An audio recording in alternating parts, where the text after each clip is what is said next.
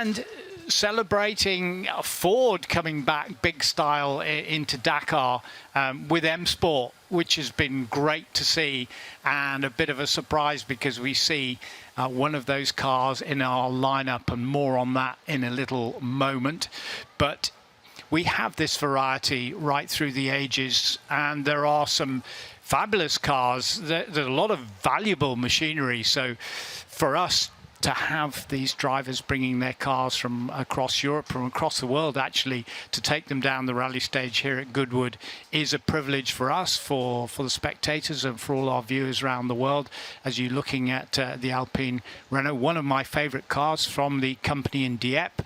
Alpine in Formula One at the moment, the adjunct to Renault, but they always try to keep themselves separate from Renault. There's Steve Ward there, nice shot of him. Just talked to him a little while ago. The car stopped yesterday with some fuel vaporization, fuel starvation, and Steve reckoned it was because in the heat he was sitting there for over an hour waiting to go, and he said, you know, I should have known better. I went over the flying fin a bit too aggressively, gave it a bit too much height, and the car cut out over the flying fin, but it was fuel related. It wasn't related to his flywheel, which sheared off the other week, and he had to get specialist help, but do that himself and make sure the car was running. And then we get Audis. We've got some fantastic Audi Quattros here, right from A1, A2, all the way through to S1, the big monster of a car from the WRC. And Audis make that fantastic 5-cylinder noise, which we all love. So that's a feast for the ears for all of us. Absolutely. Plenty of feast for ears throughout the day. Before we get the action started, then we're going to tune into some more interviews that Tony Jardine did, Maxime and Johan Drix from yesterday. Let's listen into that now. Max Dirks, this is your first time ever at Goodwood Festival Speed on the rally stage, and we're hitting on you. How was it? It was different. I'm used to driving on circuits. I did some ice driving as well, but never rally, so it's been an experience. We say in English, a baptism of fire. Was that like that for you out there? Yeah, it was. It was difficult. The car is running pretty well. We have to fine tune a bit. I still have to find the groove, get the right lines, but it was really nice to drive. So the difference between racing and rallying, and obviously you've got to smooth it out on the tarmac. It's a bit different on this stage, isn't it? It's rough. Yeah, well, I have never driven rally before, so I wouldn't know, but it's very different than driving with race cars, especially because I'm driving LMP3, so I'm used to downforce cars. So it's a completely different world, but it's really nice to drive. But you have the advice, surely, of your father behind you, Johan. He's been here many times before, and he has some wonderful cars, does he not? Yeah, he does. He's been, I think it's his 12th year or something, so he's been here a lot of times, so I have a good coach. Yeah. Here's the coach. Come on in, coach. How's he doing? He's doing well. He's doing well. For a young kid, he's doing very well. And it's important that somebody's taking relief, and that those youngsters, they do like those old cars. And they do like what we like. So I think it's very important for next generations that they understand what it is to drive an old car. How many times have you been here now? This is the 12th time now. And how many cars do you have? I've lost count. Well, actually, I did two. Only two? No, I've got a collection of cars, but the problem is I never know how many, because once in a while I sell a car, I buy a car, I sell a car, I buy a car. So it's very hard to keep track of the numbers. But it's not the numbers that's important, it's the quality that's important. Quality is important. And quality in terms of Max, racing driver, is he going to become a rally driver? What do you think, Dad? Well, I hope he becomes a racing driver, racing or rally, or maybe both. We have some good Belgian drivers who did both, like Marc Douais in the time. So it would be great if he can do both. But now he's more concentrated into LMP3. He would like to go into the filière of the prototype. So let's see what happens. Great to see you both here. Thanks for being with us. Thank you very much. Thank you very much. Have a nice day. Thank you. Bye-bye. What a change around from obviously the circuit LMP3 to rallying, but Max seemed to enjoy the experience yesterday. He was loving it. I mean, he was very, very enthusiastic, despite the shock of going down the stage with no downforce. He was certainly up for it, and I think he'll just get quicker and quicker because Dad is guiding him and helping him. But having a fantastic car underneath him as well is just great. I just love that. How many cars do you have? Oh, I don't know. I buy a car, I sell a car, I buy a car, I sell a car. That's why I said I lost count, and then he funny. said 2, and I was going, oh, blimey, I can't count. It's not how many you have, it's the quality. What a Fair classic enough. answer. Yeah, Great great answer. But there you go. We were talking about Dieppe, we were talking about the Alpines, Monte Carlo rally winner, San Remo rally winner, and actually the car, as fragile as it looks, as sports car-like as it is, actually won the Acropolis as well. So that's an amazing feat. Power to weight ratio of this car really punched above its weight and sorted out a lot of the heavyweights in World Championship rallying, and some famous names driving those cars. But still today, I mean, just the shape of the car, and it is so evocative of that particular era. And when you look inside the cockpit, it's so cramped, Bex. It's so small, I know. I've had a good look around these cars. They are the Alpines are my favourite here in the paddock. There's no getting away from that. But they are completely tiny, but such an iconic shape, as you mentioned. And we're about to get underway here. So Sven, the first car into the stage yesterday and today. I wonder how many runs we'll see out there. And we have a very different beast which lines up behind the beautiful, sleek Alpine. We switch out to Dakar machinery with the Ford Raptor. And I think it's actually Nani Roma who's in this, who is a 2-time Dakar champion in both motorcycle and car categories. This is the car that, as Beck says, Ford have taken to as they describe, the pinnacle of off-road racing. If you were with us yesterday, you would have seen the Toyota Hilux Dakar version on the stage. And to watch the suspension travel and tyre movement is a sight to behold. Sven Floder now making his way through up to our cameras. Oh, a little bit sideways there. So they did a few runs yesterday, their very first time here, absolutely loving it. They do the slowly sideways series as well. But you can imagine that a lot of our colleagues from Europe who come to an event like this, where they will run up a hill on some of the historic events, and they can certainly run on tarmac, but there's not many places where they can come and into a genuine forest rally stage with the historic machinery. Outside of the FIA Historic Rally Championship, and do demonstration runs against the clock as well. Yeah, it does seem that it looks a little bit slidey, a little less grip out there, because it's been so smoothed out, so polished because of the heat, and the heat has helped bake it, and then all the tyres.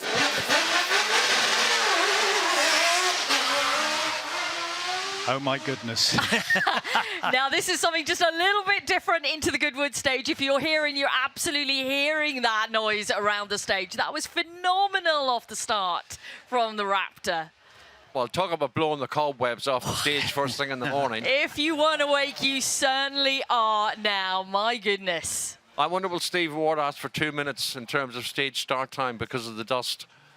But yes, if you're on stage now, keep an eye out and keep your ears open, because the Ford Raptor T1 Plus is making its way through.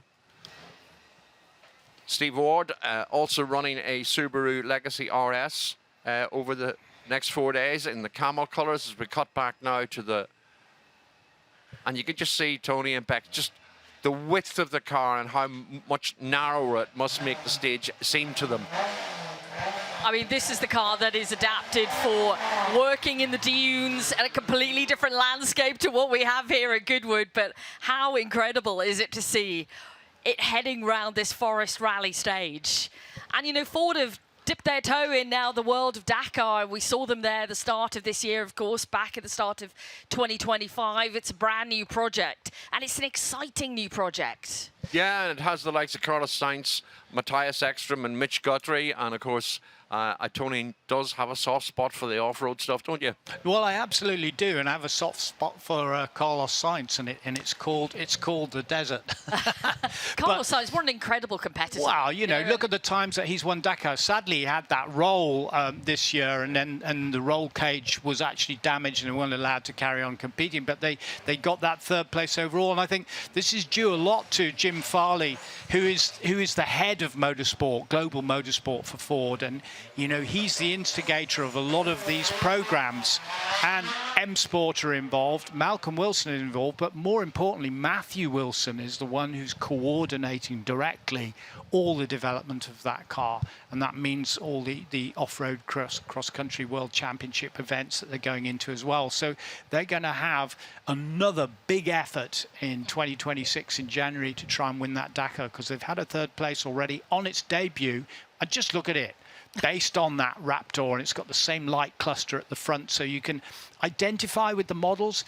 And their biggest selling models worldwide are their trucks, their big 4x4s, their massive sales, a massive push in the United States for America as well, with their motorsports program from NASCAR right the way across. So great to see them out on the stage. Lovely surprise, and certainly, along with our cups of coffee, has woken us all up. Yeah, no, absolutely. That Raptor off the line was a glory sight to behold. Tim Clark in the Audi Quattro, one of the many that's here over the next few days to keep you entertained. We see it make its way down through the trees. Our camera position's very well located today. Running in the colours kind of familiar with Per Eklund in the Clarion colours of many years ago when Per ran, if you like, a privateer Audi Quattro in the World Championship. And if you are on the stage, just to let you know what's coming, Subaru Legacy RS, ex-Colin McCrae car. We have Johan Frankrix, or his son, in the 911 Happy People Porsche. The Belgian Porsche's coming. The ex-Colin McCrae Ford Escort Mark II will be on its way. Our Ford RS200. And the UK debut of the Lancia Ypsilon in the hands of Pat and Noel Horan, along with the next Colin McCrae Subaru Legacy. And of course, we are celebrating Colin McCrae here over the course of the event. Yeah, 30 years since Colin, of course, won the World Rally Championship back in 1995, and we're in full celebration mode with an array of cars that Colin competed in across his career. You'll be seeing, and have seen already, some of them on the stage this weekend. We're here, of course, right up until Sunday, so we've got the opportunity to witness an amazing display of far more cars. Some will be turning up today that we didn't see yesterday. So yeah, I'm looking forward to what we're going to have out on the stage across the course of Friday. James Lepley here, sorry, Tony. James Lepley here in the Team Portugal Diabolique car, of course, a car that was driven by Joaquim Santos.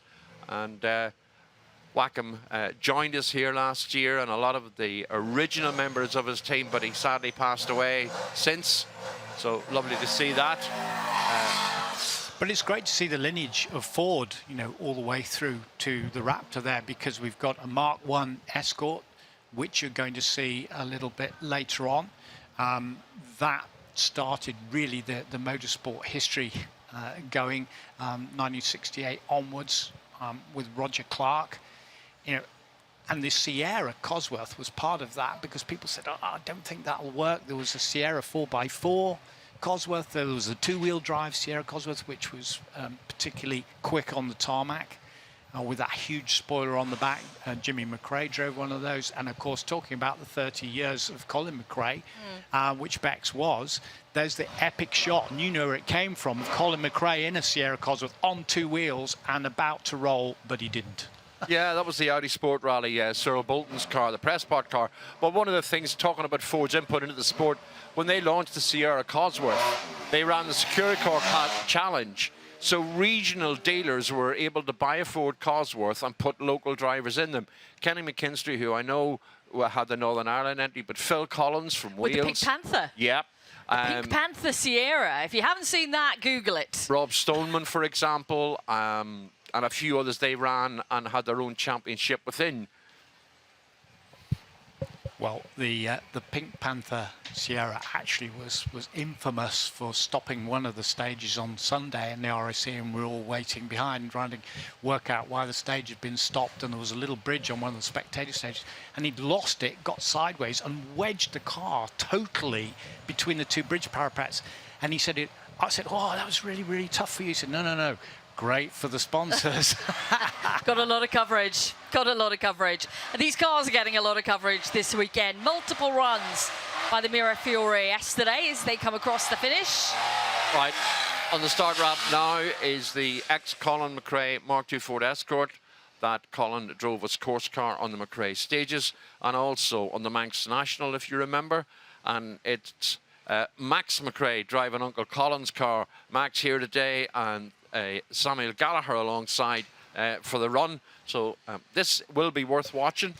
Followed by Travis Pastrana and Rhiannon Gelsomino, who joined us yesterday. But Travis, certainly flamboyant and has lost none of his appetite for every kind of exuberance you can think of. A wonderful guest and a wonderful driver. Yeah, he was fantastic to have him up here in commentary yesterday. I think it was the pep of enthusiasm we needed at the midpoint of the day, certainly. You get to that point, Bex, where, you hang on his every word because he's so descriptive, so enthusiastic.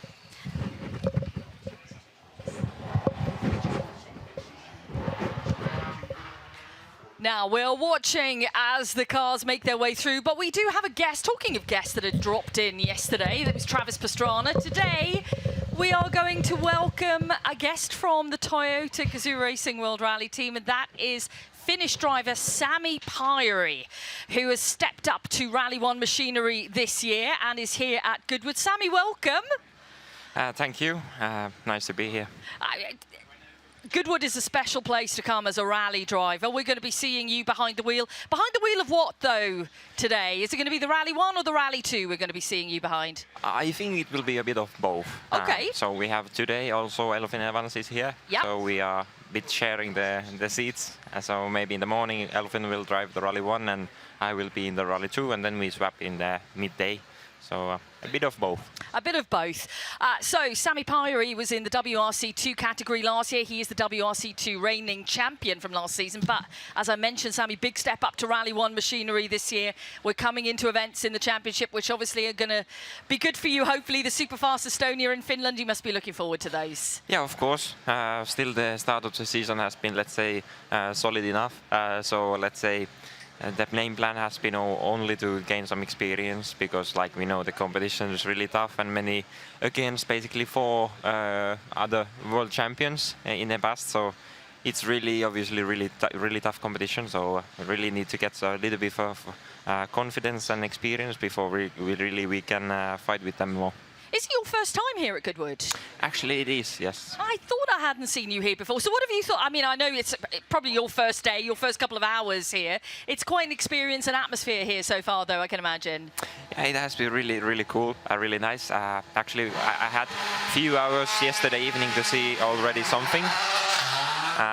But yeah, I must say the atmosphere is really cool. There is always something going on somewhere, and like you can see always some racing cars making some noise, and a lot of cool things to see. There are a lot of cool things to see, and I like the fact that we've got the Raptor back on the line here to have a run. You've got some very classic cars here. You said you had a little bit of a spy around. Did anything take your fancy out there? Maybe it's a bit tricky to point out something really... That isn't a Toyota? Of course, the Toyotas, but like something more special than all the other special things. So everything is a bit of a special in here, which is really cool. But yeah, it's simply so many cars which normally you see maybe once a year or once in 10 years. But yes, here is all those cars are in the same place at the same time, which is really amazing, I must say. And it's such an eclectic mix of drivers. We're looking at Travis Pastrana here in the WRX, the ARA car. And Travis came up into commentary yesterday. He was commentating on his own runs yesterday. He loved the stage. It is pretty slippy out there, though, he was saying, but he was pretty extravagant, throwing it around for the crowds. Is that what we're going to see from you today? A bit of extravagance out there, a few Scandinavian flicks, maybe, Sammy? Yeah, yes, why not? Why not? I think that's why we are here.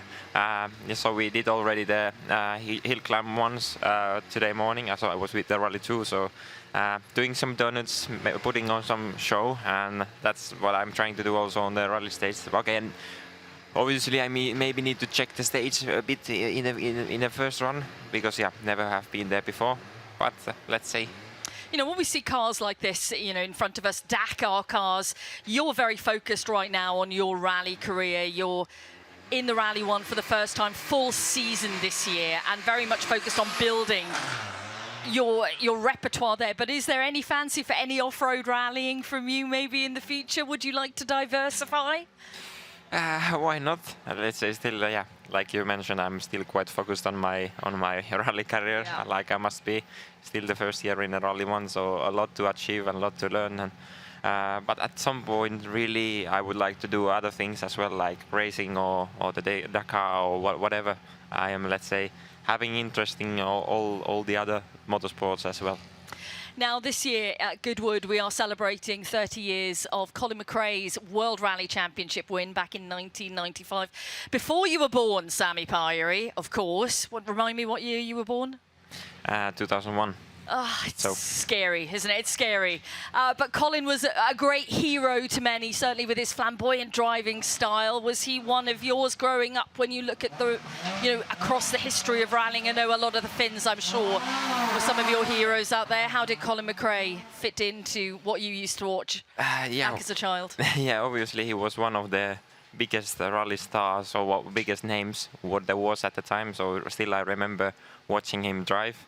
And of course, I'm that generation that there was this Colin McCrae games, which what we used to play with my brother. So yeah, the name was really familiar at our house. Yeah, absolutely. Sammy, thank you so much for coming in. I'm going to let you go enjoy your day at Goodwood. Have a great time here. Thank you so much. There we go, ladies and gentlemen. That's Sammy Pyrie from the Toyota team, who is going to be behind the wheel of the Rally 1 and the WRC2 car today. So we'll see him do a few runs a little bit later on. And of course, you can follow all his progress in the World Rally Championship. Some great shots of the Raptor here over that flying fin jump. Zav, great to have Sammy in and have a little bit of a chat with him. His first time at Goodwood, you know, he's really soaking up the atmosphere here. It's what we were saying yesterday. For someone to come here for the first time, it will blow their minds.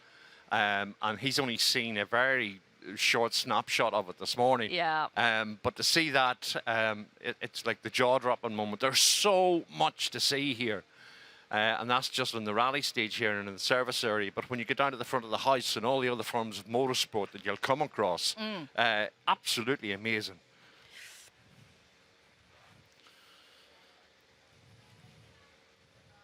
Just having a little snapshot in. I love how close we can get with the cameras. You can actually see right in to have a look at the driver, and be it co-driver or passenger, having a wild ride out there. So many people who got to jump into a rally car for the first time yesterday had such an incredible experience. We've seen some clips up on social. We spoke to some people who've been lucky enough to get in the co-driving seat just as a fun passenger run, and it is a once-in-a-lifetime experience for many. You know, I like to think myself, yourself and Tony are very eloquent people in terms of how we talk and broadcast, but I don't think if we talked from now to lunchtime, we could explain to people the buzz, the experience. And as Tony relayed yesterday, when you sit on that start line, your seatbelts are tightened, and for example, the Ford Puma Rally 1 or a Lancia Delta Integrale, it takes off the start line. You're thrown into the back of the seat, and it's, as you said, about sort of 2.5 minutes of pure, just, it knocks the senses for 6. Yeah, it does. It does. It's something that, you know, if you're lucky enough to experience, you do hold and cherish the memory of it, certainly. We're seeing plenty of cars queuing to head into the stage. You just had a quick shot there of the Lancia Ypsilon, which is about to get underway. Yep, that is the first time that a car has been seen in the UK. If you're with us yesterday, Tony did a quick interview with Pat and Noel Horan, and they only got the car about 10 days ago and converted it from tarmac to gravel specification. And Pat has professed himself very pleased and happy with how the car performed. We're back now with the Audi Quattro, reminding us of the likes of Stig Blomqvist and Hannu Mikkola, Michel Mouton, of course. One of the most famous lady rally drivers in the world, along with the likes of Louise Aitken Walker from the UK, who graced the World Championship scene. The Mark II Cossack, the ex-Roger Clark car, is now on the start line with Ben Smith and Claire Whitehead in the passenger seat. And on the start ramp is the Kim Mather ex-Works, ex-John Weatherly rather, Talbot Sunbeam Lotus.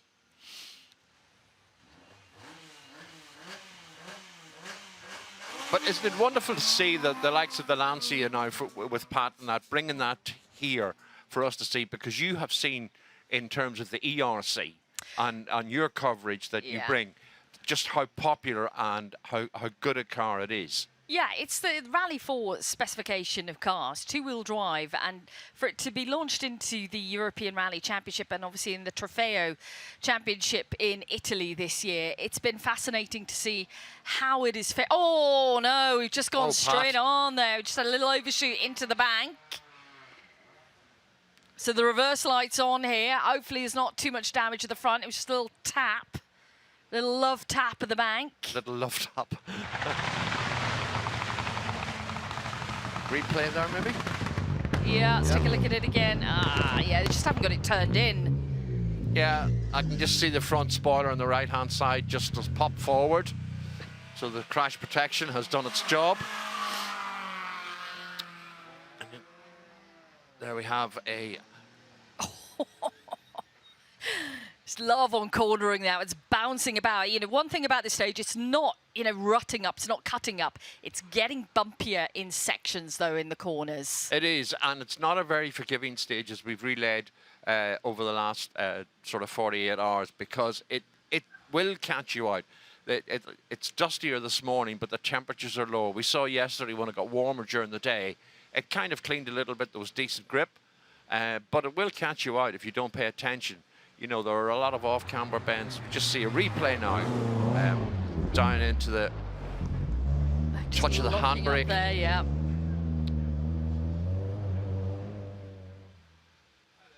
And back to the Audi now, out over the flying fin jump, as you can see. And Travis Pastrana yesterday was relaying the fact that modern cars' suspension over that jump is a lot better than the older cars. You can see that sometimes when they land there. But yeah, absolutely. The you know, the sophistication of the suspension nowadays, as Travis mentioned, they didn't even feel the landing on that jump yesterday. It was nothing. But you know, you get into one of the older cars here, you're definitely feeling it. We have a huge queue of cars waiting to head into this stage. So if you're just joining us for the coverage, if you're here on the stage at Goodwood, then you're in for a treat, because there are a vast array of different cars from different eras of rallying all lined up, ready to tackle what is 1.8 miles of track, of stage, designed by the late great Hannu Mikkola. Has been refined over the years, little tweaks, and that is the sound of the Ford Raptor T1 leaving the start line in the hands of Nanni Roma. We've already seen it a couple of times on the stage, and the spectators looking and wondering in awe at the sight and sound of the Dakar vehicle making its way in. We'd love to see that corner, but it's kicking up so much dust, it's absolutely impossible. But great to see, as you said, the Raptor here. It's like kind of having the car out of its natural environment. It's used to being out in the wilds, in the dunes, cross-country rallying. Callum MacLeod there on the start line in the ex-Colin McCrae Subaru Impreza. As we see Kim Mather make his way out over the flying fin jump. And down to that left-hander where Adrian Commode ran on a little bit wide yesterday. If you were here last year, you would have seen that Kim Mather also had his twin-engined VW Sirocco, and it was a sight to behold. And they had it parked in the bay, and you could see engine front and an engine in the back. An amazing engineering. Back to Nanny Roma now, part of a multi-driver team with the likes of Carlos Sainz, Matthias Ekstrom, Mitch Guthrie Jr. From America as part of the Dakar team. Matthias Ekstrom, another multi-talented driver, and of course, you don't need me to tell you about the expertise and talent that Carlos Sainz Sr. has. And it's funny to see him described as Carlos Sainz Sr. because it was only when Carlos Sainz Jr. started making his way in Formula One that we had to separate them. That's right. Well, like yourself and myself, with just Carlos Sainz. Yeah, absolutely. And, you know, Carlos Sainz Jr., I remember coming to many... Oh, a little tap of the bank there. We have started a little ragged and wild this morning, haven't we? Everyone's got a bit of a Friday feeling out there. They're throwing the cars around. Yeah, I think it's possibly to do with temperature and where the dust has settled overnight. The ground is a lot cooler than it was during the day yesterday. It is very warm out there now, but it will get a lot warmer and a lot hotter. So we will see the times tumble. But Callum McLeod, who's been here over the years and, of course, also owned an X-Works MGS 2000 rally car, which we have seen out Tannock drive here in the past. One of the many cars run by BGM Sport up at the top of the rally service area here. If you're in the stage, coming through shortly, Travis Pastrana will be out again in the ARA, American Subaru. We have an Audi Quattro Sport. We have the ex-Malcolm Wilson Mark 1 Escort. We have Philip Tollimer in the Peugeot 205 T16. As well as Martin Overington on the start line. Oh, let's have a look at this little slide here. Boom, a little clip with the left rear on the Subaru there. Beautiful jump from the Raptor. Yeah, it just takes it in its stride. It really does. You know, absolutely nothing. It's just like a bump in the road for the Raptor. Yep. Not even a jump out there. Tim and Nicky Clark in the Group 4 Quattro. Martin Overington on the start line now with Guy Stevens in the passenger seat in the Golden Wonder Metro 604. Colours that would remind you of Ken Wood, the air traffic controller, the Scottish air traffic controller who drove a plethora of Austin Rover Group and Triumph cars, Dolomite Sprint, Triumph TR7 V8, but they all carried the sponsorship from Golden Wonder Crisps. And it was sort of the highlight of my day yesterday that we were able to enlighten Bex Williams with the fact that Cossack was a hairspray for men many years ago. Every day's a school day, people. Every day is a school day, and that certainly was my learning yesterday. It was a couple of things, actually, that you and Tony came out with that I had to note down that I'd never heard before. Cossack was one of them, absolutely. James Lepley in the ex-Joachim Santos Diabolique team.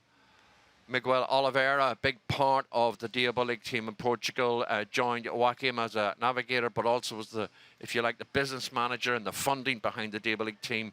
And as I said, Joachim was here last year with a lot of his ex-mechanics to see the car, sat in the car, went out in the car.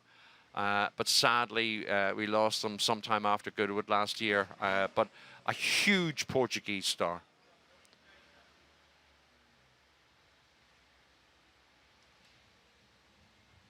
See the Audi not getting any air there off the jump. Some of them are not flat over that jump, as you can well understand. We talked about this yesterday, didn't we? The want to actually preserve these cars. Some drivers are absolutely hooning it through, which is what Travis was a little bit surprised at, Mr. Pastrana, when he came in yesterday. So many beautiful cars here. And he said, you know, they're not holding back on this rally stage. They are throwing it about. Some are a little bit more cautious than others.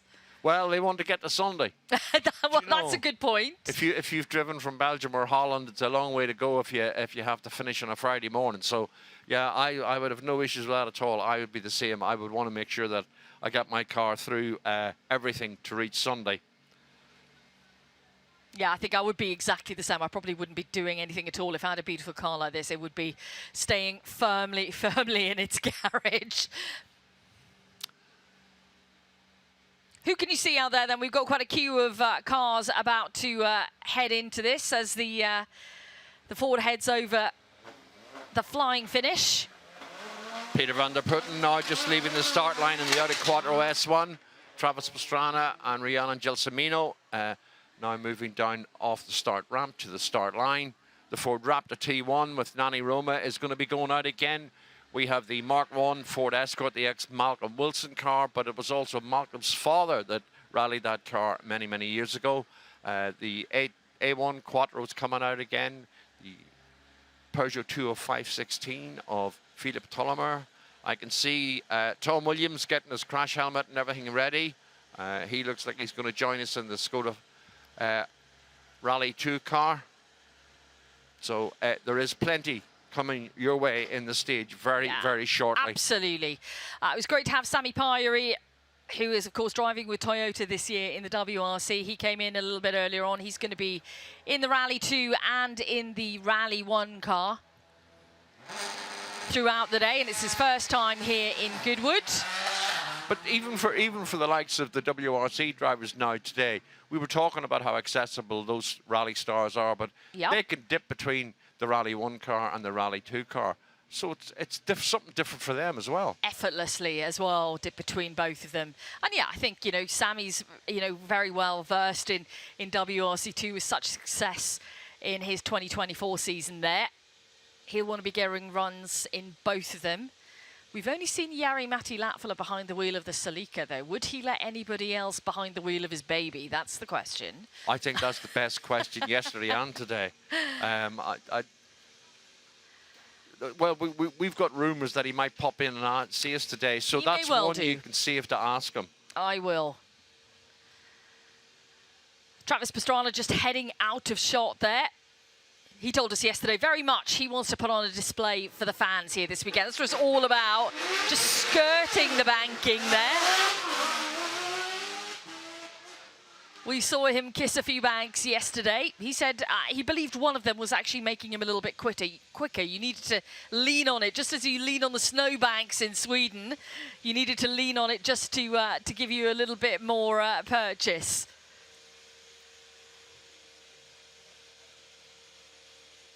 One thing you will definitely see from the multiple American champion today, though, is far faster times. Let's have a little replay of that moment.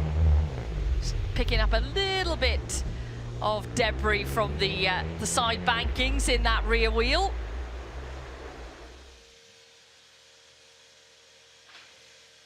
We have, as usual, multiple Audis here at the Goodwood Rally Stage as well this year, which is great to see.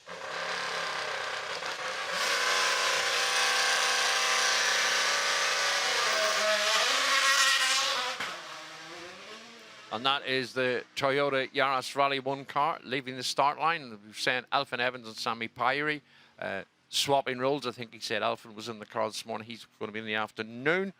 So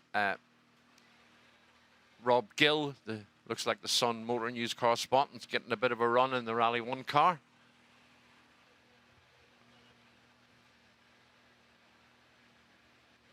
The Raptor handling the very narrow stage here in exceptional fashion.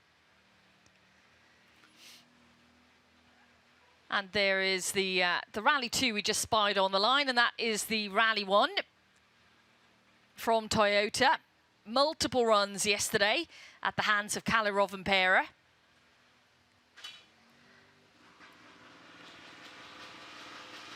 Toyota have had such dominance in the WRC this year. They won every single round up until the Acropolis Rally, which was the last event, which Hyundai won. And it is the championship leader, Elfyn Evans, who is behind the wheel here.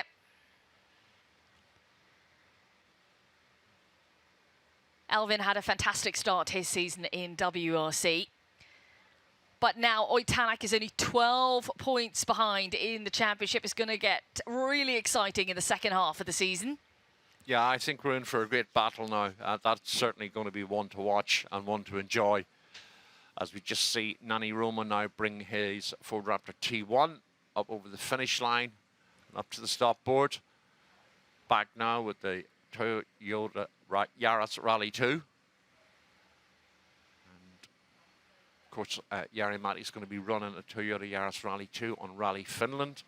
That's right. 40 years old this year. Yeah, he was 40 back in April. He's celebrating that by having another competitive outing, of course, at his home event.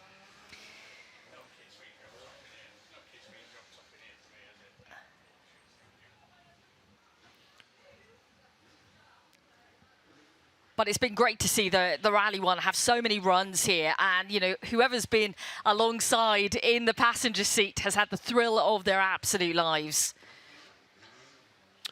Car 91 on the start line. Gareth Kirkham in the Mark 1, ex-Malcolm Wilson car. That's going to be making its way down through. There you go. That's a lovely shot. And, of course, Peter Russick Manuals, famous workshop manual supplier and sponsor of the event itself many, many years ago.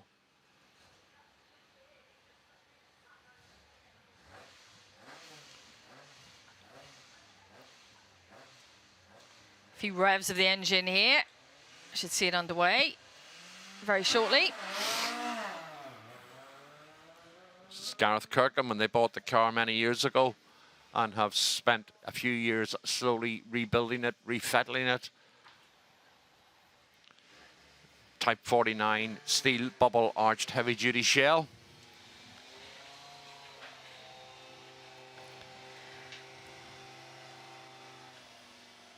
Should be Sammy Pyrie who's behind the wheel here. As he came in earlier up to commentary, said it's him and Elvin sharing out the spoils today. Sammy Pyrie had great success in the Rally 2 category, the WRC2 category last season, of course. But for him this season, the focus is very much Rally 1 in his first full season right at the top. But he did win the WRC2 championship last year in this car. So Colin Donkers now on the start line in the big and beautiful Audi Quattro S1. We spoke yesterday about in the latter stages of Group B, the front spoiler and the rear spoiler to help keep the cars planted firmly to the ground. You can see it in the Peugeot 205 T16 when it makes its way through with the big rear spoiler. We're back now with Gareth Kirkham in the BRM 730K Ford Escort Mark 1. And admitted that when they purchased the shell and the bits and pieces, they actually didn't realise the car's history and that it had been driven by Malcolm Wilson's father, Ken. So lovely to see them here in that. Normally they're here in a Gartrack G3 Escort, which they share. There's 5 or 6 of them drive it and take turns in the passenger seat. They've been coming here for quite a number of years. I mean, I think that's the nice thing about it, you know, when you're discovering the history of a car and which drivers have gone before you and done which events. You know, I think for me, anyway, personally, I love the characters behind the wheels and I love all of those intricate little stories. Yeah. We were hearing from Sven Floater earlier, weren't we? He was desperately looking for the history of the car and all the rest of it and couldn't quite get what he wanted. But some vehicles have so much history that people have kept beautiful data on who's been in it, what rallies they've been at. And okay, it's easy to look at it from chassis numbers and you can chart it that way. There's some great websites around the world that do all of that work for you. But to have all that personal info is really important. Oh, without a shadow of a doubt. I think when Tony was speaking as Sven Floater, you could almost hear the disappointment that he has surged high and low and just can't complete it, because it for them probably doesn't add any value to the car, but from a personal point of view, to have the history and the heritage, I think that's important. I think it is important. It adds that extra bit of value to it all. See the lights blazing here on the Escort.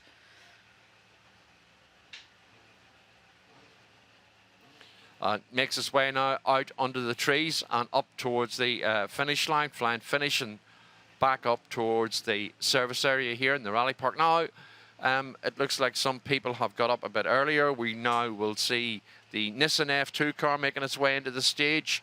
The big, burly, glorious sounding Rover SD1 with the big V8 in it. And the Metro 6R4 is back out. I can see Warren Philliskirk's getting ready. And of course, if you're in the Forest stage, make your way up. There's lots to see and do, and it's a rare occasion that you can speak to the likes of Sammy Pyrie, Elfyn Evans, Jari-Matti Latvala, because they do have time, unlike they don't on a WRC event. They're happy to have photographs taken, sign autographs. So, you know, make your way up. Loads of display stands, rally merchandise. Tony Pickup's here. There's loads of food, coffee, great way to spend a couple of hours. And, of course, be entertained by myself, Bex Williams and Tony Jardine. Entertained in the looser sense of the word. Yeah, that's probably very true. The Audi Sport Quattro A2 then of Cohen Donkers completes for us. It's 309.5. But Lucy, looking at the times, of course, across the day, it's the shootout later on when it all becomes really important in terms of the time that these drivers are setting. You can see it's Jari Matti who is on the line here, ready to go in his Celica. Let's have a look, see if we can see him do his warm-up, which we noticed yesterday. There we go. He does that. He does a warm-up of the wrists and then he kind of punches his hands together. He does that before every single competitive stage. And I noticed he was doing it before the fun runs yesterday as well. So once you have something that you go through as a driver, you keep doing it, regardless of whether you're up for scoring points or not. Jari Matti Latvala, I think a hero of all of ours up here in the commentary box. Definitely. Not just for his exploits in WRC, but carrying on the way he does with his passion in the FIA Historic Rally Championship. Doing the full season, was a bit disappointed with his results in Ypres, but committed, a lover, and would rival Xavier, I'm sure, for chassis numbers, for registration plates, for the knowledge of the history of rallying. I've never met anybody like him yet in my life who has that encyclopedia. Oh, You mean sorry, Zav? apart from You're talking Zav. about Zav? Yeah, apart from Zav, but to put Jari Matti on the spot and instantly he will answer your question. He doesn't even have to think about it. It's there, just in his brain. And you can ask him the trickiest question, try and catch him out, and he will know the answer. He's good. He is very, very good. It's because he has a huge passion for this sport. And we absolutely love it. And, you know, he's maybe a bit of an unusual Finn, isn't he? Over the years, we've seen kind of, you know, the Finnish humour. It's quite dour, quite dry. They don't talk so much. And then Jari Matti really broke that ball of china by being the chattiest Finn I've ever met in my life. He's so animated, and his enthusiasm is infectious. You know, just looking at this list on here of people that have already started and been on our special stage here at Goodwood on the South Downs, look at the names. Elfyn Evans, Travis Pastrana, Nanni Roma, and then you've got further down here Max McCrae on the 30th celebration of his uncle's World Championship win. And it's just these incredible names from current rallying, from the history of rallying.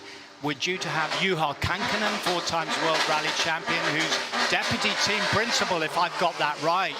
That's right. Bex, of the Toyota Gazoo GR racing team. Now, this one, Zav, you know a bit more about this particular car, because it was more seen in European Rallycross. Yeah, this was a car that Matti Alamäki drove with the sponsorship of Seniors. We cut back now to Jari Matti Latvala in his own personal Toyota Celica. And again, another right front puncture. He had one yesterday. Yeah, what is he clipping in there, I wonder? No, don't know. He'll want to know why, how, and maybe mark that area, because he'll know where it is. And just creeping through the last bit of the stage, the 1.8 miles. Back now with Seth Quintero in the Toyota Hilux Dakar version. Oh, Seth really thwacking the bank there with the left-hand side.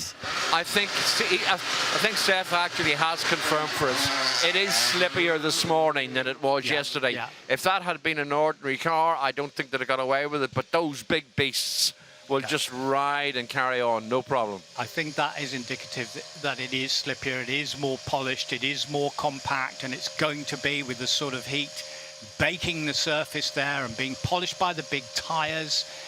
And it's a big, big beastie to take through this very, very narrow stage where there is no escape. Look at those huge banks, look at the trees right there, and the difference between the light and then the shade, which plays tricks on your eyes as you're going through there. And that is a big Dakar car, a big lump to take through. Yeah, it is. There's no mean feat. Oh, the sparks flying. Some new brakes in there, maybe? Maybe, yeah. but they it was sparking up yesterday on the brakes, because if they get those special metallic pads in there, when they get hot, they do spark up. And there's Rally 2, most successful of the Yaris's in terms of coming into the second tier of the formula and literally cleaning up in ERC, in WRC2. In the World Rally Championship. They've done a great job on this car. They really have, and I think, you know, they still have a waiting list of drivers. They're producing, I believe, a car a week right now in terms of the production, but also a waiting list, as I mentioned yesterday, as long as your arm, for people who want a Toyota Rally 2. Believe me, the Toyota team are being kept very busy in terms of producing the Rally 2 category of car, which has been successful. It's leading the WRC2 category right now in the hands of Oliver Solberg, who of course gets his big opportunity to step into Rally 1 machinery at the next event. But we have the Rally 1 car here in the hands of championship leader Elvin Evans and Sami Pyrie behind the wheel of the WRC2 Toyota. And that is Heiko Osman leaving the line in the Porsche 911. Heiko, who is a regular visitor here to Goodwood, as we cut back to Sami Pyrie now over the Flying Finn. The Flying Finn over the Flying Finn. Yeah. And on the start line is the Hyundai WRC with Ott Tanak, and Sven Gruber is getting the passenger ride of a lifetime. That's followed by Lee Kedward in the Lancia Rally 037. One of the stalwarts of the latter days of Group B before Lancia moved to the Delta S4. As we see Sami Pyrie over the jump, and of course we have the Tornado Trophy for the longest jump over the course of the 4 days, presented on Sunday afternoon. Back now with Heiko Osman.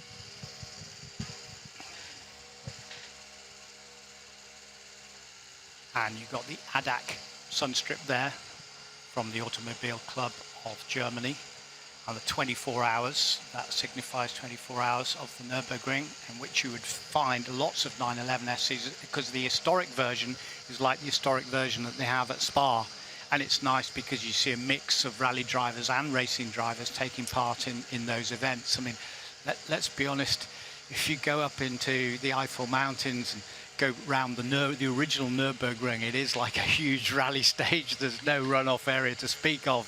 It's amazing. It's called the Green Hell for a reason, but these 911s pretty masterful around there in the historic section. And of course the Porsche 911 is still the backbone of historic rallying today. Yeah, we talk about the Mark II Escort and the longevity that the Mark II Escort has had in terms of the years it's been running, and the Porsche is very similar.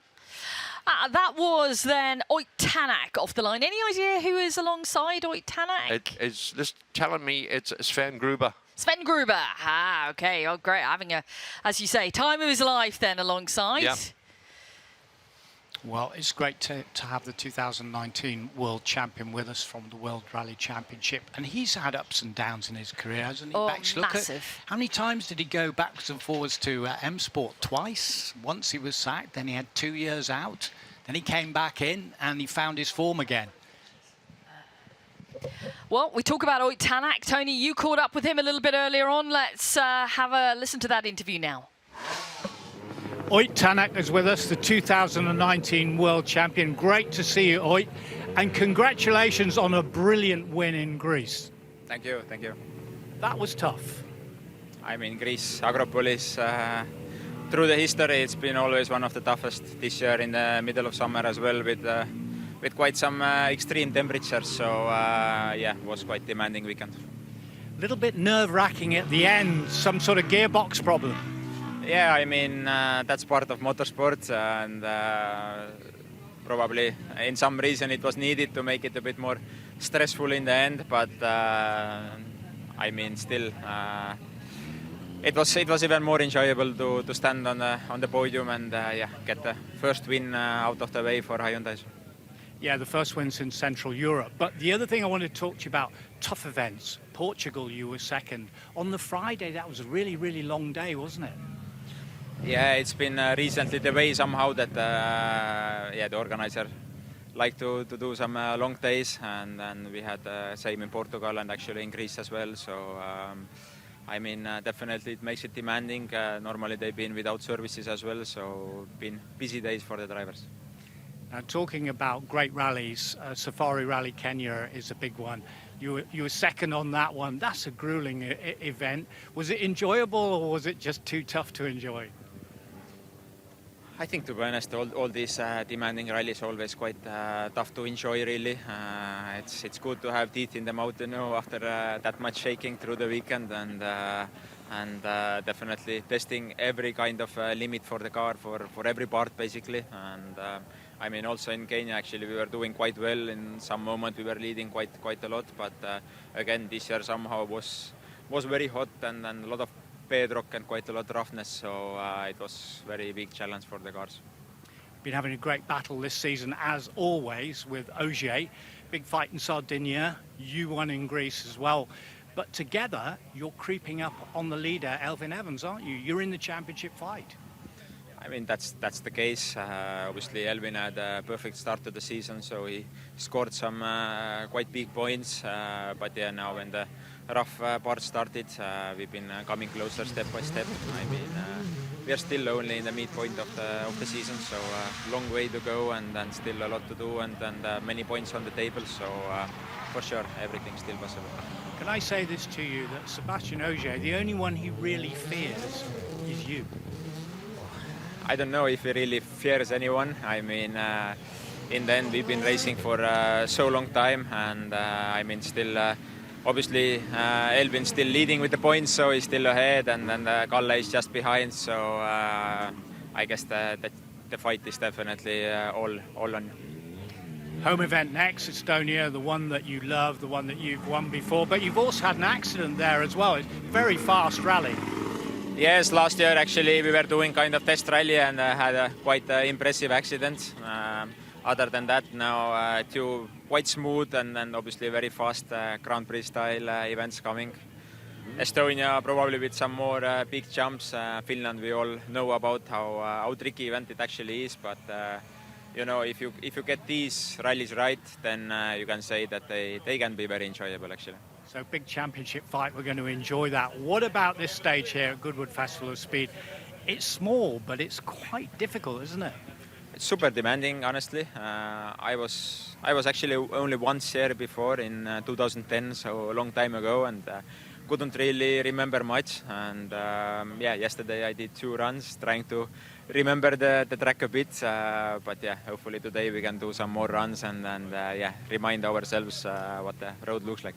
Thank you, and good luck for the rest of the season. Thank you. 2019 World Rally Champion Oyt Tanak. They're super demanding is how he describes the Forest Rally Stage here. We're going to be seeing him on a few more runs throughout the day today. I love the way he described his accident as quite impressive. I've never heard that described like that before, because it was like an aircraft accident. It was the third standout bit was talking about the 2 rallies to come as Grand Prix style. Yes. That's how fast they are. They are incredibly fast. Estonia and Finland back to back. They're different characteristics, but the one thing they share is the speed level across them. And it's going to be fantastic to see Oyt compete there, and of course the rest of the WRC field as well in what is an epic battle for the championship title this year. Yep. So back to the absolute present now. We have more incredible cars on the stage. That Richard Hogg back behind the wheel. With his son Philip alongside him, I think, unless there's a guest in there, Zav. And Philip has helped his dad build this car. And this is part of their warm-up, little bit of shakedown. Plus another rally before the Roger Albert Clark in November, the 5-day epic historic rally. And Hogg is delighted to have got an entry for that. Worked very, very hard on this car. Previously visited here to the Goodwood Festival of Speed and had rear axle problems, half shaft problems. All those have been meatened up, if I can say that. They've been thickened, stress tested, and so far so good. That rear axle, that transmission is standing up very well, and it's going to need to, because the riggers of Kielder on the final day of the Roger Albert Clark on the Monday, there is a stage called the Bigger One, bigger than the Big One. Previously, 2 years ago, with 2 Kielder stages back to back, boulder strewn, and Kielder, as we all know, in the past known as the graveyard of rally cars. Sounds wonderful. Oh, it is. It's gorgeous, especially in the dark when your gearbox fails and you're in a ditch. But what I love about the longer stages, sometimes you expect to see amazing huge gaps in time between the drivers, and actually on the longer stages is where you see the smaller gaps in time. I remember Rally Mexico many years ago, we had an 80-kilometer stage at Rally Mexico, and we expected to see vast differences in time between the drivers. It certainly wasn't the case. No vast differences in times here, though. We've got 1.8 miles for the drivers to tackle on the Forest Rally stage. And Beck's just looking there because George Lepley is in the Peugeot 205 GTI, and he's sparking off as well. So it's probably in the material that they're using in the brake pads, the metallic ones. When they're getting very, very hot, the temperatures that we've got here, they are sparking away a little bit like the Hilux did. That's the look. There you go. There are the sparks. Yep. So lovely replay in from our team, just showing you what we're talking about there. So even the little cars, never mind the big Hilux and all the weight that it's got to stop, this little car is doing exactly the same. And George Lepley has been doing very, very well in historic rallying. Very, very quick driver, part of the Lepley dynasty. And that Fiat 131 was very, very close to the straw bales there as they come out of Dakar and through Mexico and on up to McCrae. Look at that. It's billiard smooth out there, isn't it? It looks it, doesn't it? Sometimes the cameras can be a little bit deceptive, but it does look very smooth right now. I think that's particularly why we're in that section, Bex, as well. And I think that's where, you know, we saw the Dakar Hilux have that big, big sideways where you just couldn't get the grip. Yeah, there's absolutely no grip because it is, as you say, billiard ball smooth right now. Nowhere to get the traction.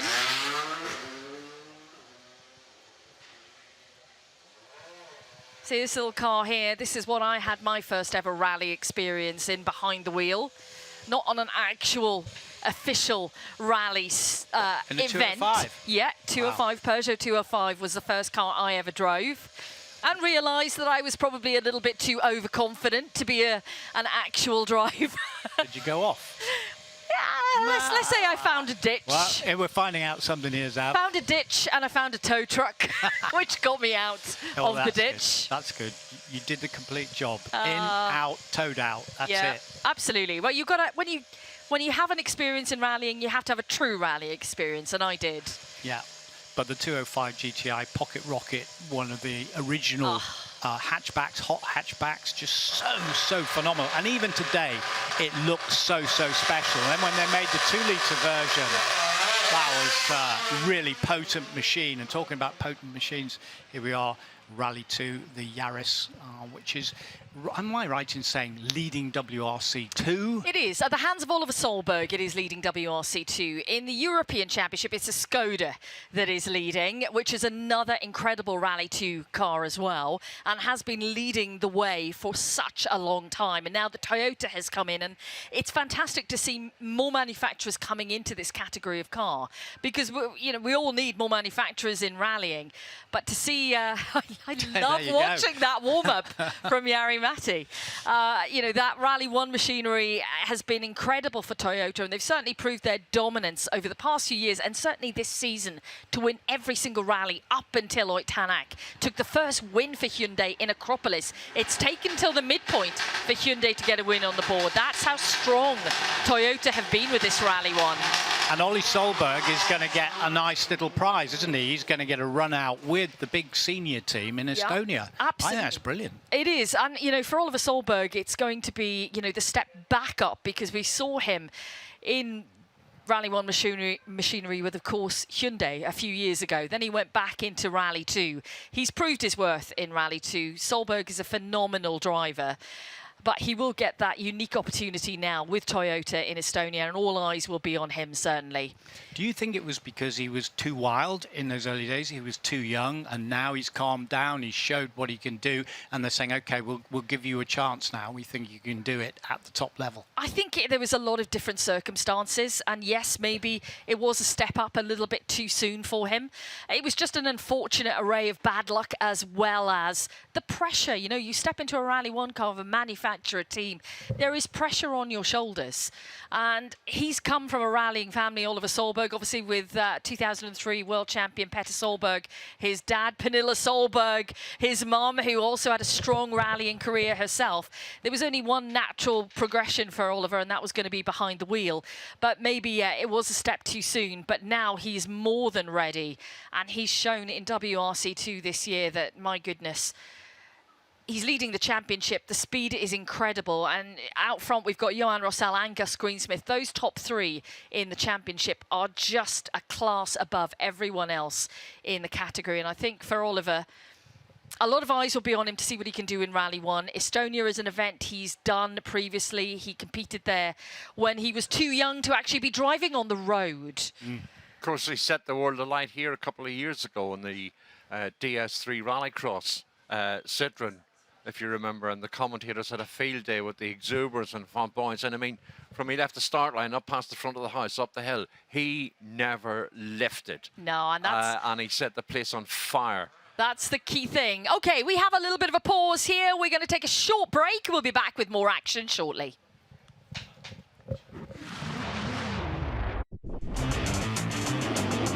Down the inside, late on the brakes for Wilson in the Maserati. He gets the move done, but did he get on the grass? He does. The rear end steps out.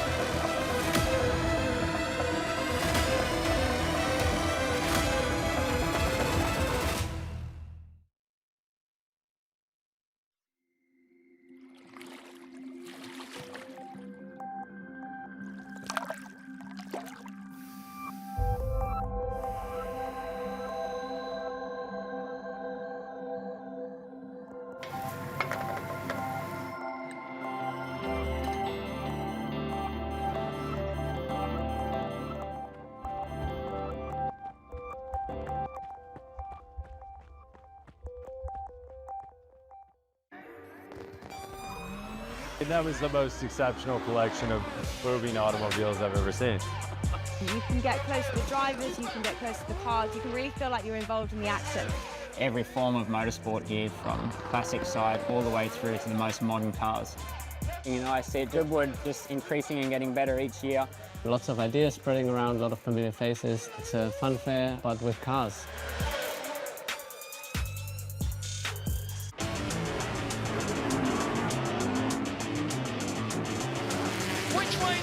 Renault in the Harewood Trophy. All three fighting. Atkinson up the inside, number one, but watch out!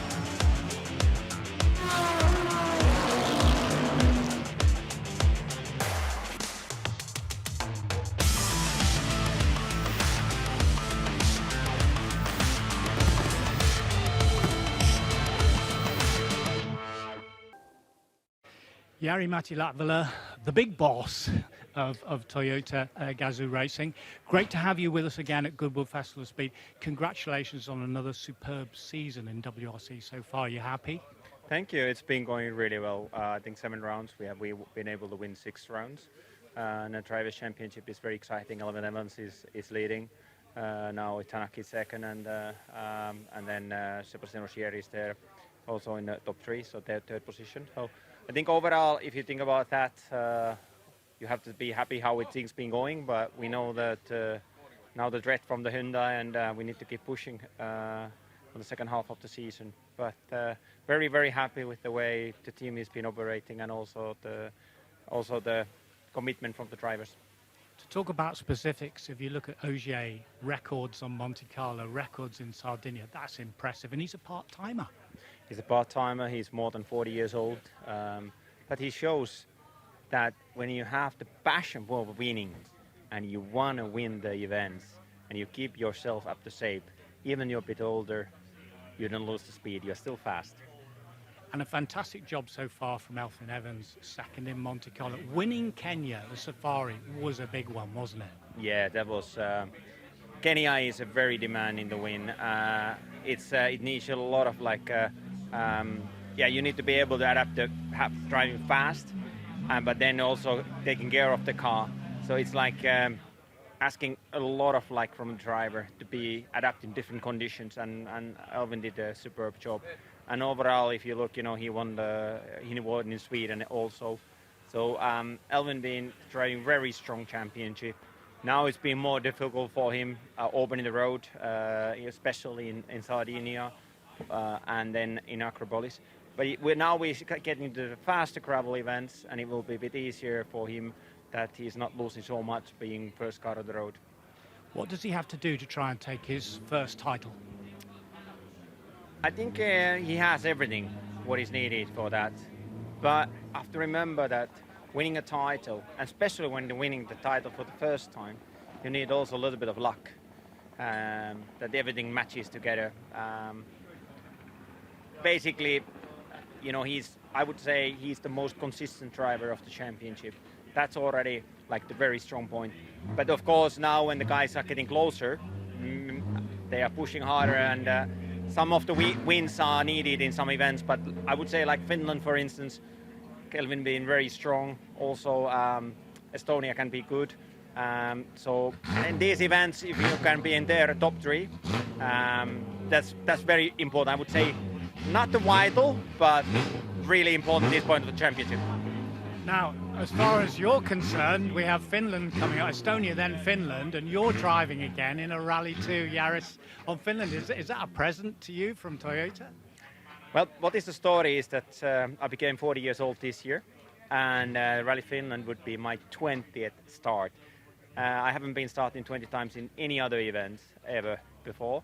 So that's the story what we want to make with Toyota, and also that we have a tradition in Finland that all drivers, were coming when they were having birthdays, round ones, 40 or 50 coming to do the event. So that's where the story is. But yes, I have to be very thankful for Akio Toyota Moriso giving me this red car, which is here at the Goodwood, that I'm able to run it in Rally Finland.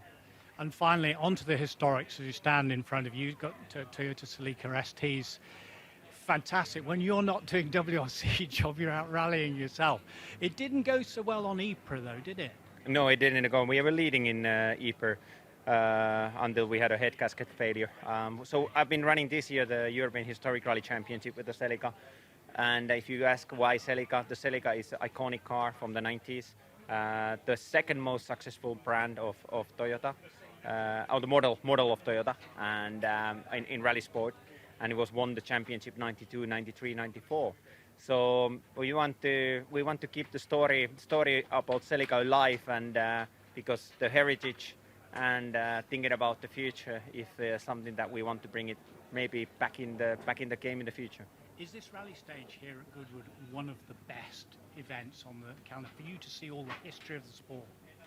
Yeah, there's different kind of events, Rally Legend, Eiffel Rally, Goodwood, but I would say that Goodwood, the specialty is that everything is very compact. You have the stage and you come immediately to the paddock, and it's like in a one quite small area, and then you have the hill climb where you see the Formula 1 cars and even the rally cars and the Dakar cars and stuff.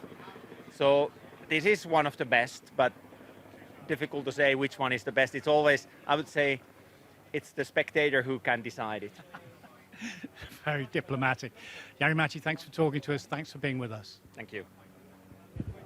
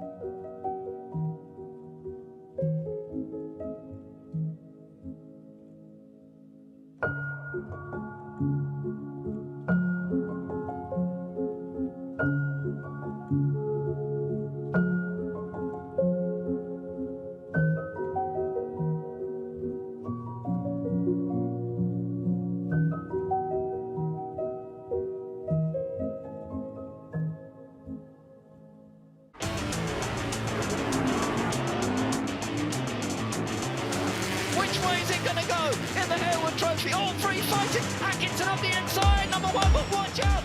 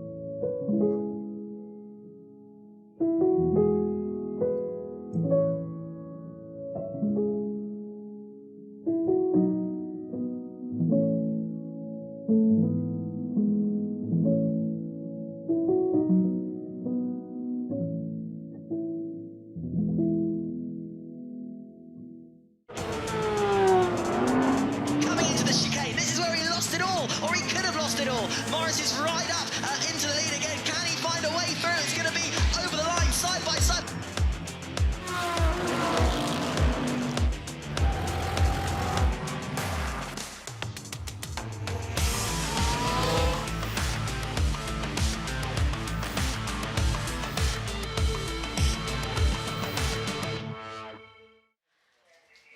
Welcome back live with us here to the Forest Rally Stage. You saw an interview earlier with Jari-Matti Latvala. Tony Jardine caught up with the wonderful Jari-Matti yesterday to have a chat about all things Goodwood and all things historic rallying.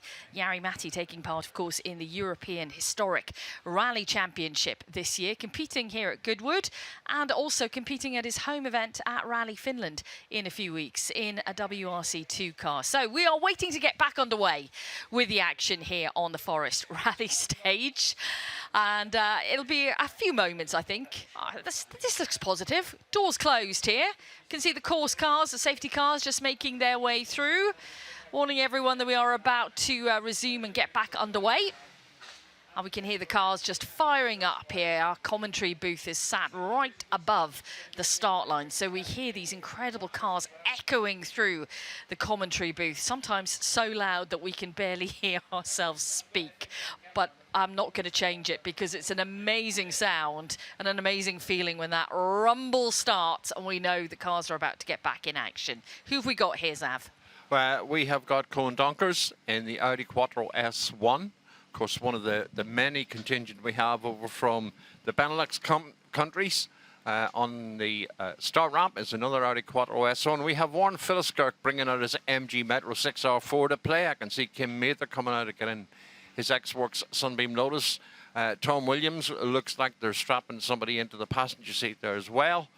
We have a couple of the Porsches with Epsilon. We have the Mitsubishi Lancer Evo 6, the Nissan F2 car. And a car I don't think we saw yesterday, which is the Audi Quattro 200. And of course, that was the car 1987 that when everything went Group A, and Walter Roll and Hannu Mikkola were contracted to Audi, and that was the only suitable production car they could turn into a rally car, and they went rallying in that, albeit for a very short space of time because then Audi pulled out. But you're about to get treated to the sight and sounds of a massive amount of horsepower out of the 5-cylinder Audi engines, and you can see the difference in the two cars there. And of course, successful in rallying, but also Pikes Peak, and that is the glorious sound that Bex was referring to when we hear them blast off the start line, literally outside our front door, which is amazing. And you know what, Bex, it never ceases to amaze me when we get the odd camera shot of the spectators who possibly are seeing a car off the start line for the first time and the jaws drop and the mouths open. And of course we saw it with Liam Lawson yesterday. It was, we had a surprise visitor in the shape of Liam Lawson yesterday who drove the Ford Puma Rally 1. And when he was watching Josh McCrae sail the car around the stage, he was quite surprised as well. He was open-mouthed, that's what he was. That was a fantastic combination yesterday, to see a Formula One start here at Goodwood behind the wheel of a rally car, something he had never done before. Schooled by Josh McAlean early on in the morning, and then he took a few attempts at it and came within just a couple of seconds of Josh's time. So a very impressive performance from Liam Lawson. Warren Philliskirk now down off the start ramp. That's a new addition for this year. And we can see Tom Williams now taking his place on the start ramp. The Genesis-backed, Hankook-backed Pynamite, the new app for rally footage on social media. But Warren Philliskirk on the start line now in his MG Metro 6R4. Warren's been here many times over the years. TR7 and a Dolomite Sprint, to name a couple of the cars. Back now on stage with the Audi Quattro S1, the Pikes Peak Hill Climb, of course. That would have been when the Pikes Peak Hill Climb was a loose event. Nowadays, it's almost all tarmac all the way up the mountain, and of course, a prestigious event contested by people from all around the world. Still iconic, isn't it? You know, you say the word Pikes Peak to people who maybe don't know anything about motorsport, they'll know exactly what that is. And the funny thing is, you mentioned Pikes Peak and they're not sure what you're talking about, but then you mentioned Climb Dance, the film footage of Ari Vatanen of the in-car, very early formation of an in-car camera all the way up Pikes. And it's an amazing 12 or 13 minutes to spend. You know, he lifts his hand in front of him, flat in fifth gear in the car to shield the sun from his eyes. It's, yeah, an amazing addition to rallying history.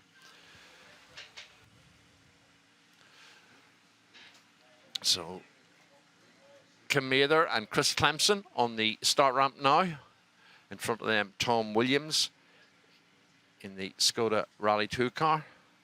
Don Buckley car all the way from Kelso in the north of England. Of course, Don Buckley running several cars on several championships every weekend, a very busy firm.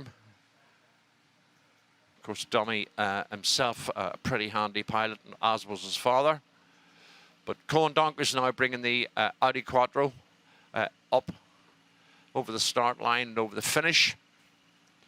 Back now with Warren Philliskirk in the Metro 6R4. If you're in the Forest Rally Stage, come up and join us, because we have a display of 28, 29 Metro 6R4s, a couple of the Pro Drive cars, John Price cars, the very early incarnation of the Metro before it went with the aerodynamics, all on display here, celebrating 40 years of the Metro 6R4 and its entry into the World Championship, of course, when Tony Pond finished third on the Lombard RAC Rally in 1985.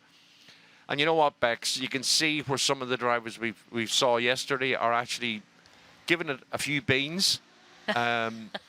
Today, the bravery's still there. You know, absolutely, and I think that's what we like to see, don't we? You know, we like to see the dedication of the drivers here, certainly in these cars where you've got the Audi Quattro over that flying fin jump there, just a little bit heavy on the left-hand side on the landing.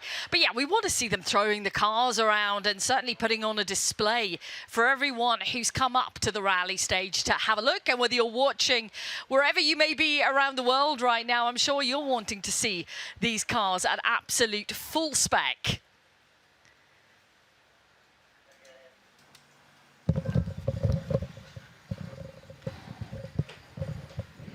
Now we welcome Tony Jardine back into commentary here as we wait for... We love the little remote camera we've got out at Flying Finn there. It took a little bit of a battering yesterday. Got hit by a rock, poor thing, but he's back in action today. The camera. Our little robot. Our little robot cam over there. Yeah. But that's the element, isn't it, of this stage. It's got everything in it. It's got lovely little fast straight. It's got the S-bends, it's got the hairpins, and it's got a jump. You have to have a jump, and it's called the Flying Finn, and that is after Hannu Mikkola, who designed this stage here. And for the longest leap, of course, there is a big trophy, the Tornado Trophy, at the end of the weekend for the car, crew and team that leap the furthest. And all those measuring boards are out there, and it's all certificated, and it's a huge leap. Some of them land well, some of them don't land so well, some of them get in the grass on the side. I love those photographers just comparing shots between proper SLR camera, probably spent tens of thousands on it, and an iPhone picture. What's the difference between the two? Not much these days, it seems. A picture's still a picture. This is so true, you know, Sav. Kim Mather in the Total Sunbeam Lotus, and a car originally driven by John Weatherly and, of course, Rick Smith, one of the stalwarts of the Southern Car Club organising team here, was co-driver to John over many events. As we see Maxime Drix now in the Happy People Porsche. Of course, Tony did a terrific interview with Maxime and his father, Johan Frank, and of course, Johan Frank has been coming here for many a year, and always bringing some classic, well-prepared and spectacular-looking cars for us to enjoy. Not afraid to take it and drive it by the scruff of the neck on the stage. Des O'Dell. Team boss at Coventry, ran the Peugeots, the Sunbeams. Of course, was one of the instigators of the One Make Championship. That Peugeot 205 we were talking about earlier, you had Johnny Milner, Louise Aitken Walker, Terry Keeby drove it, Malcolm Wilson drove one, Richard Burns drove one, Colin McCrae. Then you went to the 307, and was it 306 or 7? And it was the same kind of thing. But those One Make Championships were the instigation of Des O'Dell, and that's why we got the cream of British rallying coming through it. 2 words and he sparked off. 2 words and he goes for miles. Here's our encyclopedia of knowledge up here, Zav McCartan, who's bringing us all the stats during the weekend. I've just been informed that Charles Sincock is on the start ramp, and the passenger is a 90-year-old Chelsea pensioner. Wow. Go you! I'll tell you, go you. Fair play. Oh, fair play. And it's always interesting. We have talked about Charles Sincott before and the McCrae Enduro. There it is on the line, because it is running on sustainable fuel, and that's Corridon fuel, the sustain, and it's diesel and it's zero emissions. That's the way to go. It's been led, as we know, by Goodwood at the Revival, where everyone has to run on sustainable fuel. It's a great machine, and unbelievable that we have. That's probably the oldest passenger we've ever had here on the rally stage. That's a record breaker there in itself. That's somebody you need to talk to. Thank you very much, Zav. No. I mean, genuinely. I think. Catch the moment. You sure you weren't doing OAP to OAP? No. He's 90. You're 77. That's what boys, calm it down. That's what I like about him. He never exaggerates. Not much. Not much. Oh, nice job there over flying from the Porsche. And just before it, we saw the Talbot Sunbeam on a nice landing as well. So great to see. And those colours there, Belga, that's Belgian rallying, totally, isn't it? Absolutely. Oh, we talked very much about liveries throughout the weekend, haven't we? That's Max, who you had a chat with yesterday, just coming through. I loved Max's enthusiasm for it. He usually is behind the wheel on a circuit, but very much a baptism of fire yesterday for his first few runs on a rally stage. And his dad made the comparison to Mark Duers, which is absolutely apt as a Belgian. Great. He was good, whether he was in Spa 24 hours on tarmac, whether he was on Manx rally in the tarmac, or he's loose in the forest. He was so versatile, just a brilliant driver. And the same goes for others, people like Jackie X, unbelievably. Grand Prix driver with Ferrari and with Brabham, big point scorer, runner-up in the World Championship in 1970 to Jochen Rindt. And he went rallying, went Dakar, absolutely loves all the disciplines of the sport. Or you can go to people like Patrick Tambay, who was a McLaren driver, a Haas driver. He went Dakar with Range Rover. And once they get the bug for going off-road, so to speak, they love it. And many of them have become converts. And we can say that on the 30th anniversary of Colin McCrae winning the World Rally Championship, that he went racing and he went to Le Mans in a Ferrari, and he was absolutely sensational, had a great top 10 finish. Anyway, there we go. Look, we've talked about Dakar, we've talked about endurance, and there it is with a 90-year-old passenger going round. That's the McCrae Enduro, and it's on sustainable fuel, zero emissions from the diesel there in sustain. So leading the way, and that's what we all need to be doing. Easy to say. Of course, it's expensive at the moment until people really start using it. And there's lots of different brands out there, but that is made from second generation animal feed. It's waste, and that's all they make it from. It's absolutely brilliant. And it is the future, of course. Let's hear this car off the line.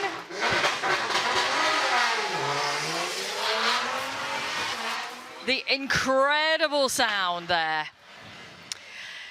Now, I'm really delighted to say that we're welcoming a guest into commentary here, Chairman of Motorsport UK, and a man who has done so much in the world of motorsports over the years, David Richards. Welcome along. Good morning on a sunny day in Goodwood. It's a fantastically sunny day, isn't it? And what a beautiful weekend we have in prospect.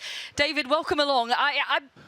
How many Goodwoods would you say you've attended over the years? Because we've had Tony Jardine here. How many was it, Tony, you told us earlier on this weekend? 22. Around about that? If you'd asked me, I was going to say 25, but thereabouts. You always have to beat me, don't you? Exactly, yeah. David, it's great to have you up here at the Forest Rally Stage, which has been a very welcome addition to Goodwood over the years. What have you thought of what you've seen so far, having a little look around? A little dusty, but otherwise lots of old cars I recognise and lots of older people that I recognise as well. But and so it's good to see the youngsters here as well, really supporting it. And in the early days, it was this was a bit tucked away and nobody really knew about it. But it really has become something very special now. Lots of people out and encouraging to see the enthusiasm for it. Yeah, absolutely. As you mentioned, the young people behind the wheel and the young people up here having a look, because it's such a mix of eras that we have on display here, right back to right now with the contemporary rally cars out there, and something that you wouldn't actually see on a rally stage other than cross country. We're seeing some Dakar vehicles out there as well. It's a bit of a mix of everything. I was talking to Seth just before he went out on the stage here.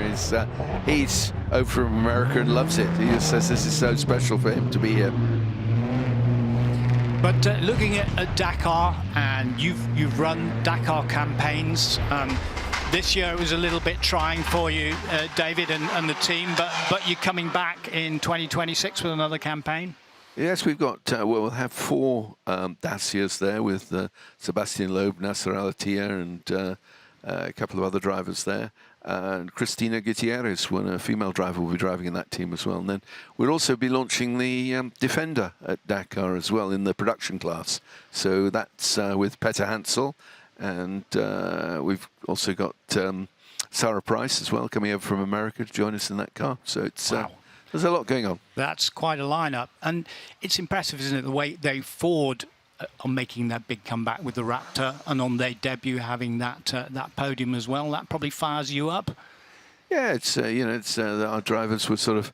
I think we got the most fastest stage times, but that's at the end of the day, that's not what counts. You have to add them all up and to get on the podium, and so good, well done to Ford. But no, looking forward to next year, that's for sure. We're looking here, and Bex was talking about the variety of cars that we have here, and then really from the birth of rallying all the way through, the WRC1 teams are out here in force. Toyota are here, Hyundai are here, M Sport are here with Ford. So this says something about Goodwood, and especially about the rally stage, doesn't it? That sort of level of WRC competitors are here on this little stage. It's encouraging to see all the current teams here, and I was chatting yesterday over a cup of tea with Thierry Neveu, and to have a world champion here supporting Goodwood is, it just shows the attraction of the event, and Charles does manage to get them all to turn up, doesn't he? Yeah, no, he does, absolutely he does. But then this stage was designed by your old mate Hannu Mikkola. Can you see any of his little sort of signatures in here? No, I often think of Hannu when we come here, and he was one of our great friends and an icon of the sport. But it looks a lot smoother than it used to, and a little dusty, but other than that, everyone seems to be enjoying themselves. No, they have, and they've been smoothing it out because it's been baking in the sun and it's getting flatter and flatter, but dustier and dustier. That is a Mark 1 Escort. That was Malcolm Wilson's Escort, handed to him by his dad when he was 17 years of age. So it's that kind of story that comes out, David. I did many rallies in those cars in the early days with a guy called Tony Drummond. We won the British Championship. I think we won the very first British Championship in goodness knows when that was. That was back in long distant past. But another of your good friends, and of course you won the World Championship together in '81. Ari Vatanen is a regular visitor here. He's not here this time around, but he thought this place was fantastic. Yeah. But I think it's the camaraderie in rallying, because you're not actually racing each other into the first bend. There is the more friendships on there. I think if you take, I think you can look through sports generally, and you say the non-combatant sports, you build great friendships. Rallying's like that as opposed to circuit racing. Golf is like that as opposed to boxing. I think you can draw your parallels through the entire spectrum of sport. But there are politics in all sport. And we saw you on the podium at the British Grand Prix with Ben Sulayem, who's the president of the FIA. And the moment, I'm not saying you're at loggerheads, but there are certainly differences of opinion at the moment. Can they be resolved?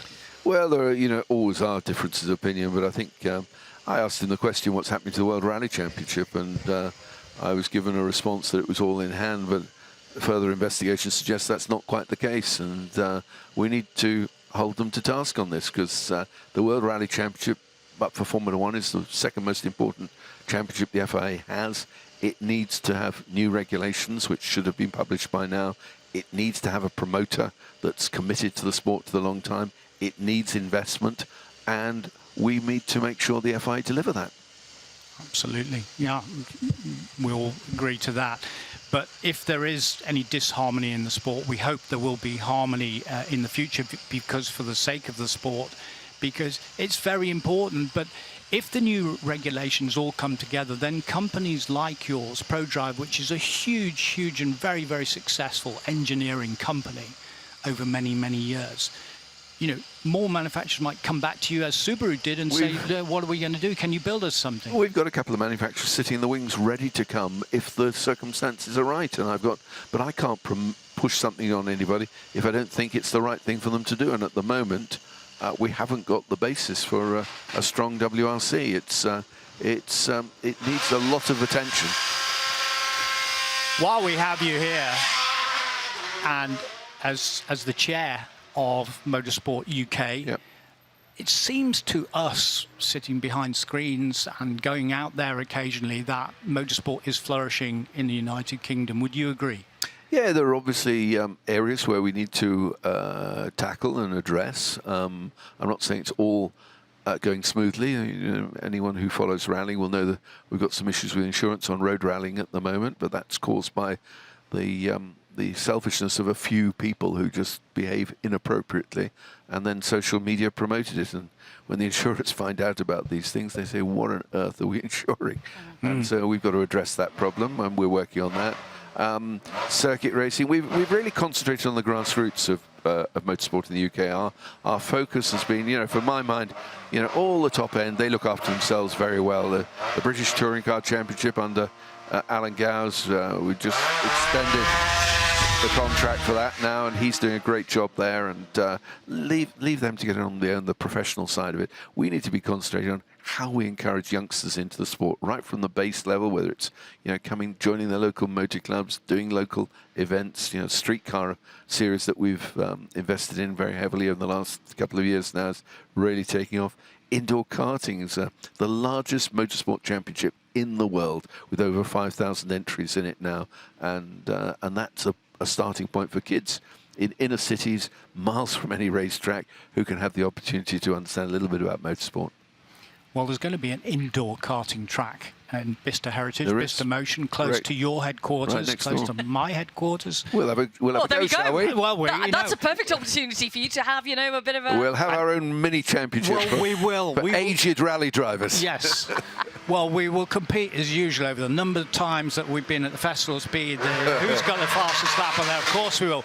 But then there's a big new karting facility at Silverstone as well. That'll be a World Championship level facility. We've had a very good World Championship track at PK down in Lincolnshire. I think it's Lincolnshire, where they had the World Championships last year, and that's been superb. But to have a second track to the similar standards in the UK is going to be really great for the sport.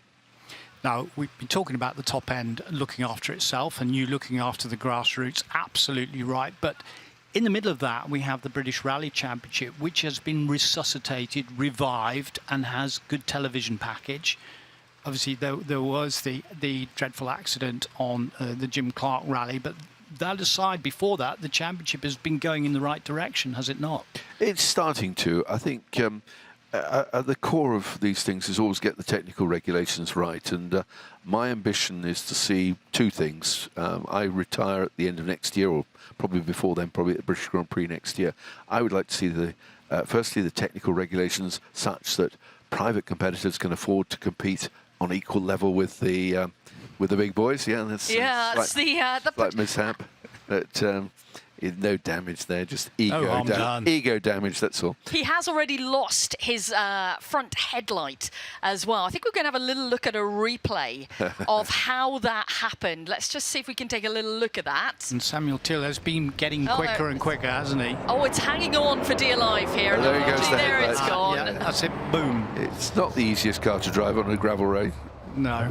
And then my second ambition is to bring the WRC back to the UK, and we are well down the road on that, and I'm quietly confident, no, it's too early to say, but that hopefully by the end of this year we'll have an announcement to make. Well, Bex and I talked about it yesterday, that the possibility of WRC Rally Scotland, whatever it might end up being in the Aberdeen area, especially with Tourism Scotland or Scotland Tourism, I forget what it's actually called, that has the potential. How can you make the difference between the failures of Ireland and the possible success on the mainland? It's different environments and different sort of levels of support, and a very different event from a closed tarmac road in Ireland through to a forest event in Scotland. So I don't want to jump the gun yet. Let's wait and see. Let's go through all the sort of the support we've got at the moment and encourage that and find ways of making it happen. I'm sure all the fans here would be very heartened, though, to hear you say that that is a big priority on your list, David. Yeah. Now, it would be remiss of me to have you here and not talk about something that Goodwood is celebrating and really honouring this weekend, and that is, of course, the 30 years of Colin McCrae's championship win in the WRC. David, I'm sure some fantastic memories from that time. You know, so many people talk about it. We're seeing an array of cars here this weekend to celebrate him. Can you just run us through some of the highlights for you of working with Colin? Well, it's, you know, I've known Colin since he was a sort of youngster. He used to come along with, Jimmy was driving in our team as well, and Colin used to come along and help us. And then he used to, you know, he almost served an apprenticeship with us because we put him in the service truck with Marco Allen, so he'd be driving a service truck out to Greece and then mechanicking on Marco's car. He was very, very good mechanically, I should tell you. Yeah. He was always a little bit sort of challenging for, but, you know, he's... I can remember trips we made together. We flew in a helicopter all the way, just the two of us, to Finland one day. We just for a challenge to see if we could do it in the day, get up in the dark and get to Finland before dark, and we did. So, and then I remember lots of stories with Colin. The first time he went to Finland and to do the rally there, I sort of said to him, look, you know, this is a learning experience. Just get this under your belt, drive quite carefully around, get the mileage in, because it's a very difficult event, and I don't expect anything of you this time. Just that's it. When I got there, he'd rolled the car in testing it, and he rolled the car 3 more occasions during the event, and I was knocking the dents out myself by the end of the event. But then, you know, you turn the clock forward a couple of years, and a few years now, and 30 years ago, and to be in Chester to watch the first British driver take the World Championship crown, and the excitement. It wasn't the sports page of newspapers. It was the front page of newspapers, and that was very special for everybody involved. Of course, we remember well, obviously, all of the cars involved as we watched the Puma Rally one here off the line, but we are celebrating. Who's driving that? It should be Josh McClain who's behind the wheel. Josh was driving yesterday. We have an array of, obviously, McCrae's cars here this weekend, and we've seen a number of them head up the hill. The 95 car, I believe, was heading up the hill. Yes, I saw. Here we go now. Alistair McCrae behind the wheel. Oh, yes, I saw Alistair yesterday, chatting to him. He was enjoying his time there. They had a big array of cars down the bottom going up the hill.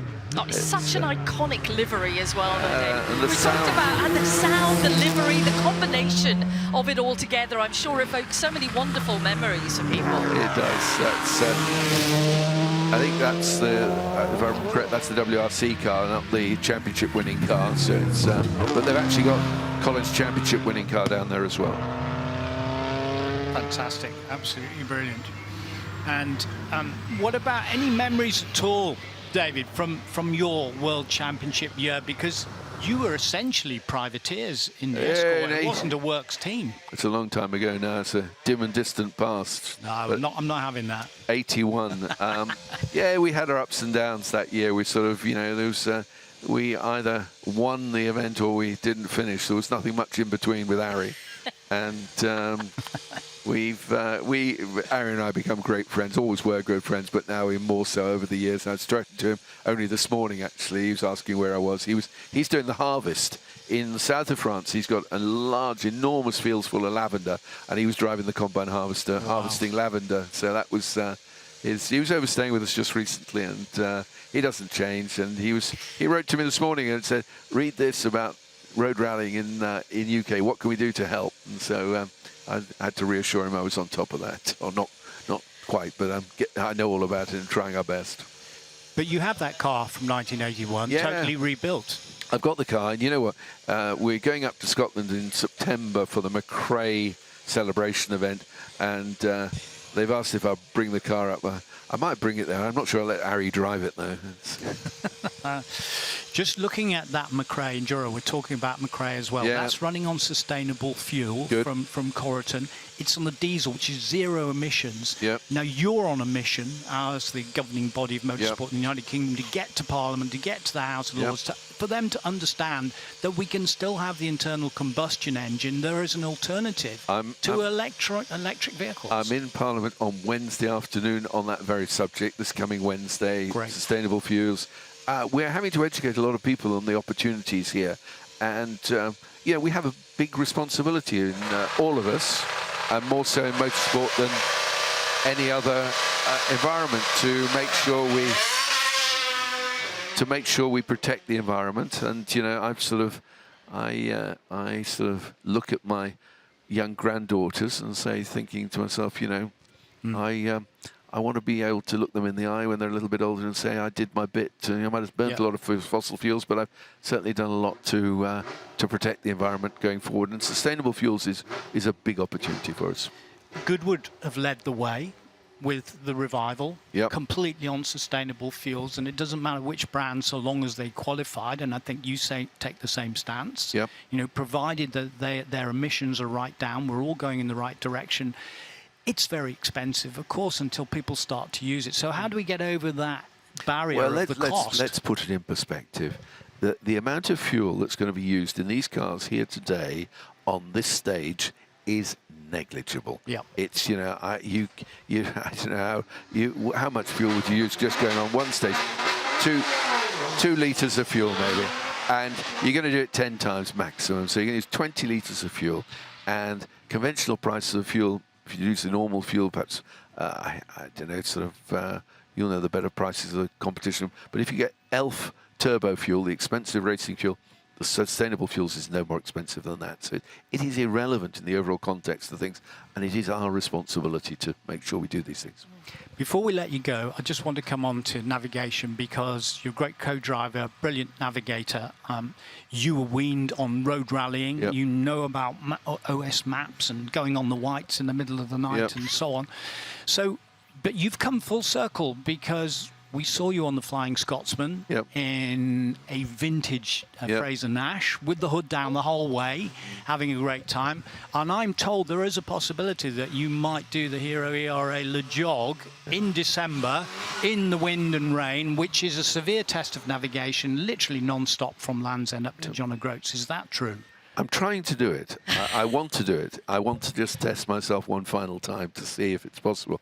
And I've persuaded David Lapworth, who's my sort of right-hand man at ProDrive Engineering, head of engineering, to do it with me. But I do have to attend an FIA important vote at that time in Kazakhstan or some remote place. And I don't know how I'm going to get there yet. So I'm looking at the dates and seeing what I can do. At least we've got a candidate.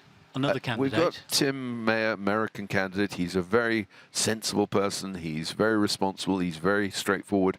And, you know, it's early days yet, but at least we bring out now a democratic process where we can debate this openly. We can challenge the things that we don't think are right, ask for confirmation of things we need addressing and putting correct.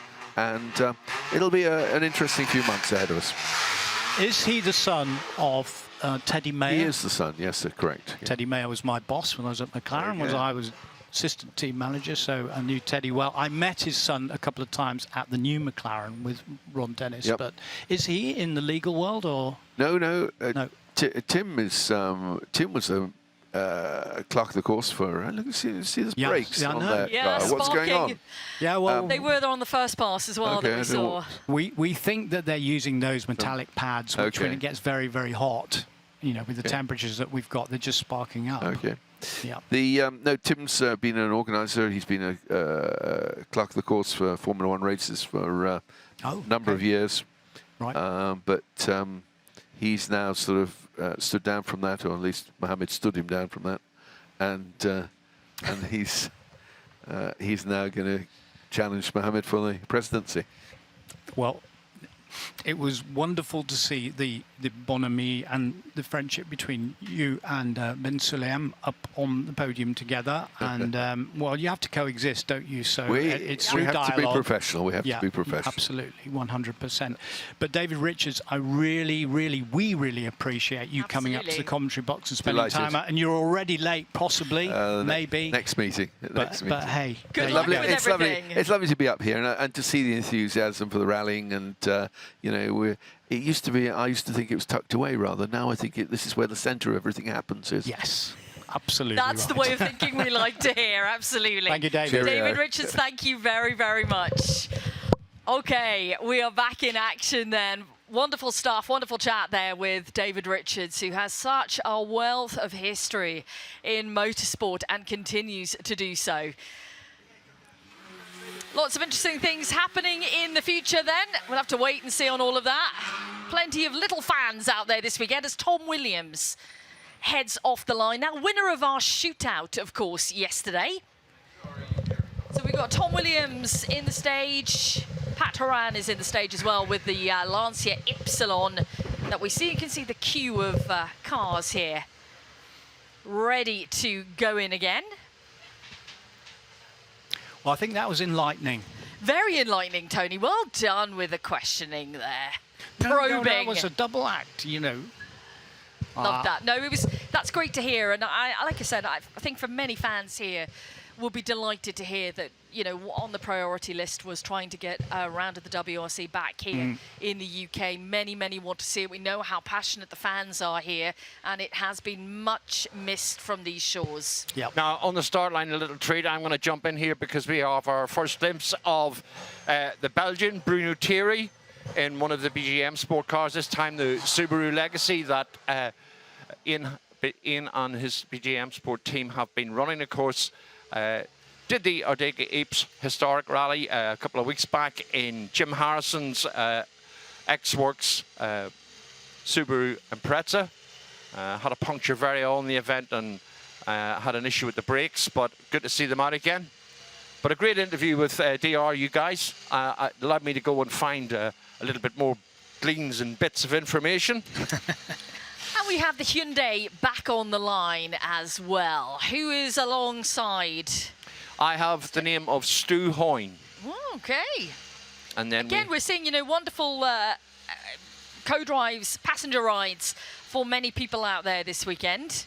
Yeah, and on the start ramp, we have Aoife Raftery with Gemma Hallinan in alongside that Audi Quattro 200 I was telling you about. That's going to be out with you shortly. The Alpine A110 of Sven Floater will be out again soon. A couple of Porsche 911s. I can see a Safari Spec Escort Cosworth WRC coming out for the first time. The Malcolm Wilson's father's Mark 1 Escort's going to come out again, and a couple more Porsches. So I think we're in for a rather busy period up to lunchtime. Yeah, on a rather slippier stage, a little bit more slippy, and people are being not tentative, but just being a little bit careful up through Mexico and McCrae, which is about halfway through the 1.8 miles on this stage, where it has become very smooth and polished and compacted by the sun as it's been baking the surface. So that chalk, when it's all leveled off and then it gets buffed by the tires, is a little bit slippy in parts. So it will need good application of throttle to keep the traction, those rear wheels, if it's rear wheel drive, keeping the grip going. And look at those clouds. Run, people, run! Get out of the way. It's like a desert storm. We see that so often here. The fog, isn't it? Yeah. The fog. Stay away from the fog. In this case, the dust. Sorry, Zav. Sorry, Zav. We're getting dramatic, and you're trying to give us some facts and figures. I really do apologise. Yeah, we do. I'm sorry. No, it's okay. I'm just getting over it. I'm going to take my ball elsewhere. So hopefully, wherever you are, you can hear us. And the dulcet tones of the commentary team here: Bex Williams, Tony Jardine, and my good self, Xavier McCartan.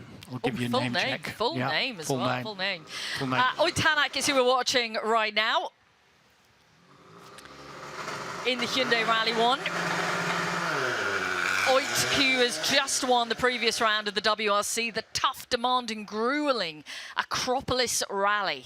A fantastic win for him there, which really puts him now in the chat for the championship title. He is looking good in the running so far. He's 12 points off the lead of Elfyn Evans right now. And I love the way whenever Tony said, you know, we're shaping up for a great second half of the year, you could see behind those mirrored sunglasses his eyes twinkle with the thought of a good battle from now to the end of the year with Out earlier on.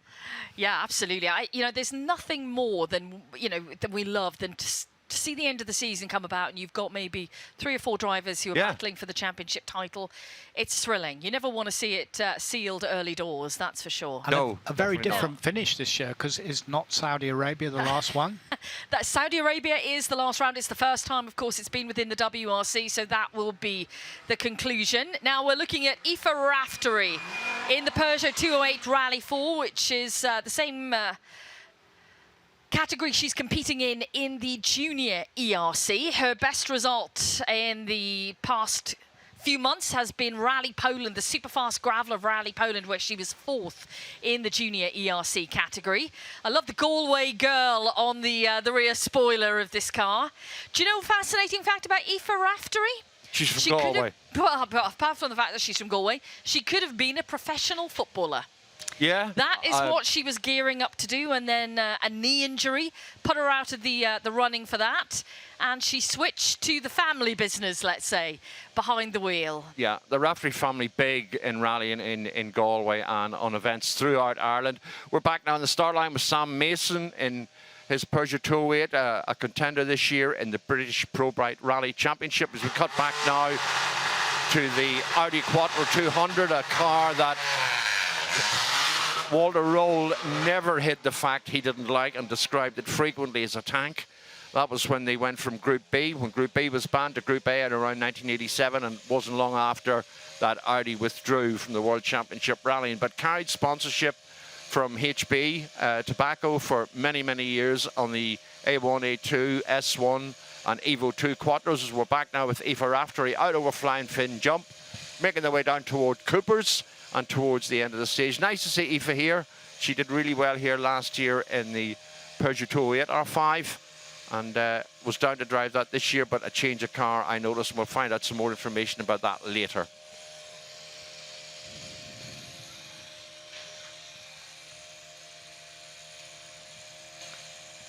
So the Galway girl then completes her run. Aoife not only competing in the European Rally Championship, also competing in America as well. She's part of the Dirtfish Women in Motorsport program, which has been an exciting new addition that Dirtfish have introduced this year. So back on the start line, the Toyota Yaris R1. Sami Pyrie listed, this time with Mario Christou. And of course the silver scheme, colour scheme for this year, but a great presence by the Gazoo Racing Team Toyota up at the top alongside M Sport Ford that have had the Ford Puma Rally 1 and the Raptor T1, and of course Hyundai. So a superb presence from the World Rally Championship. And if you're in the forest, please come and join us. The aerial shots you see there from our drone show you the service park, but we have a cracking display of MG Metro 6R4s, 28 or more here, covering, if you can see the red one in the middle, the very early 6R4 that Austin Nova Group produced, right up to the very latest and last production models. They're on display, celebrating 40 years of the entry into the World Championship, and of course we're also celebrating 30 years of Colin McCrae's World Championship title. We certainly are. WRC World Title. We've just seen our WRC Championship leader, Elfyn Evans, head in to the stage. He was here yesterday, of course. He's here today, before then heading off and making preparations for Rally Estonia, which is the next destination on the calendar, and that'll be happening next weekend. Back with Sam Mason now. He's competing in the British Rally Championship this year. Just getting a nice little view there of the surface. You can see how much it's cleaned over the past 24 hours, how much we're seeing that, you know, the bedrock, that shinier surface underneath, which the drivers are scrabbling to get a bit of traction on.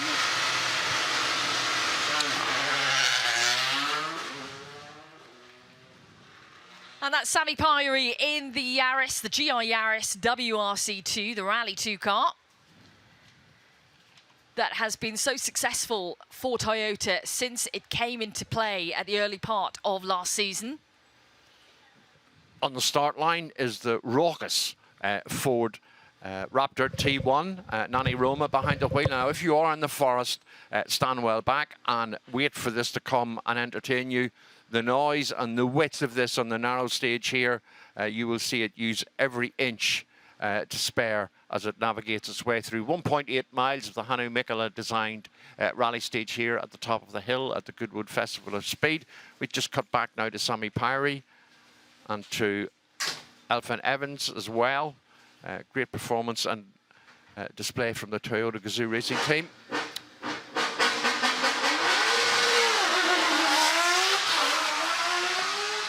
That is, I don't know if that start line sound is coming across on our microphones to you, the listener and the viewer, but I tell you from the commentary box, it's just amazing. It is incredible. It is such a wonderful sound.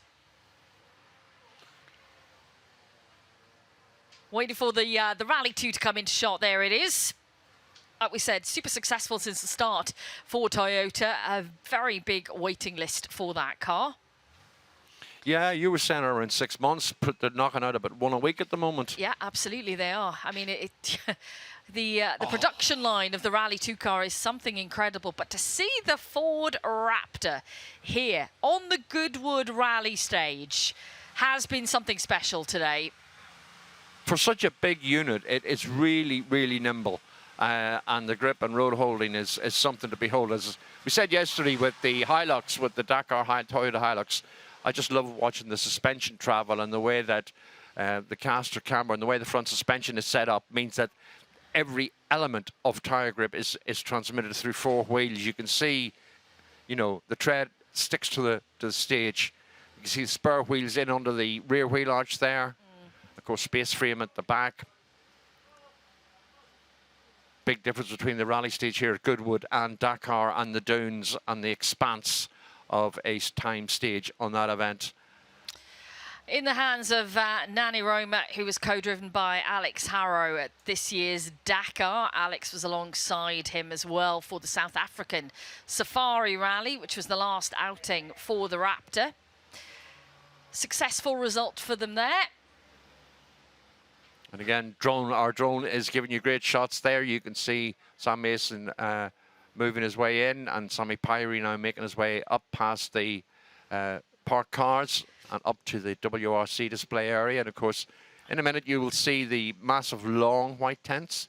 And those are where you will see all the period rally cars that you will see on the stage. They are all sheltered there under the sun before they head to the stage. The sun, which has been a big factor around there this weekend. We're so delighted. The weather is good here this weekend. We did see a little bit of rain last year. And of course, at this time of year in the UK, you never really know what kind of weather you're going to get. I'm going to sound like Dr. Ruth, but if you are watching and listening and you're here, make sure you drink plenty. If you have sun cream, use it. If you haven't got sun cream, try and get some because it is warm. You will get dehydrated. So, you know, not only look after the drivers and co-drivers, look after yourselves, please. We're looking after your health here. We want you to have a good day out there. Make sure you're just staying safe in the sun because it really does quickly creep up on you. The tolls of the heat. But plenty of refreshments are available. So you should be easy to find. Plenty of bottles of water around. Now, more cars are lining up. There's a little while to go before, of course, we stop for a lunch break. It's coming up to 11:15 in the morning here at the Forest Rally Stage. Car number 59, Terry Maynard. Again, Terry's been here many, many years. And for those of you who've been here over the years, you would have remembered the Lotus Esprit, the yellow Lotus Esprit with the skis on the top. Terry has brought some brilliant vehicles to the festival here over the years as we cut back now to Ben Mellors in the Toyota RA40, a car that was built from scratch but using original Toyota Team Europe factory drawings and designs. Ben, a regular in terms of historic rallying on events in the UK and the odd foray into Europe as well. Has been here a number of years now. Sadly, his brother Ollie, who was down to drive the Proton Iris, is unwell. We wish him get well soon. So we didn't see the Proton Iris here, but Ben, very capable and a regular shootout in period machinery over the years here. Now, if you're wondering about the times that we've seen out there this morning, I can tell you the fastest time that has been set by one of our Rally 1 cars, and that is the Toyota of Elvin Evans, is a 2:20.6. That has been the fastest time across the board. The driver closest to that, of course, Oit Tanak, 2:24.4 is the fastest time he's set out there so far today. Then Travis Pastrana coming in next. We know Travis has liked to throw the car around. It's been pretty dynamic to watch him. 2:25.4 has been the fastest time that Travis has set on the Forest Rally Stage today. Well, that'll keep him happy for a little while. He'll just want to beat it again later. Terry Maynard now, car number 74, one of two RS200s that we have here. The other one driven by James Avis.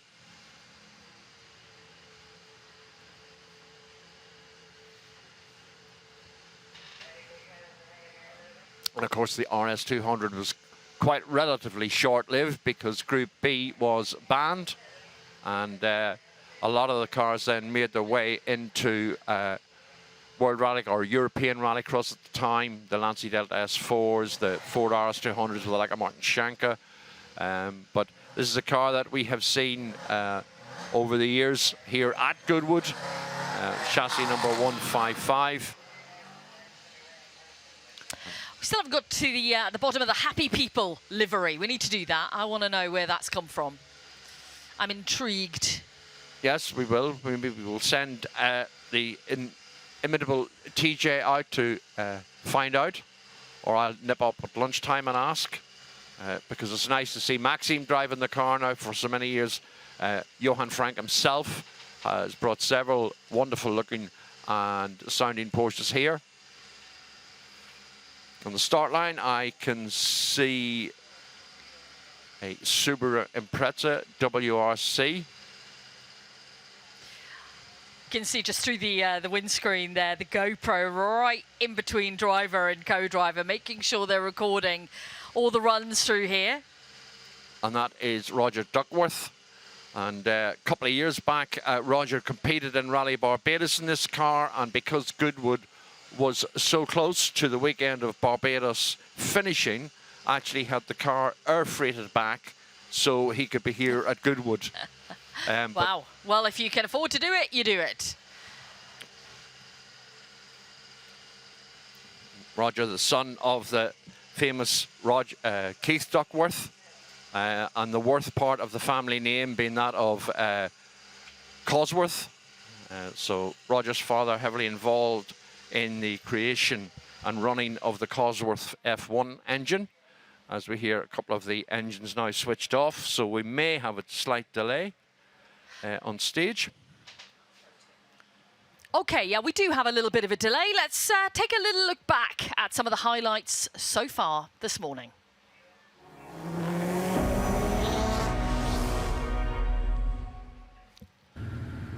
A beautiful Friday morning then, we got underway with the Alpine, which kick-started us on Thursday morning as well.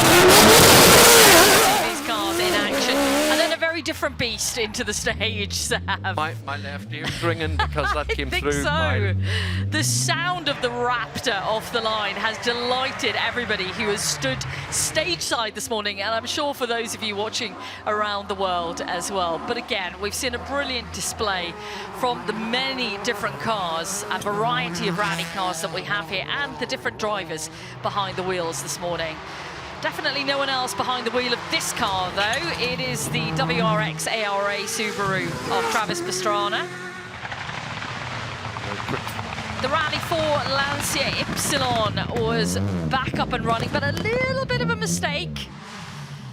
but not the first driver to do that, and certainly, I'm sure, not the last during the weekend. No, I think we're going to see that several times. And of course, the flying fin proving very popular with photographers. As we cut back now to Seth Quintero in the Toyota Hilux Dakar version, he ran wide. And we were saying in commentary at that time, if that had been a normal rally car, it could have been expensive, as the headlight pops out of the Porsche 911. Yeah, we noticed it pop out, and then they went up onto a bank, so they had quite an interesting run there. Yes. And back now with a great shot that we've had for the first time this year.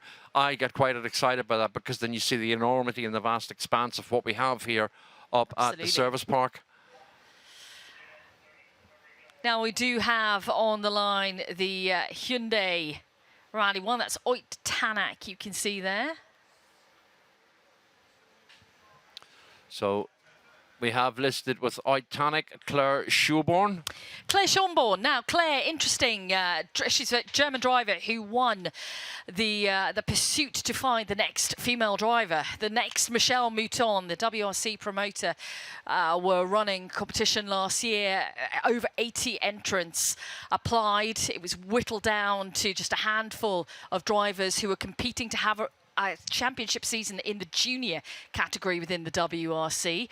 2 of them went through this year because they could not make a decision at the end of the Central European Rally last year. It all got decided at Rally Sweden, and Claire was the victor, and she has that championship in the junior category. So fantastic for Claire, and she'll get a great ride alongside Oit Tanak now. Yeah, oh, definitely. I mean, as we keep talking about, if you manage to get in, and it doesn't have to be with one of the current WRC cars, you can, if you go up and sort of ask nicely, get a passenger ride and have the experience of a lifetime. Absolutely, experience of a lifetime. Well, we have a little bit of a pause. Let's take a short break here. We'll be back in a few moments.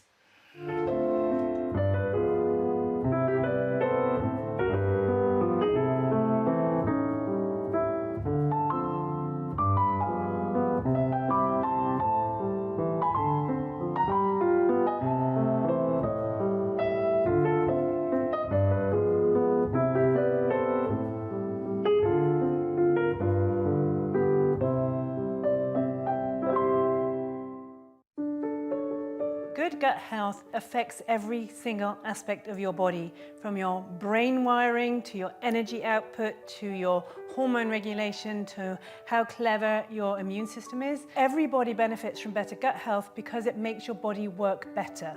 I would thoroughly recommend Goodwood Gut Health Programme. It's been quite life-changing, really.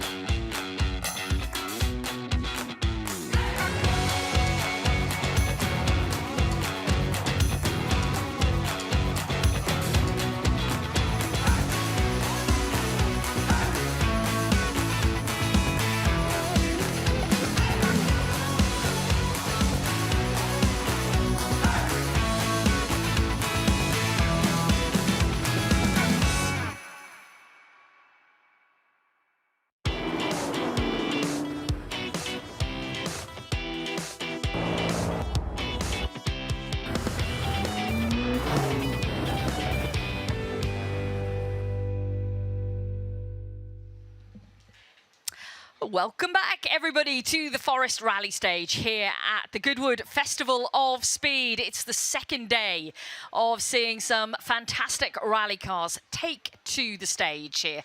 A stage which was designed by Hannu Mikkola and takes in 1.8 miles. And as Oyt Tanak described it earlier on today, is incredibly demanding. It might be short, it might be small, but it is mighty.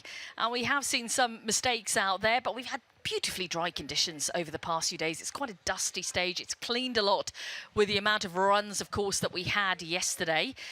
Many drivers have already said that, you know, there's not a huge amount of grip to be found out there, and then others are telling us there is some grip. So it all depends, I think. It's all personal preference out there.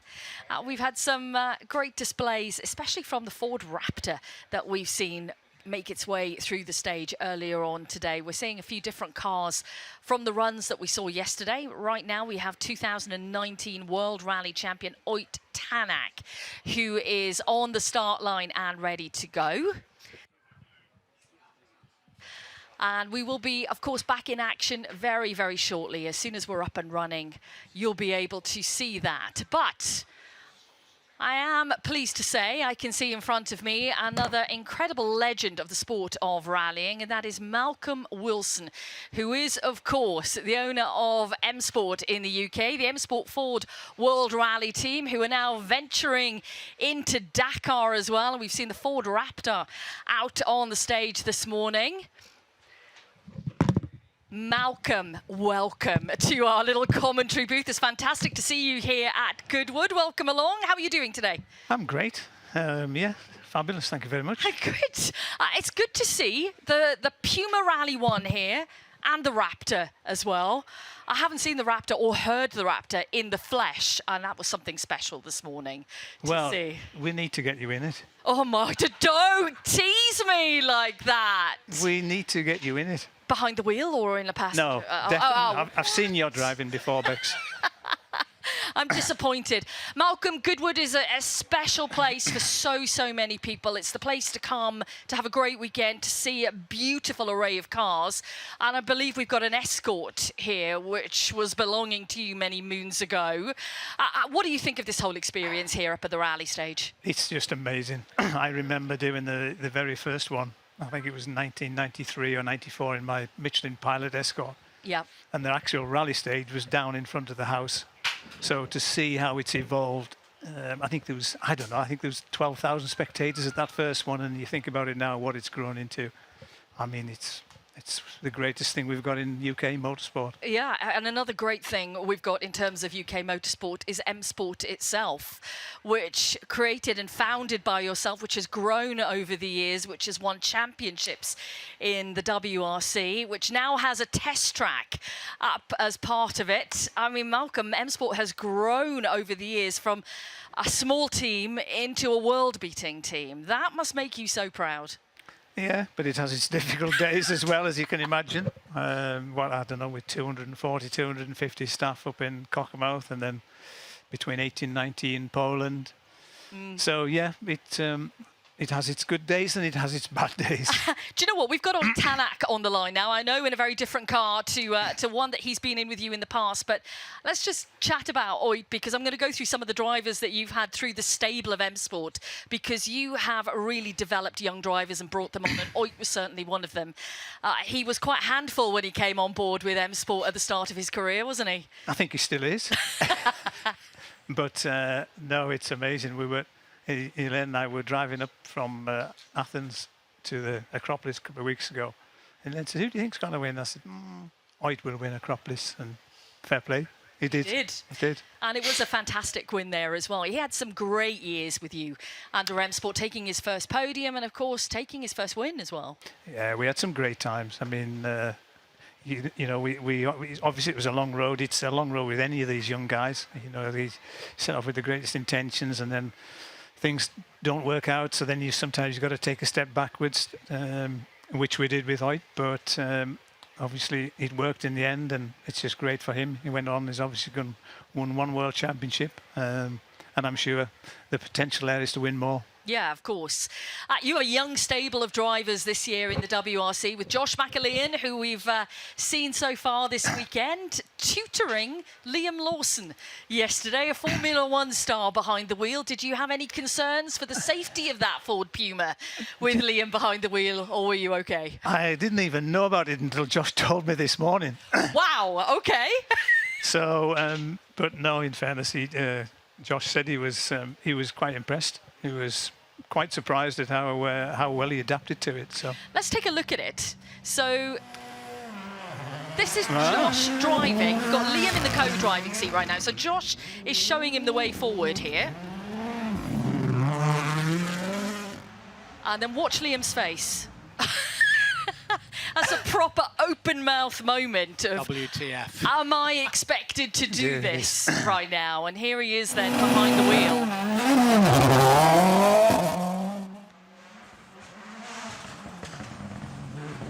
You know, the first sighting that we saw of him was quite tentative, but he did start to throw it about a bit. He was enjoying himself, Malcolm.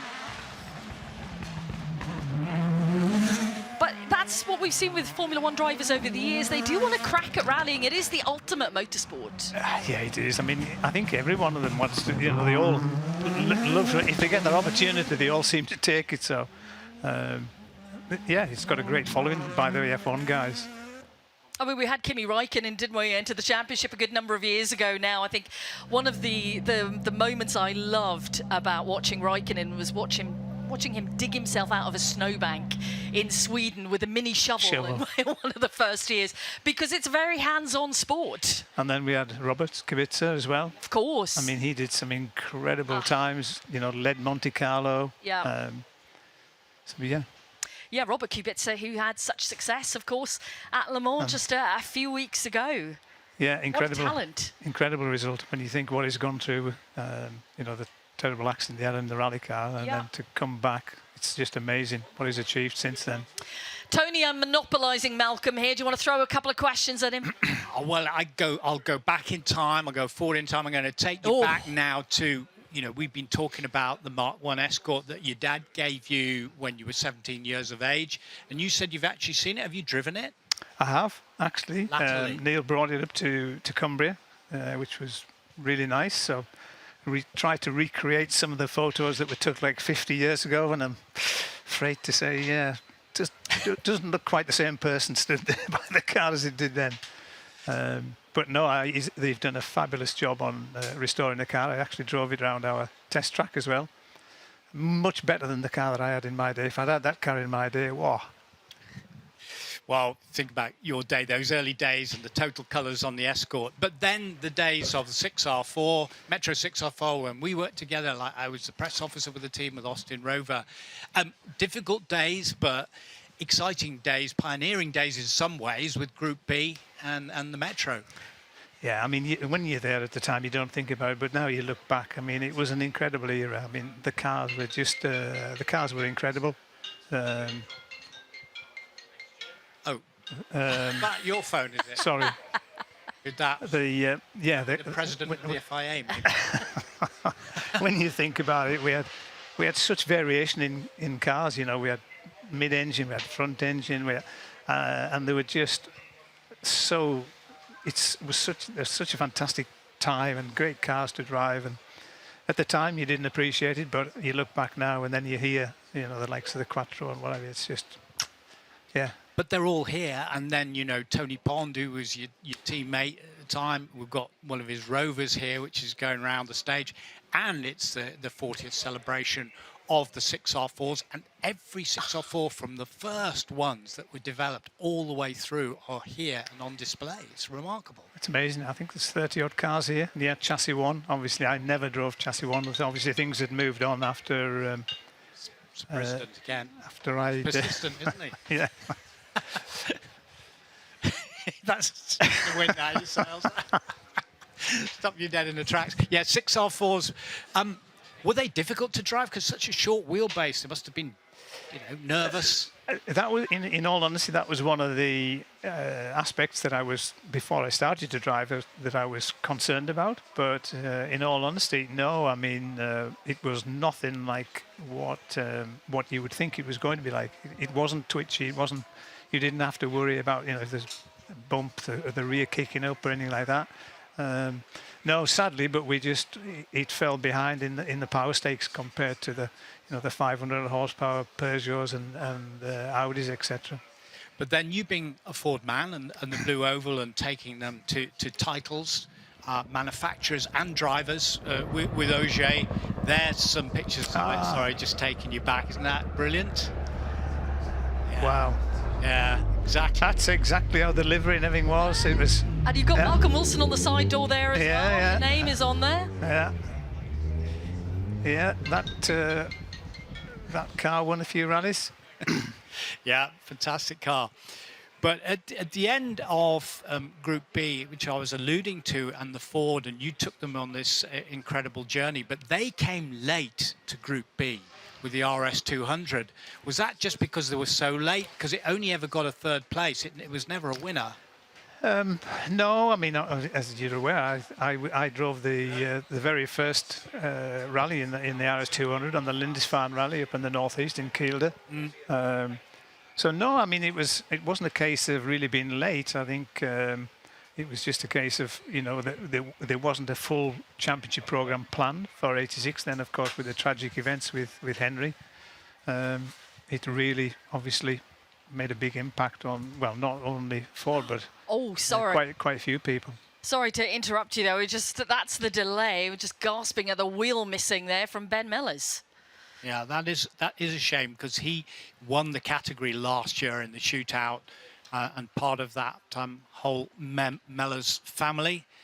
A great shame, and who knows whether they can fix that or not, Bex? Yeah, that's the question, isn't it? Malcolm, if you have a look, do you think that would need a bit of a rejig there, or is it just a front? Nah, I think it'll be okay. Well, it's a tough Toyota, isn't it? I'm sure they'll be able to get that fixed. Are we going to see you at all in the passenger seat of any one of these cars today? Not in the passenger seat and not in the driver's seat. No, you're joking. No. Come on, you're not going to take the opportunity. No. Are you a good passenger or not? No. I can imagine you're not. No, not a good passenger. And my driving days, I had a great career and had a lot of accidents. And I'm still here. So. Historic rallying, Roger Albert Clark at the end of the year. I'm sure loads of people saying, no, I got my car. No, I managed to achieve the win there in, was it 2008 or whenever it was, 2009. And no, that's my day's over. Well, let's talk to you about Dakar, because we've seen the Raptor here. The first time in the flesh for me, it was an absolute phenomenal thing. Massive work from M Sport, from Ford, a big collaboration. And on its debut, you get a podium. But I was talking to you before, you said, nah, TJ, we could have won that. Yeah, it was, I think, the sad thing is we had all the ingredients, and obviously we've got this incredible record. I think the last 5 World Rally cars that we've designed and developed, we've always won on our debut. So, and there was a lot of pressure look at that from the Ford side to try and win. Yeah. But sadly, we paid a heavy price for losing Carlos very early on, and then sadly Nani had an engine issue. So it really put us on the back foot. But then in the second week, we started to get the confidence that, and we had all the ingredients there to be able to win. So there's been a lot of work going on since then with testing and what have you, and obviously doing the W2 RC Championship. So a big build-up for Dakar next year. So Matthias Ekstrom got you that podium. Nani had the problem. But Nani Roma, as Zav was telling us earlier, incredible history for him in Dakar. 2 wheels and 4 wheels, all the successes. And you couldn't have a better bloke in the team. Nani's been an amazing asset to us. He brought so much experience to the team, because as you can imagine, it was our first entry into sort of cross-country rallying. So he brought a wealth of experience, and he's just an incredible guy to work with.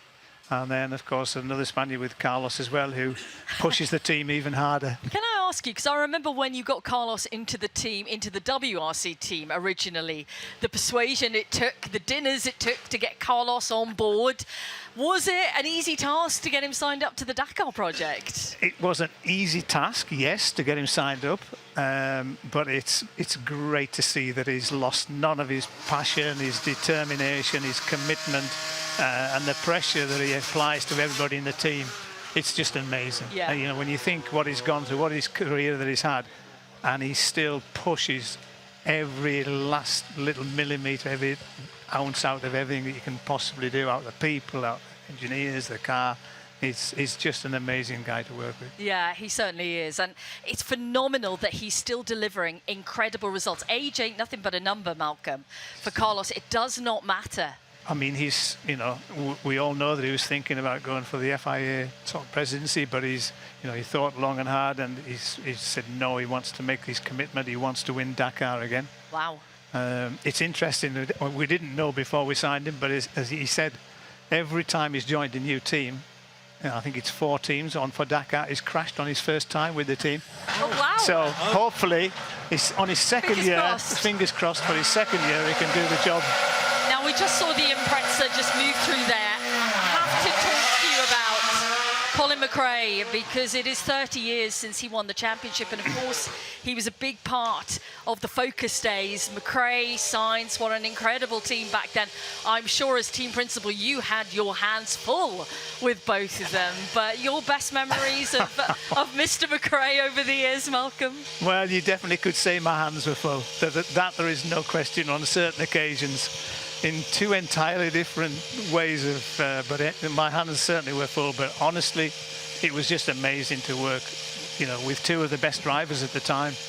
And obviously there was moments when, you know, we had to employ team orders, which it's never easy for a team principal, but on the other hand, it's a fantastic position to be in. But no, I mean, Colin was just sublime on all the difficult rallies, you know, the Acropolis, the Safaris, the Cyprus, the Argentinas. He just had this incredible mechanical understanding, even though he was all his flamboyant style, he just had this incredible understanding of how far you could push a car mechanically, and that's why he had such strong results on the difficult rallies. Right back up to date then, we can just see Josh McCaleen in the Ford Puma Rally 1. As I mentioned earlier, it's a young team this year, with Josh stepping up to Rally 1 for the first full season. He's put on some impressive performances so far, Malcolm. He could have stepped into that car and sunk, and he hasn't. No, in fairness, he's not had a lot of luck on some of the events, but the way he's definitely adapted to it quicker than I anticipated, and you know, his gap from the leaders is definitely coming down on each event. So yeah, it looks as though he's got a bright future. Elvin Evans, we just saw in the Toyota Rally 1, is the championship leader in WRC right now, and of course was a big part of M Sport as well. As we said, you've raised all the drivers up. He's now battling for the championship. Do you think he can do it this year? Well, he has to do it this year. I think you know, he's been very close on a few occasions. Okay, he's been struggling on the last few rallies with running first car on the road, which we all know you pay a price. But I think he's in the right place, and I think with the remaining events, then I'm pretty confident he should be able to pull it off this year. Team orders from Toyota, or is that's not going to happen? I don't think it'll happen. I mean, you know, Jari knows what it's like to be in that situation, and I think everybody wants Elvin to get that championship. Yeah, a very, very strong year he's had so far. Well, your son Matthew is running this program with Dakar as well. Is he enjoying that challenge? Yeah, he really is. He's done a really good job. Pulled a great team of people and everything together. He's definitely still got a hankering to be involved in racing as well. No, he's and obviously he's got a great desire like I have. We want to win Dakar. Yeah, it was a great program, the Bentley program, the racing program. You want to win Dakar, but how are you going to manage the fact that you are deputy president of the FIA to Mohammed bin Sulayem, which is a big job in its own right, and then you have M Sport, and we're looking at big programs here. How are you going to juggle them? Yeah, I mean, we did restructure M Sport 18 months ago, so to sort of really, I've got all my key people, they've become shareholders M Sport UK. So because at the end of the day, I'm 70 in next February, so I really want to. I've been planning to take my foot off the gas pedal, should we say, on the M Sport point of view. Never. Never. Specs, I'm not having that. Look at him. He's 70s. Looks about 58. Looks slim. So, yeah. At the end of the day, I mean, I think the president wants me to. The main priority is rally, and that's something that's been it's been my life. I've had a fantastic life out of it, and if I can give something back, then it's something that I really want to do. So at least my main emphasis is purely on the rally side. And obviously, there's a lot of other aspects to the FIA, as we all know, but I think he really thinks he wants me to try and find a way to get rally back to where I believe it should be, and I think where he believes it should be. David Richards was in your seat about an hour ago talking about that and the fact that with his ProDrive hat on, he said we need to know what those regulations are and clarity on those regulations. He reckons he has a couple of manufacturers waiting to go, but there are delays over the new regulations being issued. Exactly what a manufacturer or a tuner can do. Yeah, I mean, the principle basics and regulations are there, but in fairness, he's not wrong. There's some of the finer details need to be, still need to be ironed out. But I think you have to understand as well is that, we're in a changing world at the moment. If you look 3 months ago, as an example, Skoda were going to stop producing the Fabia in 2026. And of course now that's been delayed. Now that's going to be 2030. So we're in this changing world at the moment. So we need to, my target is we need to have as many manufacturers in the championship as possible. Brilliant. Malcolm Wilson, we really appreciate your time and being with us, and have a great rest of the year with WRC Dakar 2026. We look forward to seeing you out and about, and I will doff my hat to you, of course, in your new role in the FIA. I will be subservient once again.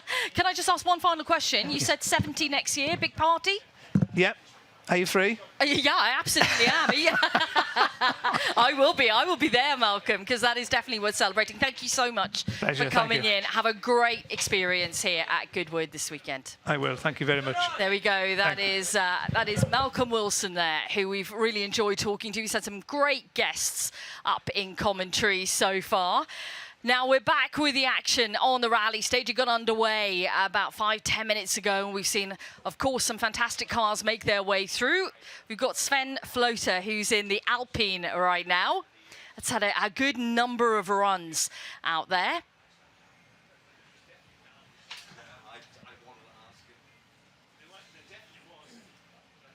And we're going to be having a chat with some more guests in just a few moments. We've got Tony Jardine, of course, here, and Zav McCartan. Sorry, I had to ask Mr. Wilson a question off air, and I had it confirmed that we have so many wonderful guests, not enough microphones, not enough headsets, and we have a gentleman come in here now, and I've just said to him that a lot of people here won't know who he is. But I know who he is, and he, in his day, was without doubt one of the best, quickest, most talented, if you like, privateers ever to grace the wheel of a 6R4. I'm not sure he's going to come with us. He's going to join us now. Maybe he'll come back. But it was David Galanders who rallied the Metro 6R4, as well as a Ford Sierra Cosworth, and won almost every rally he ever entered. Wow. And used a lot of himself, and Malcolm would go back a very long way. Yeah, he's just disappeared off with Malcolm, but we'll get him back in for a little bit of a chat in a few moments. And I stand by my little snippet of information. Yes. I stand by that because I also was told that Mr. Galanders is going to sit in the same seat. So time will tell. It'll be interesting to see. But a wonderful I mean, I could listen to Malcolm Wilson all day. Yeah, I think we all could, couldn't we? He has a natural flair and that sort of voice that would soothe you if you were, you know. Now we welcome David back. in. We've just been chatting about him. We'll get a headset put on him in a few moments. But one car we did see on the coverage there, which we saw a lot of last year, is the Ferrari 308 GTB that we saw in the stage a little bit earlier. It's the first run I think we've seen from the Ferrari today. Tom Williams back in action in the Rally 2 car. And David, welcome into to commentary here. Zav has just given you the big build-up and the big introduction. It's a pleasure to have you here. You enjoying your Goodwood experience so far? Yeah, it was. Here's a story for you. At midnight this morning, we left from Aberdeen to come here. Wow. So it took us 9 hours and a bit just to come down and see the 6R4s, because obviously I was British champion in one of them. And just to meet all you guys, you know, because we never see each other anymore, you know. So, That's true. And there's such a camaraderie of great spirit and people here to catch the thing up is, with. I'm going up with Elfin just now in his car, and then we're driving home. I have to say, you've made my weekend, because I followed your career from afar, and I said to you outside. Yeah, you did. You know, many years ago, I used to make rally models. They were called Code 3. Lovely. The first rally car model I ever made was of you in the Audi Sport. Wonderful. And the Shell Oils colour. Winning the British champion. And I national. mean, we were talking earlier on about how much Ford put into, if you like, one make series. And I was talking about the Sierra Cosworth time. Yes. Whenever Rob Stoneman, Kenny McKinstry, yeah. Phil Collins, all around that security car challenge. I mean, you and Malcolm go back an awful long way, and you've rallied a lot of M Sport cars. But I mean, I don't think there's a Forest or maybe a stage anywhere in the UK that you haven't been on or in. No, I think from 86 to 96, I won every rally in Britain I went to. So I probably have driven through the majority of the forests we know.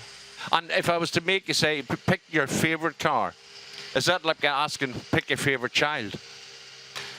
The favourite car would be the 6R4, simply because we won the British with it. Yeah. Also, we were up against works cars, which we beat. You were, yeah. And in the last event, there was 20-odd 6R4s in it. And I had to win the rally to win the championship, to be British champion. So the car never let me down. They never missed a beat for the whole, because they were very fragile in those days. They still are very fragile. So yeah, I would say the 6R4. But if you talk about a car I really loved, was my latter car, which would have been the Escort Cosworth, built by M Sport. Yeah. It was red with yellow, and it was absolutely stunning. And of course, another famous name in the world of rallying would be one of your co-drivers, Ken Rees, who spent many of the year in Pro Drive, but has recently been out rallying. He's kind of semi-retired, like a lot of us are. I was with him in Acropolis a couple of weeks ago. Yeah, in fact. Well, can I tell you a funny story about Ken? Please do. Please do. So my co-driver I was using in Aberdeen was a friend, and we're running the 6R4 with Gartrack. Yeah. And Dave Bignell said to me one day, listen, if you're going to win a rally, you're going to have to up the co-driver. You know, no longer a friendship. You need somebody who'll talk to you. So I said, well, you'll have to fire him. I'm not going to fire him, right? So he rightly did. And the event I met Ken on was the last RAC you could run Group B cars in, 86, 87, whatever it was, right? Yeah. So I was late arriving, and I met this guy, and he was a Welshman. And I said, I like Welshmen. You know, Don't say that to a Welshwoman sat here. As a joke, right? But he took it personally, you see. Anyway, so we got in the car, we did the first stage, and he talked incessantly all through the first stage. Now, before this, I'd never had pace notes. I'd never had anybody talking to me. Everything was taken blind. The co-driver got me to stage start, and that was it. I was off, like a scalded cat. So you were very much just a driver on site. Yeah, everything I see, I took, right? So Ken's out telling me that. So I get to the end of the stage, and I went, sake, what's all this speaking? He said, I have to speak. So I pulled the plug out of his helmet, and I said, you don't speak for the first day until I get used to this. So from then on in, we became really good friends, and we still are good friends. And yeah, without him, we certainly wouldn't have won. He was a great guide for the events. Good organiser, good everything. No, excellent. All-rounder, definitely. Good all-rounder. Yeah, I loved him. Is this your first time at Goodwood? No, I was here with Ford when Colin McCrae was on the stand. Yes. Remember that? Yeah, I do. I was here then, and I've missed them all since then. And I said, just because 6R4 is here for the 40th, I thought, right, I'll come to it. Because I think, you know... And the display is incredible over there. I mean, they're lovely to see. They look like toys, you know, but they're not a toy. They're quite a serious motor car underneath. But yeah, I love... Hey, you end the stage, you open the door, there's a smell of the brakes, there's a smell of the oil, there's a smell of the exhaust, there's a smell of the clutch, and all that comes into the car. And you think, this is rallying. Yes. We're at it now, It's you know? so addictive. You know? And when you dropped the clutch and the four wheels started going, and oh, mano, mano, mano. Listen, I know your time's short. And, no, I'm going to have to go with Elfin, I'm sorry. So you're getting in the car with Elfin now. You're going to have an experience. You've made my weekend. Honestly, David, it's been my pleasure. No, a great pleasure to meet you. And you too. Lovely to meet you, I listen to you on TV and you make a grand job of it. A grand job. David, if you ever need somebody to come in TV with you, I'm always available. I'm going to get your number now. You're coming in. I'll give you my number. No problem. Excellent David Galanders, thank you so much for David coming Galanders, we really appreciate it. And we hope you enjoy your passenger ride now with Elfin Evans, which I'm sure we'll see in due course. Wonderful stuff. I'm gonna have to go for a lie down because that has made my weekend. Sav's got stars in his eyes right now. It's good to see. David Galanders could drive anything. I mean, I do, and he's leaving me his phone number, and I will be in touch. Now, we're looking at the Ford Escort WRC right now, which is on course, and we switch out to the Audi here, but Florian Treats is behind the wheel of the Ford Escort WRC. We just saw a couple of shots previously as well, while David was regaling us with some wonderful stories there of Aoife Raptor really throwing her Peugeot 208 around on the stage. She was having quite a bit of fun in there by the looks of things. I'm delighted to see her here because I think she, like we keep saying, and I don't mean to repeat myself on behalf of ourselves, but it was her first time here last year, and again, blown away, mesmerised by the whole scale and what is here. The Yaris Rally 1 car is on the line. Pastrana on the start line as well. I'm just checking to see it's... Yeah, can we just check who's behind the wheel? Johnny Lieberman is behind, is in the passenger seat of with Travis Pastrana.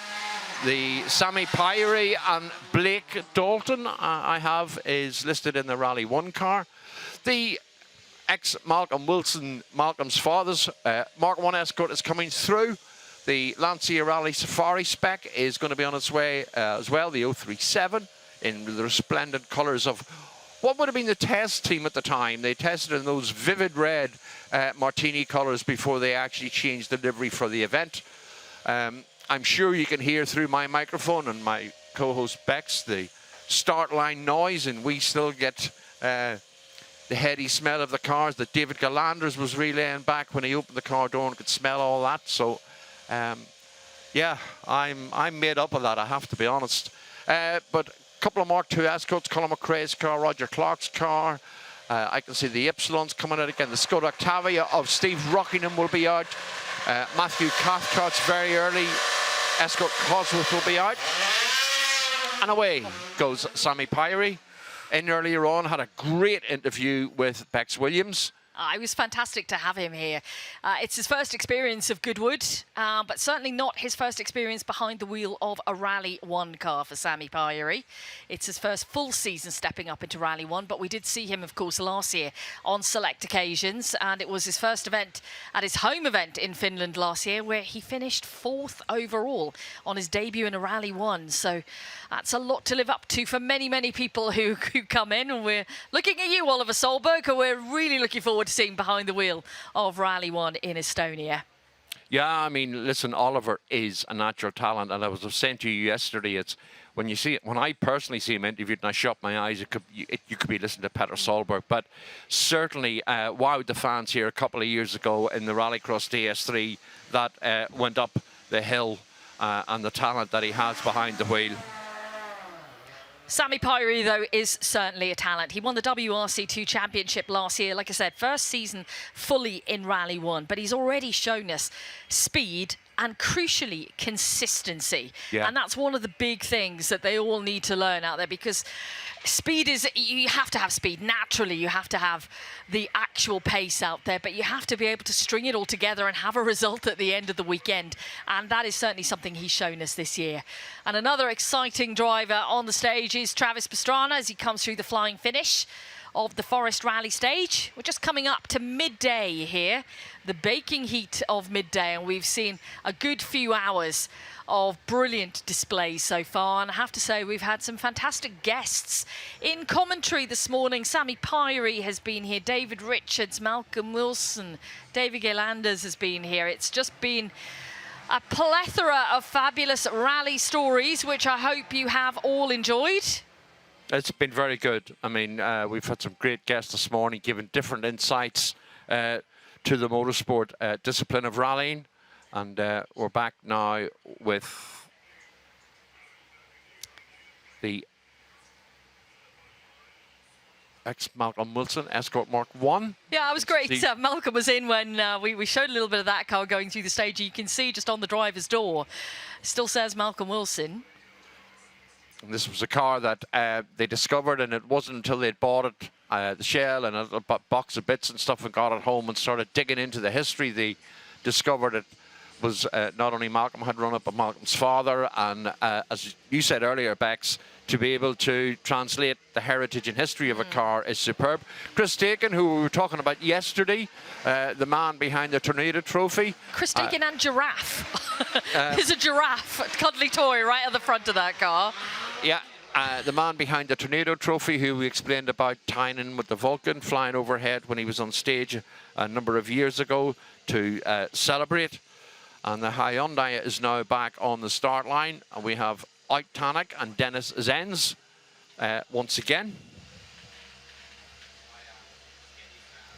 It's getting really busy as well up here now in the Forest Rally Stage service area. So many people enjoying the sunshine, enjoying the queue of cars, waiting to go in and start the action. We've got a string of people just lining the start, because you get a really good visual of the cars right off the start line into the first corner, and of course those incredible sounds, as well as the spectators who are out within the Forest Rally Stage itself.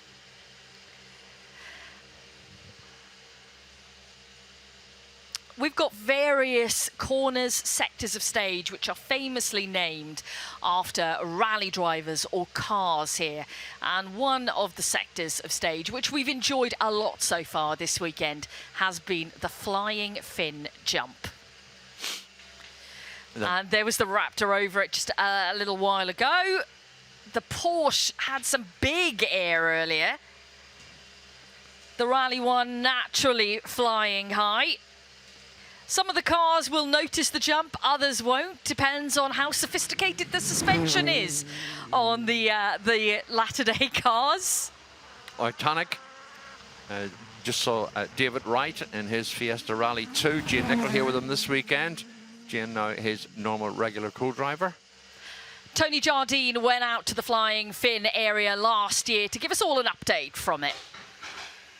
It's uphill now. The cars have come through the hairpins. They're onto a straight. They're unleashed. They come roaring up here. And what faces them? It is a launch platform right here. The flying fin. They're going to take off. What are they going to do? Half speed, full speed. Are they going to chicken out? They've got to think about this. They've got to get the car right in the middle. And here's the measuring markers. How many meters are they going to jump? There is a prize at stake. It's the Tornado Award for the longest leap.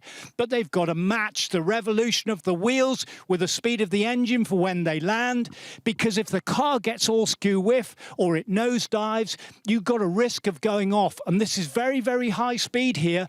The Quattro went off to the left. Other cars nosedived.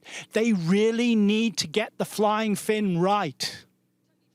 Wise words, Tony Jardine. Yeah, the approach to that jump, and in fact any jump, you need to get the right line. Especially when you get to the more higher jumps and you're cornering straight after it, getting the correct line is all important.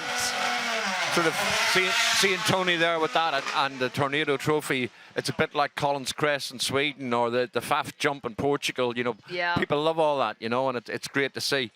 Yeah, they do, and we go to, in the WRC now, 2 events, Estonia and Finland. Finland famous for its jumps. Estonia also, but more man-made jumps there, but Finland with its natural crests and blind crests as well. You know, you can't see the corner afterwards. It's so tricky, but it's the events we absolutely love to see, the high-speed stuff. Plenty more cars then before we take a lunch break here at the Forest Rally Stage. Got the Puma of Josh McCalean back into the course. Oyt Tanak as well.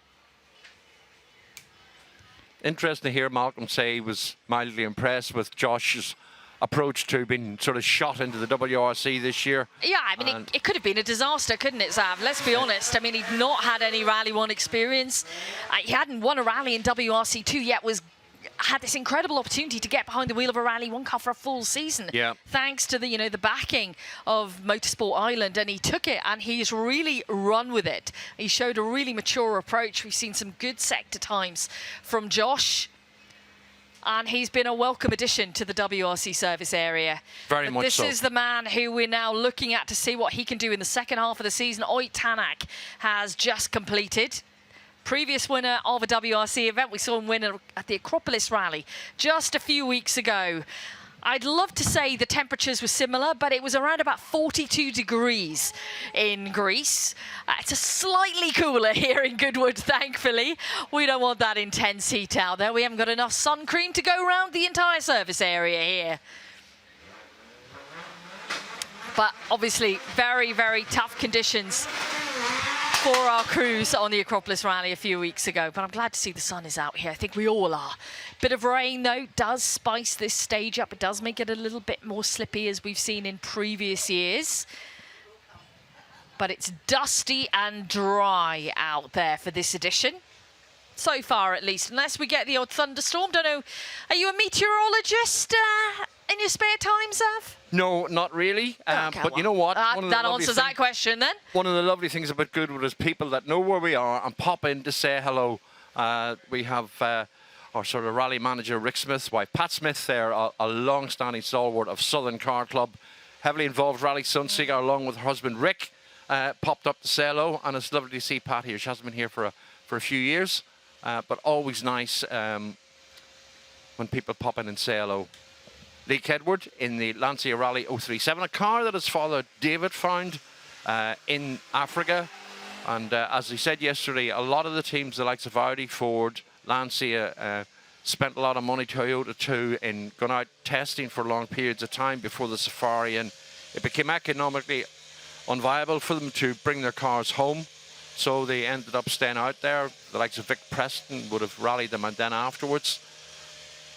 And David Kedward got wind of one and went out, brought it home. So the Audi Quattro S1 on stage. Of course, Henry Mikkola, Volta Roll, teammates in these cars. Stig Blomqvist drove as well. And of course, a car synonymous with the name of Michel Mouton. On the start line, we have the Toyota Yaris Rally 1. My absolute hero there, Michel Mouton, and I'm sure for many the same. Not just for her driving skills, which were legendary, of course, but her whole attitude, her whole persona is something that can really be aspired to. Oh, I totally agree. I mean, I think, how can I put this? It's possibly slightly easier for a female driver making her way in today's echelon of the sport than it was for her. I think much tougher, much harder. Absolutely. And she just took no prisoners and was determined to reach the top of the sport. And she was at the top of the sport. She was. Wonderful You know, pilot. after her incredible season where she got some wins on the board, she was renegotiating a contract. And they said, well, we will increase your salary. And she went, no, you will not just increase my salary, you will double it. And she told me in a podcast we recorded with her, had they not said yes, she would have walked away from the sport. She managed her own affairs. She didn't have anyone looking after her. She managed everything. Yeah. And to have, the confidence to be able to go into a meeting room with Audi and say that. Yeah, proper job. Proper job. Proper job. And I mean, she is a firm favourite. at home on the island of Ireland. You know, she brought the Quattro Sport, the S1 Quattro on tarmac, the same in the Isle of Man. I already had a presence there, and she entertained people there behind the wheels. So yeah, really good. So Travis Pastrana on the start line again. Sean Evans, I believe, is getting a run in the passenger seat. I can see Pat Horn is bringing the Lancia Ypsilon, and I see they've clipped the front bumper back on as we cut back now to the Toyota Yaris Rally 1 car. And of course, if you are in the forest, ladies and gentlemen, listening to our dulcet tones, make your way up to the service park here, because as David Galanders was saying, there's a fabulous display of Metro 6R4s here, celebrating 40 years of them. And of course, we're also celebrating 30 years of Colin McCrae winning his World Rally Championship. And there is a lot to see. The WRC teams are here, the privateers and private owners are here. There's loads of time to get photographs, autographs, and on this rare event, time to talk to the drivers. Yeah, that's the beauty of Goodwood. Everyone's in relaxed mode. Not quite holiday spec, but almost. And again, make sure you're drinking plenty and use sun cream. It is really warm out there, and you have to look after yourselves. Back now with Travis Pastrana in the ARA, Subaru rally car, a car that he campaigns in the American Rally Championship. Yeah, he was ARA champion, wasn't he? 2021, 2017. Yep. Self and Brandon Semenek are really taking the series by storm, but a lot of Irish interest now in the American rallying. Paul Rowley and a few others, regular competitors in their events. And of course, the connection with his normal co-driver as he runs a little bit wide there.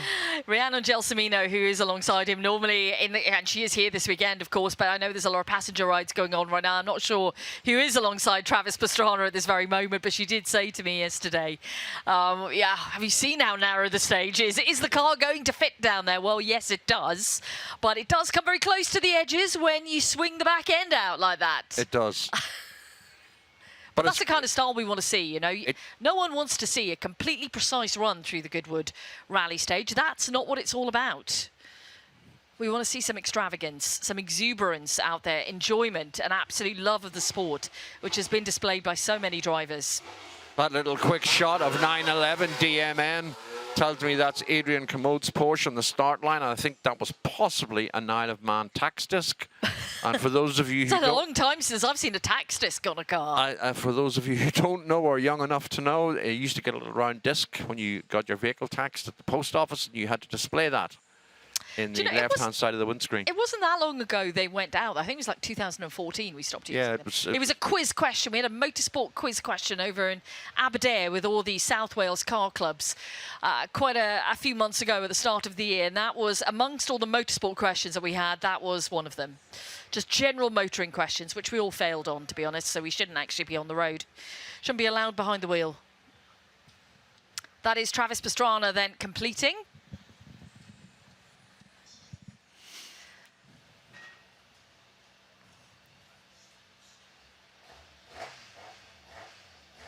The Porsche looking resplendent here, window open, getting a bit of air in as they head around.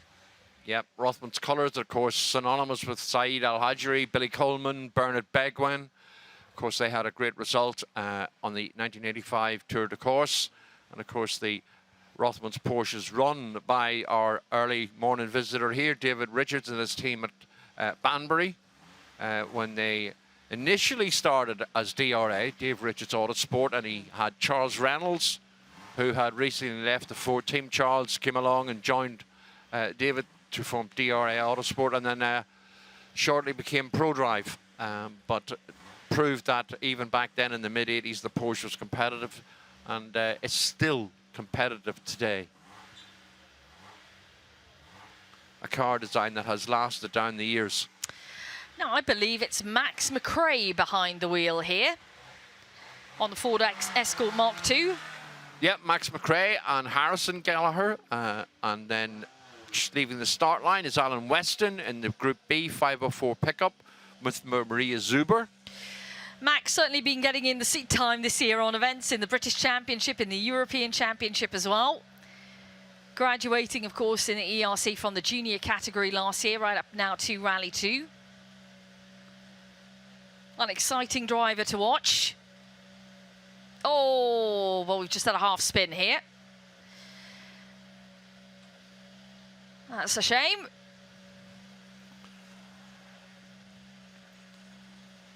Yeah, I think the stage is maybe in places becoming a little polished. You know, we don't have the damp or the wet that we previously had. So, as I said before, then during the break between Goodwood events, the staff here work continuously through the stage with rollers. As we just watched that half spin of Max McCrae again, work to compact and keep the surfaces firm and even as possible. Back now with Alan Weston in the Group B pickup.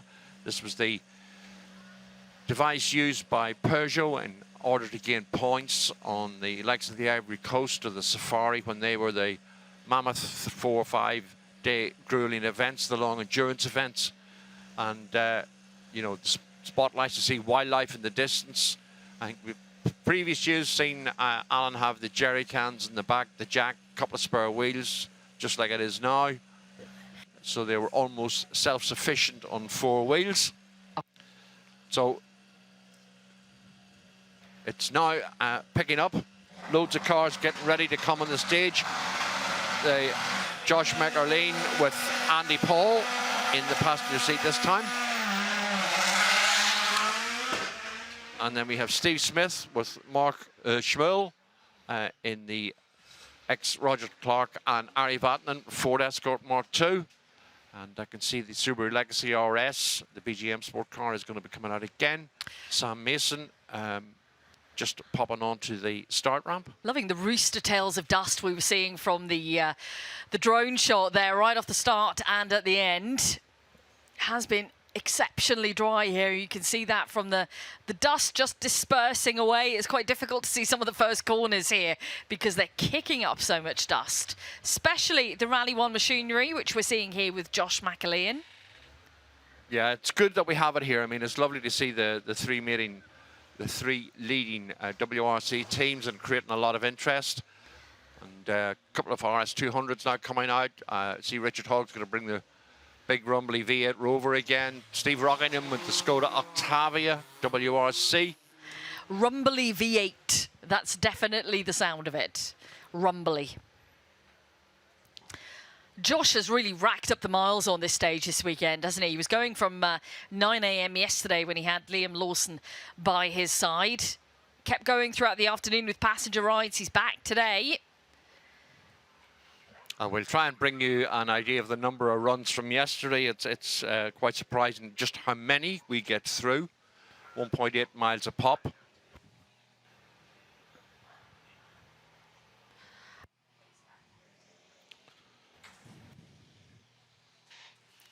So, Sam Mason on the start line now in the ProBite BRC car. Backing 2 from Race and Rally. Of course, we heard Pat Horan say yesterday the help and effort that Raymond Moore did in getting the Ypsilon to the UK, and Pat's son-in-law helped change the suspension from tarmac to gravel. As we look at the Mitsubishi Evo 6 make its way down onto the start line now.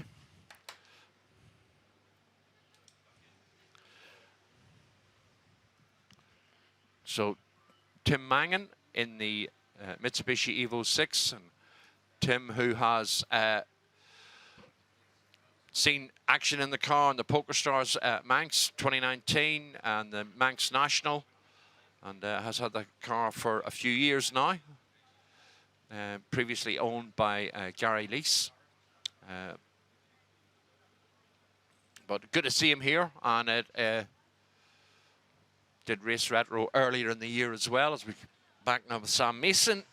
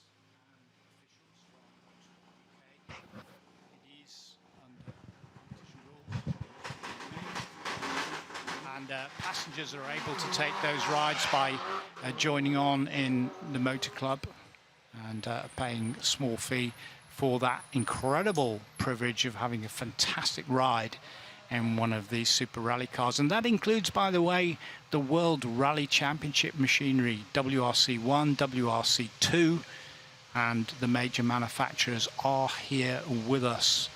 That's Toyota, Hyundai, and Ford. And they have their latest machinery here, so some of their guests are getting the ride of their lifetime.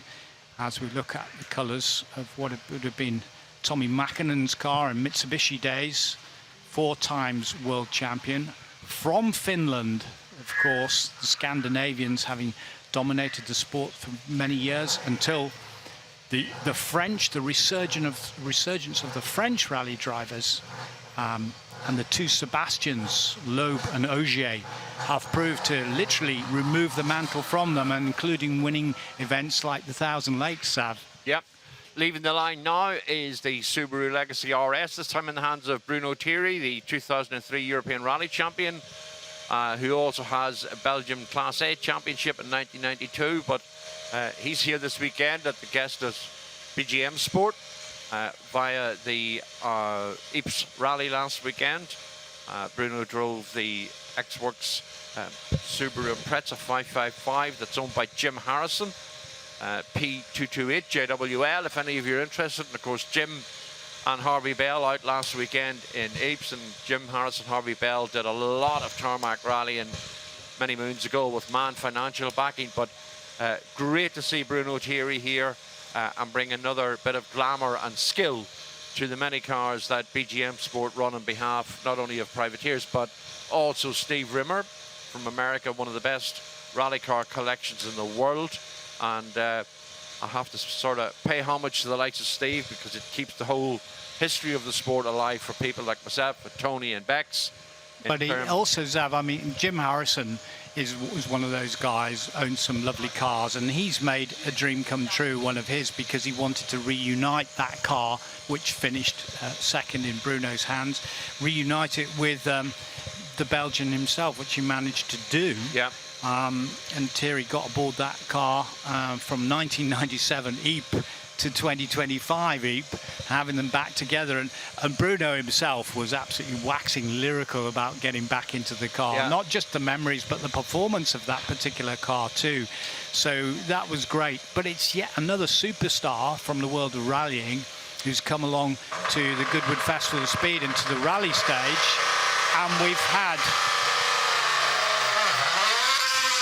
we've had Malcolm Wilson up here. He's owner M Sport, who's put that all together. You know, former successful rally driver himself, and now he's the deputy president or vice president of the FIA. He was telling us about his duties there. And Bex was asking him about his time with Colin McCrae, because we're celebrating 30 years of him. We had David Richards here as well. David Richards of ProDrive, World Championship co-driver with Ari Vatanen in 1981, and talking us through all his programs, the latest being with Dacia on the Dakar and running 4 cars next year. Yeah, it's impressive, isn't it? Yeah, it really is. Yeah. Do you know what, Tony? What I would have loved is if we'd seen Latvala on the stage when Malcolm was here, because Malcolm has readily said Latvala is the driver that gave him the most grey hairs in his career and the most stress out there. But he absolutely loved Jari-Matti Latvala, who's a big part of the M Sport team for so many years. Yeah. Or an incredible driver Jari-Matti is. We see him in the stage now alongside, as well, we've got the Rally 1 of Elvin Evans in there. Latvala racked up 18 WRC wins in the course of his career. I dare say he's got amongst the most runs of yesterday and today between his Celica and in the Rally 2. Has he had a go in the Rally 1 car yet, I haven't seen him in the Rally 1 car, no, just in the Celica. And like I said earlier, interestingly, he's not let anyone else behind the wheel of the Celica. It's just been him. We've seen Sami Pyri, Kalle Rovanperä, Elvin Evans share the Rally 1, the Rally 2, but the Celica has been Jari-Matti's domain and Jari-Matti's only. But Jari needs to do as many runs as possible in this stage in the Rally 2, does he not? Because after Estonia, he's going to be running in Finland as part of his birthday present for his 40th birthday. You know, Toyota bosses have said, OK, you can go and run in that rally, and it'll be his 20th anniversary. I know, he said that, you know, this is the rally. Rally Finland is the event he has done the most in his career. He's never done any rally more, and for his 40th birthday present to himself, he is back in competition mode, and quite frankly, I can't wait to see it, because there is nothing that brings more joy than to see Jari-Matti at a stage end beaming, because he's just done the thing he loves most in the world. You know how competitive I am, don't you? You know how David Richards was touching me and saying, I've been here more times than you, and then challenging me to a go-kart race, which I'd love to see that. On. Yeah, I'll take him out on the first bend, don't you worry. No, the same thing. TJ against DR. No, but I've done 26 RAC and Wales Rally GBs all at World Championship level. That's impressive. And someone told me that last year. It was on the record. I went, flipping heck, I'd lost count. Yeah, you I had lost count. What's going on? Running over the bank there. Oh, Mr. Cathcart. What was it? I'm not sure. Did he catch the edge? No, you just saw him hopping away. Actually, I thought it was. Ooh, nice jump over the flying fin jump from Jari-Matti Latvala in the Celica there. And for the first time in a while, no front right puncture, which is good. So yeah, that's been. We've had 2 front right punctures from Latvala on this stage during the weekend, but it's looking good this time around. It's a 231.1. And how does that stack up, Bex? Well, the fastest run we've had through today has been Rally 1 machinery, and it's been a Toyota, it's been Elfyn Evans, 220.6. Let's have a look at this replay here. Yeah, just clipping the back, and that's probably one of those big tree roots on the outside of that bank there. Yeah, it's getting exposed, and we've got a little bit of bodywork that's come off here. I noticed after yesterday, nobody's rushing to pick it up. Do you know, I still feel the guilt yesterday. You do, I know you do. Yeah. We saw the rear light pop out of Josh McAlean's car yesterday, and a spectator picked it up, and we caught it on camera, and he put it down on the ground as if we caught him on police cameras from the air. And I feel very guilty about that, and I'm going to think about that for many months. It'll wake me up at night, Tony. We dropped everything because you had your Stern voice on, and we went, oh my God. Oh man. Anyway. On the start line now, Titanic with Hee Young Khan in the passenger seat. Behind that is the Nissan F2 car, L2 NME. That's Jess Watts with Amy Peterson in the passenger seat. As we cut back now to Matthew Cathcart. And as you can see on the screen, we have the fastest runs so far in the session this morning. That 220.6 from Elfyn Evans at the top of the table there. Roy Tanak with a 224.2 and Josh McAlean with a 224.4. Mr. Pastrana, who's on screen right now, 4th fastest through with a 225.4. And then we've got Jari-Matti Latvala, who we've just seen through the stage, 226.9. That was a full swirl, wasn't it, with the back right out, beautifully controlled by the throttle as Travis Pastrana, one of those great all-rounders, stuntman extraordinaire, a little bit mad, I think he has to be to do the things that he's done in his career, but so many different aspects, things he's done. He's even done the base jumping, and I've watched the videos of him jumping off buildings and pulling the parachute at the last minute. You go, it takes your breath away. So rallying for him must just be like falling off a log. It's easy peasy. We've seen Roy Tanak do a number of passenger runs this morning.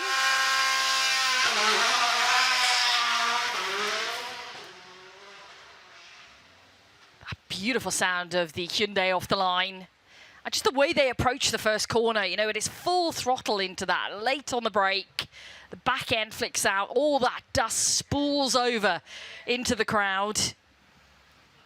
Travis Pastrana down over flying fin up towards the Coopers, the latter part of the Goodwood Festival of Speed Forest Rally Stage. And certainly Travis Pastrana has been one of the entertainers yesterday and today. Long may that continue. And along with his infectious enthusiasm for the sport, when he was in the commentary box, he actually lit up the airwaves, it has to be said. is not just his powers of description, but his enthusiasm just bubbles over. And he was watching the other drivers go, oh man, look at that, wow, wow, wow, wow. And it was just great to listen to him, mesmerizing commentary really from Travis Pastrana, who's now in his 40s, and you wouldn't think so. Fit after many, many operations he's had to fix his broken bones. That was close to the edge there. Mr. Tanak, I believe that was, swing out sister, there he goes. And looking forward to Estonia, which is the next round of the World Rally Championship. Very high speed, he said. He described it as a Grand Prix of rallying. That and Finland and all the jumps. But I'm sure Bex will tell us more, but I'm sure he will be right up there and in contention. Yeah, he certainly will. Tanak has won his home event in Estonia previously, but it's Kalle Rovanperä who took actually his first ever WRC win in Rally Estonia that we're going to be looking at, as well as Tanak. And I think it'll be a Tanak-Rovanperä battle out there. On the start ramp now, Florian Treats and Lars Zander, car number 28, which is the Escort Cosworth WRC Safari spec car. Notable for the trunking in the front to allow the air to reach the engine in deep fjords or rivers, and the nudge bar across the front bumper. And Florian and Lars have been here over the years and brought some wonderful variations of rally machinery to us. And that's the Hyundai of Ott Tanak completing. And we are enjoying these aerial shots from the drone, and you can see parts of the special stage. That's the finish line that you're looking at, the little loop as they go back into the service area, or the paddock as they would call it. And you can look at those long, long roofs there under which sit the rally cars. And very, very accessible. All the cars are open there for the spectators who are pouring up the hill here to go and have a look. Many of the cars have the spec sheets or the history sheets in front of them on little plates, so you can read all about the car, talk to the drivers, the co-drivers, the teams that are running them, and immerse yourself in the history of rallying. And it's right almost from the very beginning, the early days of Escort Mark 1s, as we say, one coming onto the line now. It's the ex-Malcolm Wilson car, his first rally car when he was 17 years of age, and he's actually seen it, approved it. He said to Bex, that is exactly as it was. Yeah, and that's incredible, isn't it? That it's been, you know, lovingly looked after and brought back to the way it was. That's Steve Rockingham's car, by the way. And Southern Car Club have had a bit of vandalism going on there. Yeah. On the dust on the rear of this beautiful Skoda Octavia. Back now, the Escort Cosworth WRC, of course, the Repsol backing that came with Carlos Sainz when M Sport ran the cars. And that WRC version distinct with the different rear spoiler that it had compared to the wheel tail that we've seen on the likes of Matthew Cathcart's car. But back on the start line now is Steve Rockingham in the ex-Kenneth Eriksson, and Tony Gardemeister, Skoda Octavia WRC. A car that my co-host Tony Jardine has driven on occasions. A car similar to that when Ollie Marshall went and bought the complete team from Skoda and ran them as Pro Speed here. That saw Mark Higgins and a few others drive the cars in the British Rally Championship a few years back, Tony. yeah, and Ollie Marshall did a good job. I remember he was lying second in the British Rally Championship at one point. And as Bex pointed out, they big cars, and they had a name and a reputation for being big whales on the stages as such. And Big, but also indestructible. That's why we call them no, tanks, because they just lasted. Armin Schwartz was one of the drivers, and I can't remember if it was Tony Gardemeister or Armin Schwartz who ended up getting stuck on that parapet on the roof, in the Monte Carlo with the car perilously perched like a seesaw. That was Roman Cresta. Oh, it was Roman Cresta. He was up against a telegraph pole. And yeah. That was quite the moment. Yeah. So lot of history there, and Skoda having a tremendous history in the sport, and in Eastern Europe, of course, it was the car to have. But you look at the Skoda Fabias now and the incredible history that they've had. So Zav was just bringing up a little picture to remind us of that car, that Skoda we were talking about, perilously perched on a parapet of a wall with a huge drop underneath it on Monte Carlo Rally. That was a lucky escape. And you notice the key in the boot which is wired up, so that so many times rally drivers lose keys and wire it up, put it in, you'll never lose it. You can open the boot, ready for refueling or ready to get that spare wheel out. You've got a puncture on the stage or the end of the stage. Change it as quickly as you can.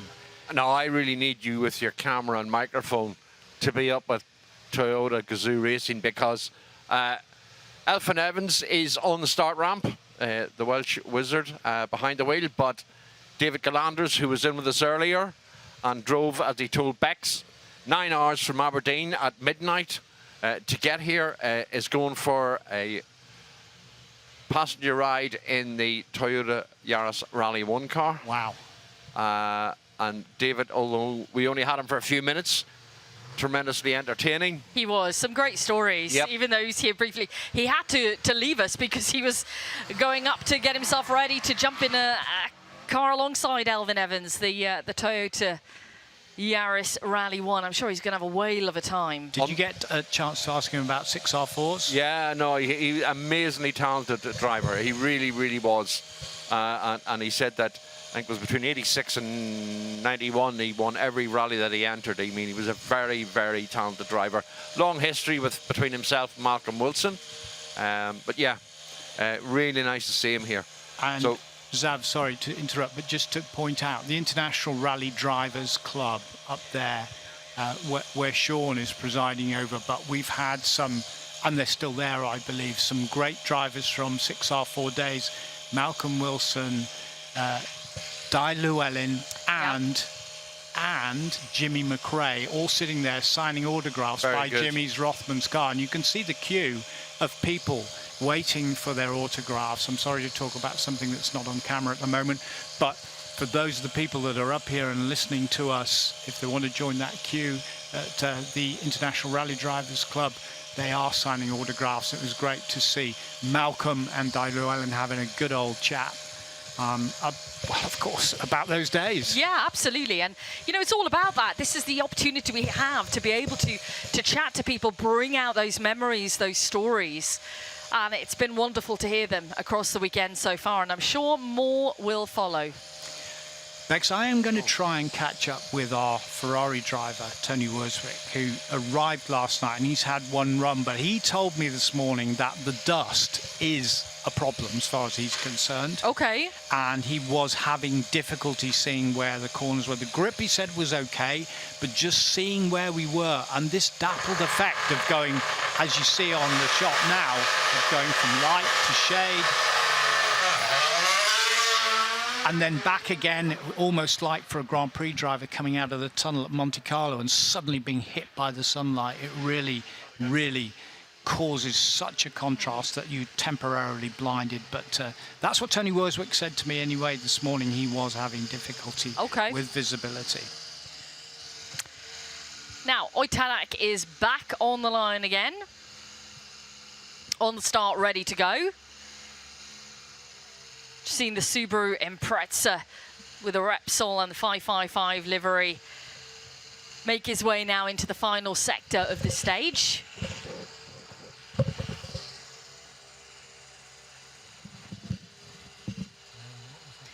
Rory McLeod behind the wheel.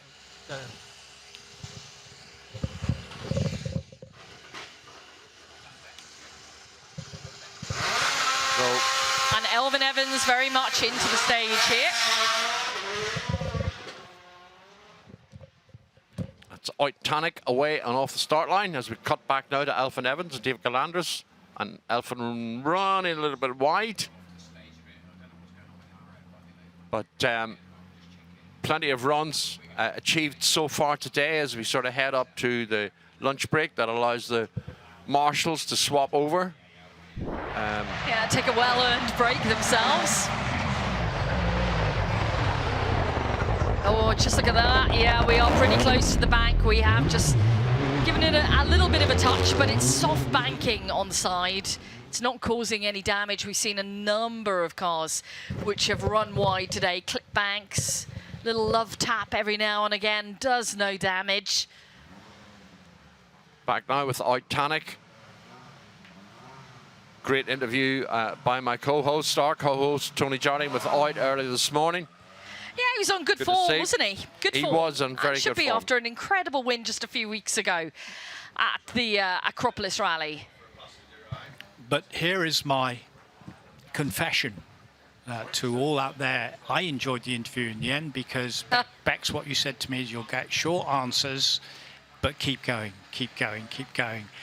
So I was expecting the worst, and actually I just thought I got the best. He seemed very happy to chat, so away we went. Yeah, I mean, you know, he's legendary, isn't he, for his short, sharp answers every now and again, especially at stage ends. He suffers, you know, no fool gladly, Tanak, and he'll make his, you know, if he's not happy, he'll make it known. But when you sit down and chat with him, he's got some wonderful stories. He's a great character, and he's such a superb driver. And I think second half of the season is going to be really exciting when we see him. We see Elvin go head-to-head. We're not sure how many rallies Sebastian Ogier is going to do in his partial season yet because he's second in the championship right now. Rolvan Pera get back into the game. He's fourth in the championship, so he needs to up it a bit to be on track with Tanak, who is in the form of his life right now. I think Sebastian Ogier, if his tail is up already, you know, he's within those 9 points of Elvin Evans. He will campaign to go into more rallies. He wants, would it be 9? Will he not be the same as Loeb if he gets his 9th title? No, it would be 9. He's on 8. He's an 8-time world champion right now, you know, Sebastian Ogier. I'm not good on statistics, but there you are. I got that one right, didn't I? But it would be 9. And I think, you know, last year, after Rally, when he won Rally Finland last year, it was a real then possibility. And, you know, he signed up to do more rallies. Let's see. I mean, he likes his summer holidays as well. And every time we talk to him about it, he said, you just don't want me to have a summer holiday, do you? You don't want me to enjoy my time at home. I mean, naturally, I think we all would like to see him continue on. I'd like to see Travis Pastrana come back and do some stuff with us in the WRC because he's competing in America right now. And as you mentioned, you both mentioned earlier on, such a superb character, such enthusiasm for the sport. Every time he talks, you just listen. You know, we're mesmerized by him, not just behind the wheel, but when he opens his mouth as well. And, you know, the sport always needs characters. We've got plenty out there. No, I totally agree. He brings a unique and different aspect, which was never more evident than when he was in with us yesterday, looking at himself on the stage, but flamboyant, entertaining, and very good company. Yeah, absolutely. Subaru, United States of America, who've been committed to the American Championship. ASA cars, slightly different regulations to the ones in the WRC or the FIA as such. But we're going to look back to David Higgins. I think he won the title somewhere in the region of certainly 6 times. I know that David He was Higgins, multiple champion. Multiple champion. And it's great the amount of drivers that have been over there. That was a that was tail really out, that was on purpose as well. Get the tail out there from Travis Pastrana. But he was one of the drivers yesterday who said there was absolutely zero grip for him in the stage. Traction had definitely left the chat for Pastrana. He couldn't find any. On the start line now, Richard and Philip Hogg in the Rover SD1, the big V8. Oh, look at this. As we just look at Travis Pastrana once again. Yeah, everything's flying there. That was a definite another swing out sister of which he'd be very, very proud. Just clipping the bales on the outside. Just a nice little brush. And absolutely the way to go through there. Sjoerd van der Putten and Mark van der Leeuwen in the big Audi with the HB colours. Again, hopping over the outside of that bank where that rut and tree root are, which caught out the Escort a little bit earlier on of Mr. Cathcart. But again, it's great to have the Dutch contingent over. They love half spin Audi. For them. Yes. Not much space. You've got to do a 3-point turn. He gets away with it. 3-point turn, not too bad. I think that's why, I don't know whether it was purposeful from Pastrana, but the back end went really out wide so he could bring himself around, but it didn't quite work for Van der Putten there. No, it didn't quite work. You've got to have that big pendulum swing and keep your foot right in at the right amount of revs. Too many revs, too much, and you'll pull it all round like that. Half spin, relatively harmless and no damage, which is the great thing. So off they go again. But as I said, great to have the Dutch brigade over here with their Audis. And they do love their rallying in Holland as well. But you can imagine coming over here and finding all these hills and trees and everything, and even sometimes and they go up to Scotland and see these mountains. It's great. It's not flat, so they come over and enjoy themselves. But you know, even great Gijs van Lennep, who was a Grand Prix driver, he went rallying. Another of the ones that was quite versatile that we can put on the list. Together with, and you were talking about Robert Kubica this morning, Kimi Räikkönen, they're at a high level. If I go back to my time in Formula One, where you'd be trying to find out where Kimi was or Kubica was for an interview, and then when Robert was driving for BMW, they could regularly be found locked in the back of the BMW truck, watching rally videos. That's what they were doing. And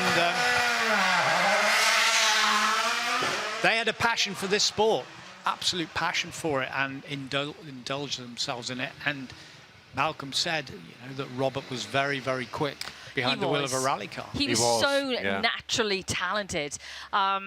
You know, we saw great success for Robert Kubica in Le Mans just a few weeks ago, and we were all really delighted to see that. But when he was behind the wheel, he called it, you know, with his limitation, with the damage that he had after the accident, what he was able to achieve was nothing short of remarkable.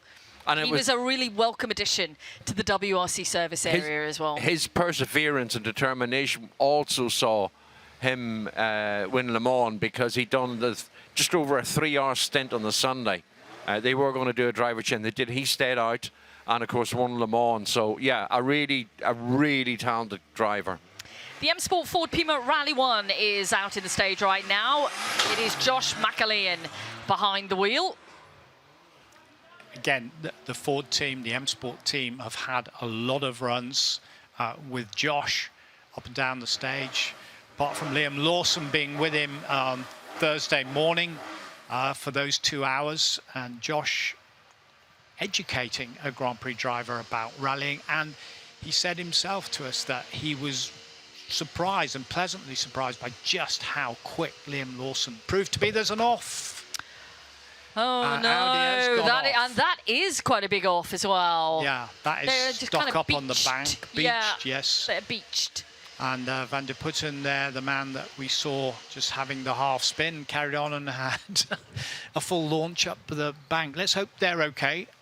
And the car is okay. They're tough as old boots, those Audis, when they get it down from there, which they'll have to do. Because I was just about to close the stage. Just about to say to you that Noel Horan is down to be sitting for a run with Titanic, but that may well take a while, because that Audi looks to be well and truly beached. Yeah, it's right up off the road, isn't it? Yeah.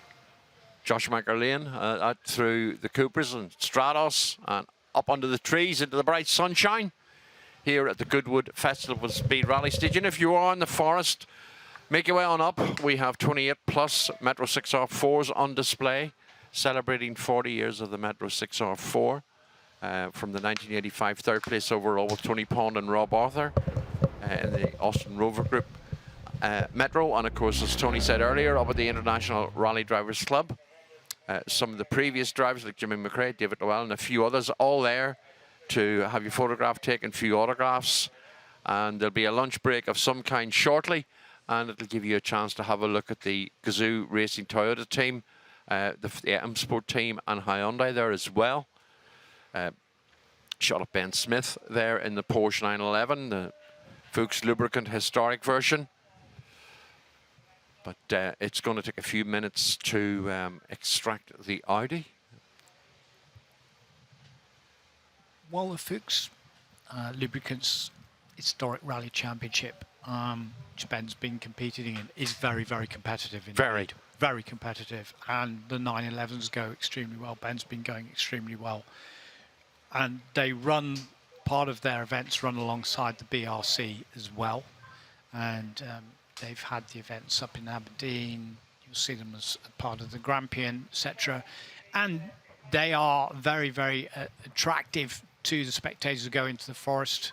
And you're just seeing Rob Whitehouse there coming out of the stage. So he's gone past, clearly, where the Audi is beached and getting the car out. That was his second run of the day. Rob Whitehouse, who you're looking at, the New Zealander, a man who works in big movies, finds funding for big movies, that and other jobs that he does. And he lives between here, Barbados, Mallorca.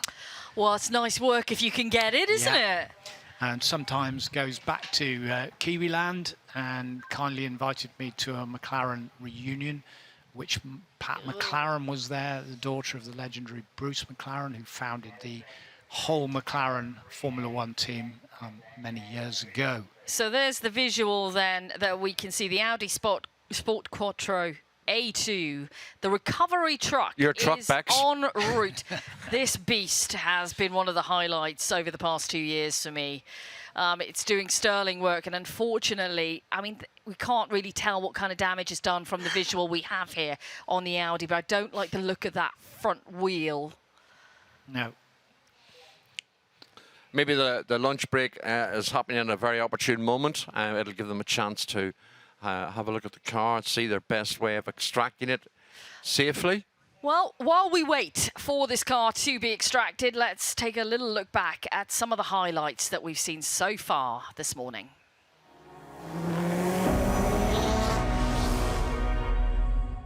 And gentlemen, there have been plenty of highlights. The Ferrari, always a spectacle to see. That's Tony Worswick, the man who said, I couldn't see anything through there. The dust was a real problem for him. The traction wasn't. And in European Championship in that car, lovely to see a Ferrari out, lovely to have it here. Tom Williams, who was first in the shootout on Thursday.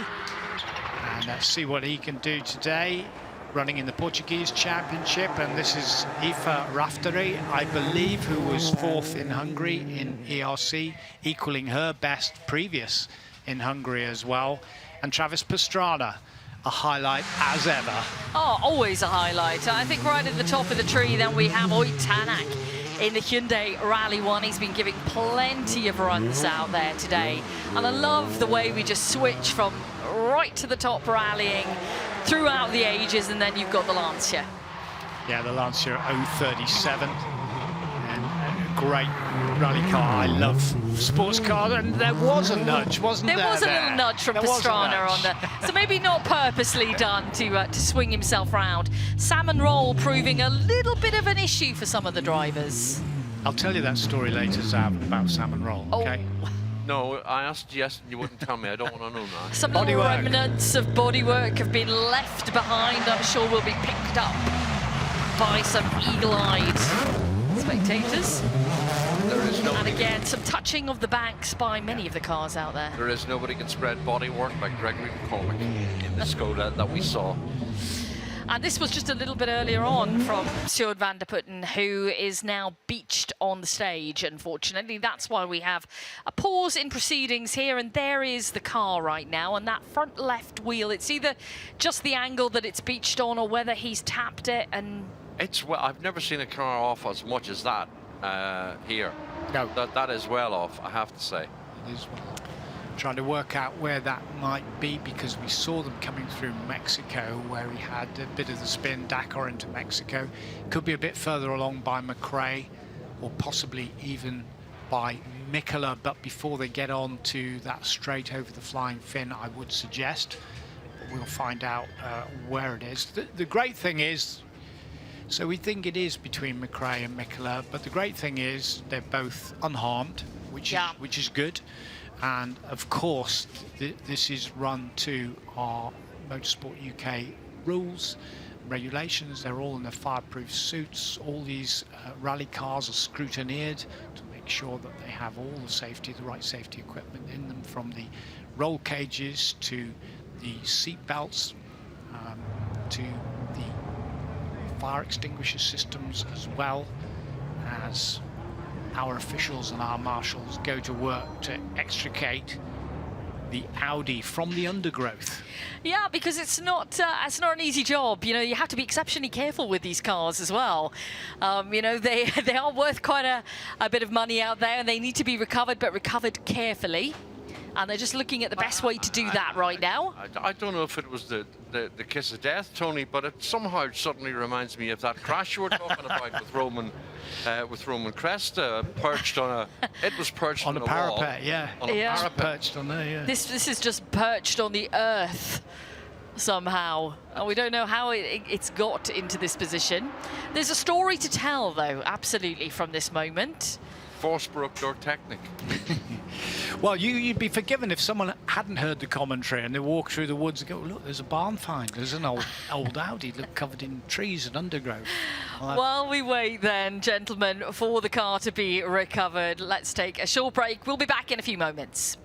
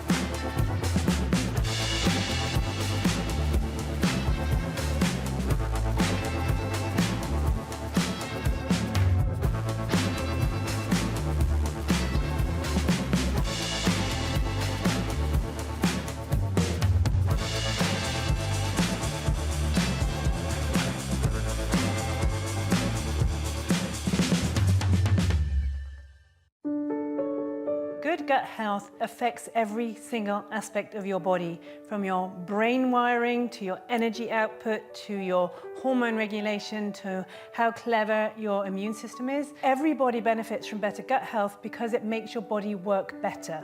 I would thoroughly recommend Goodwood Gut Health Programme. It's been quite life-changing, really.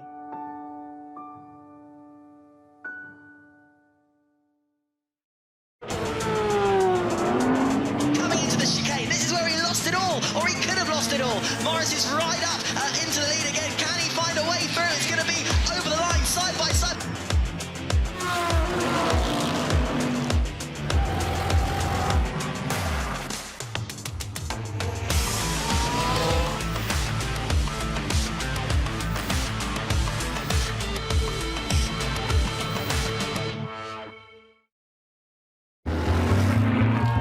Okay, burn it, burn it, burn it. Everyone's in vintage clothes, there's cars. If you're a petrol head, you're going to absolutely love it. The whole atmosphere is amazing and people really do throw their heart and soul into dressing the part. Whether you like motorsport or not, you won't have a bad time. It is the best event in the world. Attention to detail is like nothing else. It's the shopping, it's the fanfare, it's the look, it's the period aspect, and that is what the Good Revival is. It's just a fantastic day out.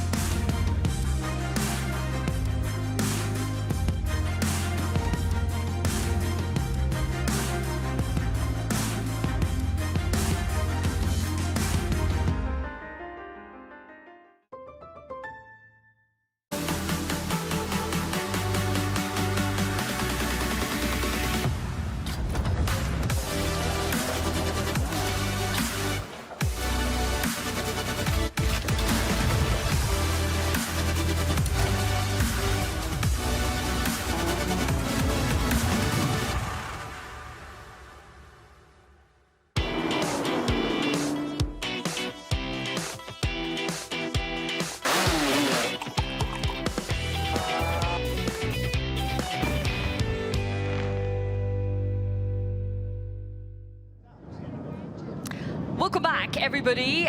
Before we stop for a break there, you can see that we had a pause because we had a car off on the stage, and that is going to be recovered. We're going to take the lunch break now while that is being recovered, so we will be back with you after that when everyone has been refueled. As you can see, that car now is being taken out, which is a good thing, but it is time for us to take a break here.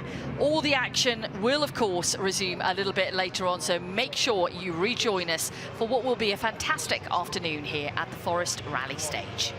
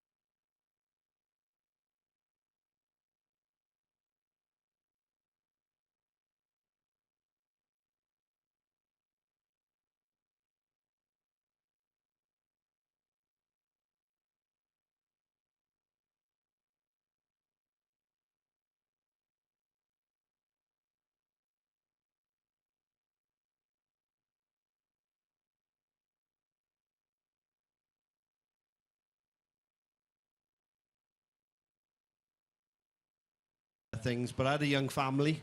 And of course, we've had great fun in junior rallying. Yeah. Since then, bringing Tom through the whole 14-year-old, you know, round the airfields, you know, 80 mile an hour. These 14-year-olds. It's a great start for the juniors in rallying, and that sort of replaced my hunger for it then. So has it satisfied your hunger for it?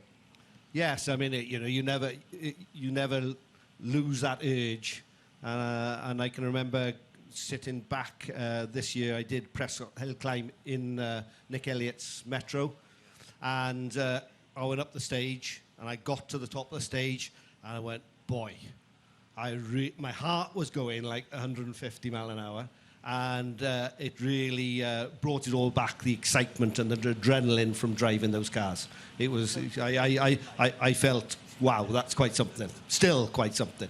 See, it wasn't because he's old, it's just that he felt the adrenaline, that's what it was. So, ladies and gentlemen, thank you very much for watching. We've had, that's been great. Thank you, Malcolm, Jim, Di, to Brian, and to our team as well from the Metro 6R4s. They're over there. Go and look at them and go and do like these guys at the end do. Go and stroke them, because that's what they love. Thank you very much indeed. Thanks a lot. Thank you.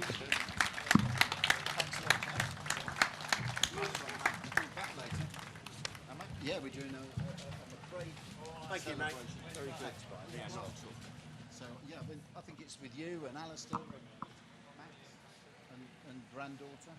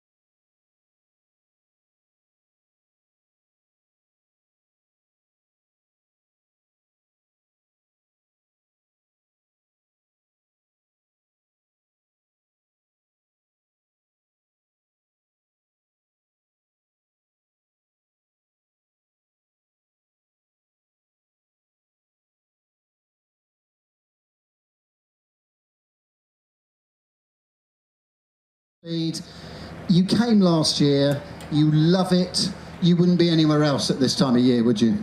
The coolest part about being here at the Festival of Speed is that you see cars that, I mean, you've never seen before. Engines and builds and everything you've never seen. The best drivers, the drivers I've idolized my whole life, from MotoGP to, I mean, heck, last year there's NASCAR, there's F1, there's everything that you could possibly imagine, every driver that you could possibly imagine. And the cars, they're not just being like shown. These cars that are one-off 1934, they're being driven and driven hard. It's probably the coolest event in the world. Right, let me ask you a question. So you've got this old Subaru thing down here that you pedal about. If I gave you the keys to any car in the paddock, why are you laughing, Rihanna? Subaru, of Do you know course. the answer? Subaru, every time. Yeah, no, he'll go somewhere else, I bet. Give you the keys to any car. Hang on, okay, thanks for the advice. To any car that's not a Subaru. Thank you for getting me off the hook there. I appreciate that. What would you drive? You know, for me, it was always about the drivers. It was about the racing. And getting to sit with Jimmy McCrae in a Subaru was maybe the greatest, like my first year here, sitting with him in one of Colin's old Subarus. Like I about passed out. I'm like, this is, shoot me now. This is like the greatest moment of my life. And you know, for me, it's the people, it's the fans, it's talking to everybody here, and everyone's been here year after year, and so many kids and so much just excitement about motorsport. And that's something that, you know, I feel like it's fallen off a little bit from time to time and place to place. But you come here and you have that passion that you see in every single person's eyes, and people from all over the world. It's so awesome to be a part of it. Rhiannon, I don't mean to be rude to you, but what does a co-driver add here? Whereas when you're normally the co-driver, you're like, you know, without you, he's nothing. Let's be honest. I got to admit, this was a bucket list of mine to come here. This is my first year at Goodwood Festival of Speed, so I think I pressured the team a little bit into, he definitely needed a co-driver for the stage, so they definitely weren't coming over here without me this year, because this is incredible. I grew up in a rally family, and to be here seeing all these cars and all these great fans out here is just a dream come true. So Travis knew how much I wanted to come here, and there was nothing that was going to keep Rhiannon from coming over here and sitting in that right seat. So yes, the stage is short and he probably doesn't need me, but I'm making him believe that he needs me. Yeah, no, worthwhile, correct. When you guys do a recce together, how is it 50-50, or is it more your input or more Travis and you just kind of scribble the notes down? No, it's definitely all Travis's notes, but one thing that I brought to with our rallying has been homework. I never knew there was so much homework involved in driving a race car. The amount of hours of homework. Excuse me, it's a rally car. It's not a race car, it's a rally car. Yeah, rally car. I apologise, ladies and gentlemen, Americans, eh? But yeah, the homework. I mean, I was a school teacher, so sorry to Travis, I make him do lots of homework. Lots of onboards, lots of recce video. So we put countless hours, as the World Rally guys do, as you see, countless hours into our notes to perfect them. So when we get in the stages, like the double speed recce videos is like a rehearsal for the stage. So I think that's been a game changer to our sport, that we can use technology to our advantage versus just doing 2 pass recce and you're done for the day.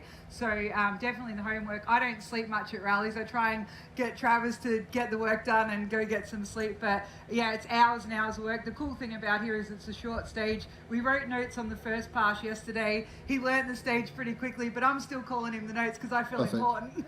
And if you're an ex-school teacher, does that mean he has to stay behind if he doesn't get it right? 100%. He's in trouble all the time. Yeah, that's fine.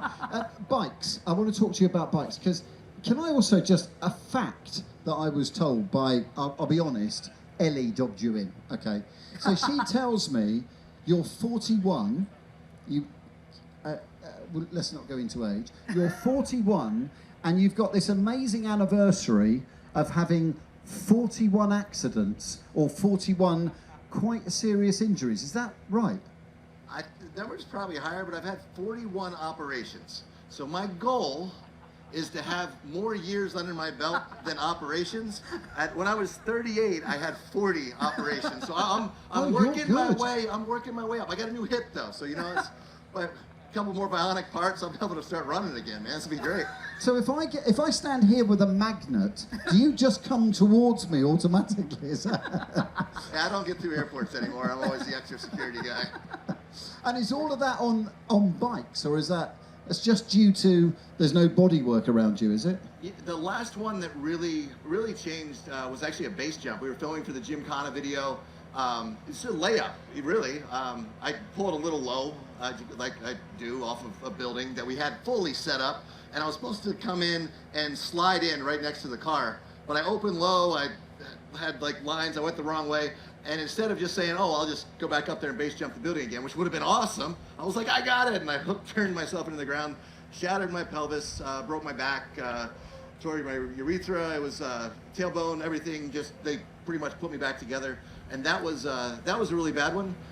But I did the same thing on a motorcycle and probably saved my life because everything was fused already. So the fused parts kind of held me together long enough to get a couple blood transfusions. And you know, I put myself through the ringer. But I think the coolest part is that every day you wake up with a smile. And it's not the injuries. Like when you're injured, yeah, it sucks. I hate being in pain. But when I'm injured, I'm more bummed out that I can't come to events like this, that I can't get in the car and race with Ree. I'm more bummed out that I can't ride dirt bikes and hang out with the kids than I am that I'm actually injured. So why would I stop doing all the stuff that I love to do just because I'm worried about getting hurt? Ree, when he says to you, do you want to come as a pillion passenger, I'm assuming the answer is no thanks. I got to admit, I've been to Pastrana Land and I was a little bit nervous about what I would be made to do the first time because everyone's like, he will make you backflip on a bike into the pit, and I'm like, that is just not happening. And luckily I think he was like, I don't want to break my co-driver because I need her. So I'm actually lucky I get out a lot of the things because he actually needs me, so it's a good thing. Okay, so obviously we must tell all the kids in the audience, don't try this at home. But if they do want to try it at home, how do they start being a lunatic like you? I think it all comes from family. I think most of the people here, you come from a family that loved cars, that loved motorsport, that loved doing crazy stuff. My uncle actually was quarterback for Denver Broncos, which is American football, and he got knocked out by a really big lineman, and he's never been quite the same. He goes, football's too dangerous. So my dad got me a motorcycle for my 4th birthday and took a hard left on that one. And when was your first accident? How old were you then? You know, the greatest part about most big accidents, you don't remember them. Okay, no, because I was just thinking at that point, did you not think to yourself, you know, this is a full way of going? But you didn't, you just got back, you're like a horse rider, you get back on, do it all over again. So my first accident was at the playground. I was 6 years old and I jumped off of basically the monkey bars, broke my foot. My dad's called me a sissy, and we raced the next 2 weekends before he took me to the emergency room to figure out how I was broken. It's the only time he's like, yep, well, you're tougher than I thought. That was the closest I got to an apology, so it was good. Your YouTube channel, I mean, I can't, can I just have a quick show of hands? Has anyone not been and seen his YouTube channel? I think everyone's seen it. Don't put your hand up. If you put your hand up, he'll come and beat you up. So maybe don't do that. Okay, so there's a gentleman there that hasn't. See how many people didn't put a hand up? Your YouTube channel is phenomenal. You know, we have a lot of fun with the YouTube. I mean, I always made fun of YouTubers. I was like, it's so dumb. And then I'm like, wait, we can make a living hanging out with our friends, driving cars, building cars. I don't think my wife's up here, but she was bummed because I won a race and I had a choice between like a Z06 and a Sprinter van. That was a nice Sprinter van, but of course, I mean, I went with the Z06 because, you know, it does burnouts. So my wife was really upset. So we ended up selling the Z06 for a less expensive vehicle, and I put basically 600 horsepowers into my buddy's van that had a broken transmission. So I'm really excited to give that to her. But long story long, when you have a YouTube channel, all the stupid ideas that you have and your friends have, you can bring it to life. And yes, we're still losing money on it. I haven't really figured out how to make money yet, but at least we're not losing as much. But you're having fun. Having a great time. Who cares? Exactly. That's fine. No, brilliant. Okay, so here we are, Goodwood Festival of Speed. You're driving here. Again, question, if you were able to go down to the bottom of the hill, and again I say, get in whatever you like, Travis, what would you get in? Honestly, there is a fire-breathing, like 1915, I don't even know what year it is, but what is I saw it go up the hill 2 years ago. Now they're saying, so I didn't have to correct FIA spec on whatever, because everything has to be to the model year you are. And this guy was going up in a top hat and no seatbelt because it has no roll cage and sliding around the corner. It was one of the coolest things I've ever seen. And I still have not gone to see that vehicle, but do you know what, does anyone know what vehicle that is? Fire breathing or something. 1911 Fiat, there you go. That, honestly, if I could drive anything, that would terrify me. That thing looks like it's just unbelievable. Okay, just quickly, we've never done this before, so I don't know how this is going to work. Does anyone have a question for Travis? If you do, shout it out. If you don't, feel free to go and talk to him. That's fine. No, cool. Okay. Oh, there you go. You got one. Oh, hang on. There's a man's got a question. Does he need a passenger? Hey, that's my job. No, I think You Subaru. can fight Ree for it. It's up to you. We've been giving out passenger rides, but I think Subaru has it all Hooked up, I think. hooked up. Sorry. Ladies and gentlemen, Careful thank what you. you We ask won't for. keep them any longer. Travis and Ree, thank you very much. Thanks for your time.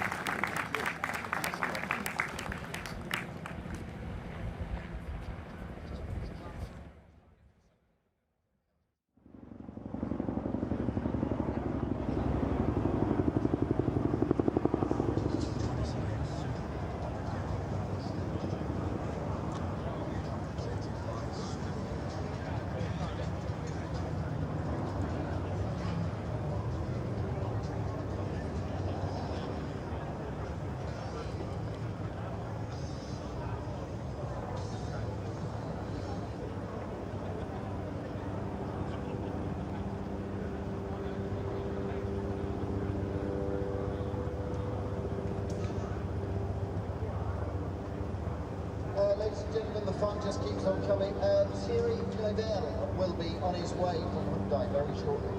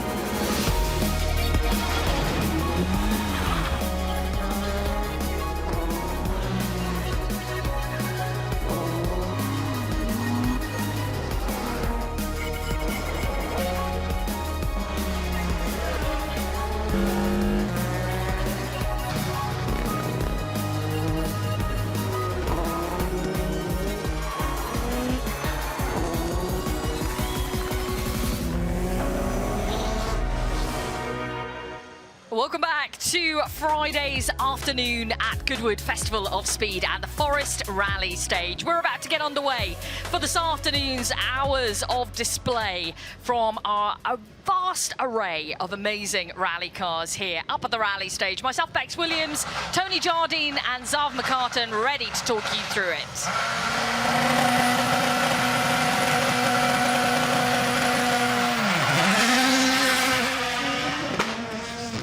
And that is the fabulous sound of the Ford Puma Rally 1 off the line at the hands of Josh McCrae. What a start to the afternoon, gentlemen. Don't stand there.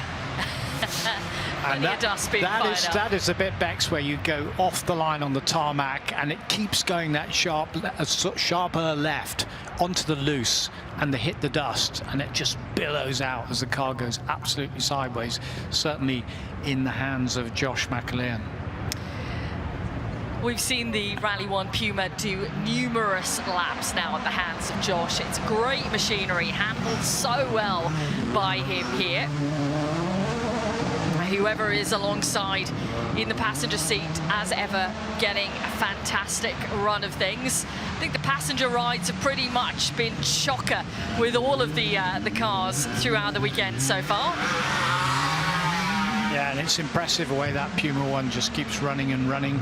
And we can look up to the service area up there where the M Sport tent or canopy is, and it's just routine maintenance at the moment. Long may that continue, and may he have a great run in Estonia as well, signing up WRC2 in 2022 and making his way through ERC with some great successes and podiums. But also, Bex, we go back to 2021. He actually did the Olympus Rally and he was third overall, Josh. So a very accomplished driver on his way up, and a steep learning curve. But as you were saying to Malcolm Wilson this morning, he's getting to grips with it. Oh, no, we have an off here. No, we have a spin half spin or a full spin even. And that's probably Ben. Is it Ben Smith? It is Ben Smith. Yeah, it is Ben Smith, and he's going to execute 1, 2, probably a 3-point turn, but no damage done. Get out of there, all right. So that follows in the wheel tracks of the Quattro enough. Let's try and see what happens. Replay here. Big sideways moment. There's the bank looming and just wedges it very, very neatly between the banks and the trees. Hold up, Ben. No damage. That's the crucial thing, isn't it? You're not doing any damage out here. Before we went to the lunch break earlier, we saw one of the Audis beached up at the side of the road. Luckily, that was recovered. It came out of the stage at its own speed. There was no damage. So that was good news. And the first run of the afternoon then done for the M Sport Ford Puma Rally 1. A time of 2:27 on the board. Yeah. So still finding the limits on this cooked and nicely baked surface, albeit under the trees. Very, very high temperatures, not just in the cockpit there, but outside as well. And you can see the dust, you can see those shafts of light if you're looking at the big screen, which are coming down. And Ben making his way up through the stage as we look at the Audi Quattro, which was a landmark in the history of rallying, breaking through. And before it became Group B regulations, Audi had already decided this is what they were going to do, take their four-wheel drive technology into the world of rallying. But the other teams didn't believe that it would be successful. They thought it was going to be heavy, cumbersome, wasn't really going to work. But it did work, and they had to catch up, and they had to go the rest of the Group B regulations with the four-wheel drive, the turbocharged engines, in order to compete. So Audi started that all rolling off with a brilliant engineer called Roland Gumpert. Yeah, and the funny thing was, at the time, the 037 wasn't far away from appearing, and Lancia continued, even though at that stage Audi was showing them four-wheel drive was the way to go. No, they absolutely believed in their concept, which was pretty much a racing car on the gravel in terms of the 037, with its fantastic normally aspirated engine, two-wheel drive, very, very quick car, but it fell back slowly. Not the most competitive time on the board then for Ben Smith in the Porsche. That's because there was a half spin during that run. Now, if you're just joining us this afternoon, we've had a full morning of the stage up and running. Of course, this afternoon we will see the shootout form part of the afternoon's action. That is when the times really matter on the board for the drivers who have registered for the shootout. And that's the rather rock sound of David Wright with Jane Nicholl in the Ford Fiesta Rally 2. Leaving the start line, has been cut back now to Roger Duckworth, who has, I believe, Paul Derry alongside as Steve Ward's Subaru Legacy RS makes its way off the start ramp and down to the start line. If you are in the Forest Rally stage, we have Lancia Delta Integrale making its way through. Travis Pastrana, who was very entertaining on the stage with Gary Champion, he'll be coming through shortly.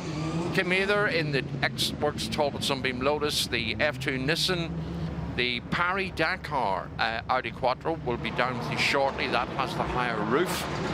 And of course, the very start of all the action today, Sven Floater in his Renault Alpine A110. David Wright, who's been very quick here in his Ford Focus WRC, always been in the shootout, always been in the top 5, very, very consistent. In the R5, he was second fastest yesterday, challenging Tom Williams. And there's that hole, which we talked about this morning, which some of the cars were bouncing over. It's not part of the bank. At the edge of the bank, there is quite a hole there up by Blomqvist's. When they go down through the stage, through Quattro, and that's on the outside and a little bit slowly there for Mr. Wright. I don't know quite what happened, but he's got it all going again.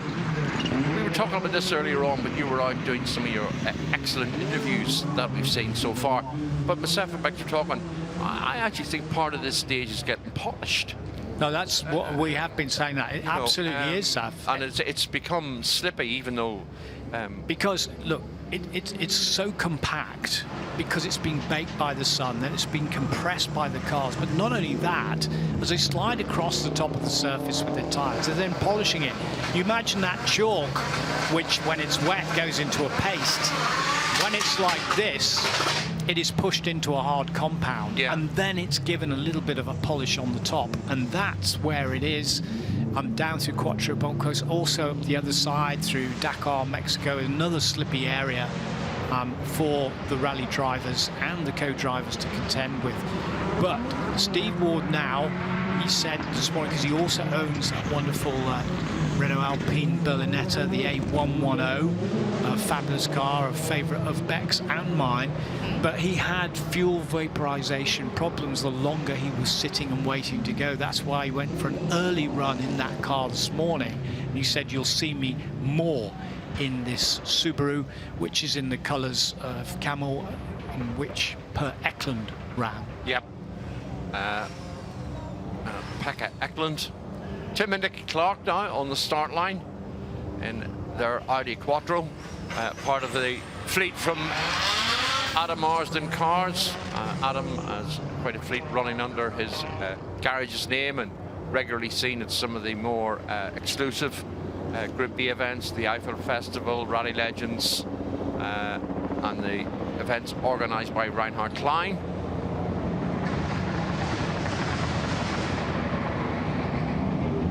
Reinhard Klein, such an amazing name in rallying, famous photographer, of course, part of the McClain agency, set up the McClain agency along with Colin McMaster, and has really shown us some incredible images of not just WRC, but rallying around the world. Mainly in WRC, we've seen evocative images of cars over the years. Many thanks to Reinhard, and of course then setting up the Slowly Sideways. And of course they have an amazing database. Look at it. Let's take a little look at this over Zav, this moment here. Again, you know, where little half spins in this sector are all too frequent. Yeah, they are. In the past few hours, aren't they? Yeah, they are indeed.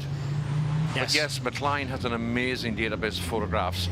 I have spent many's a rainy afternoon at home, being able to trawl through it and see what there is.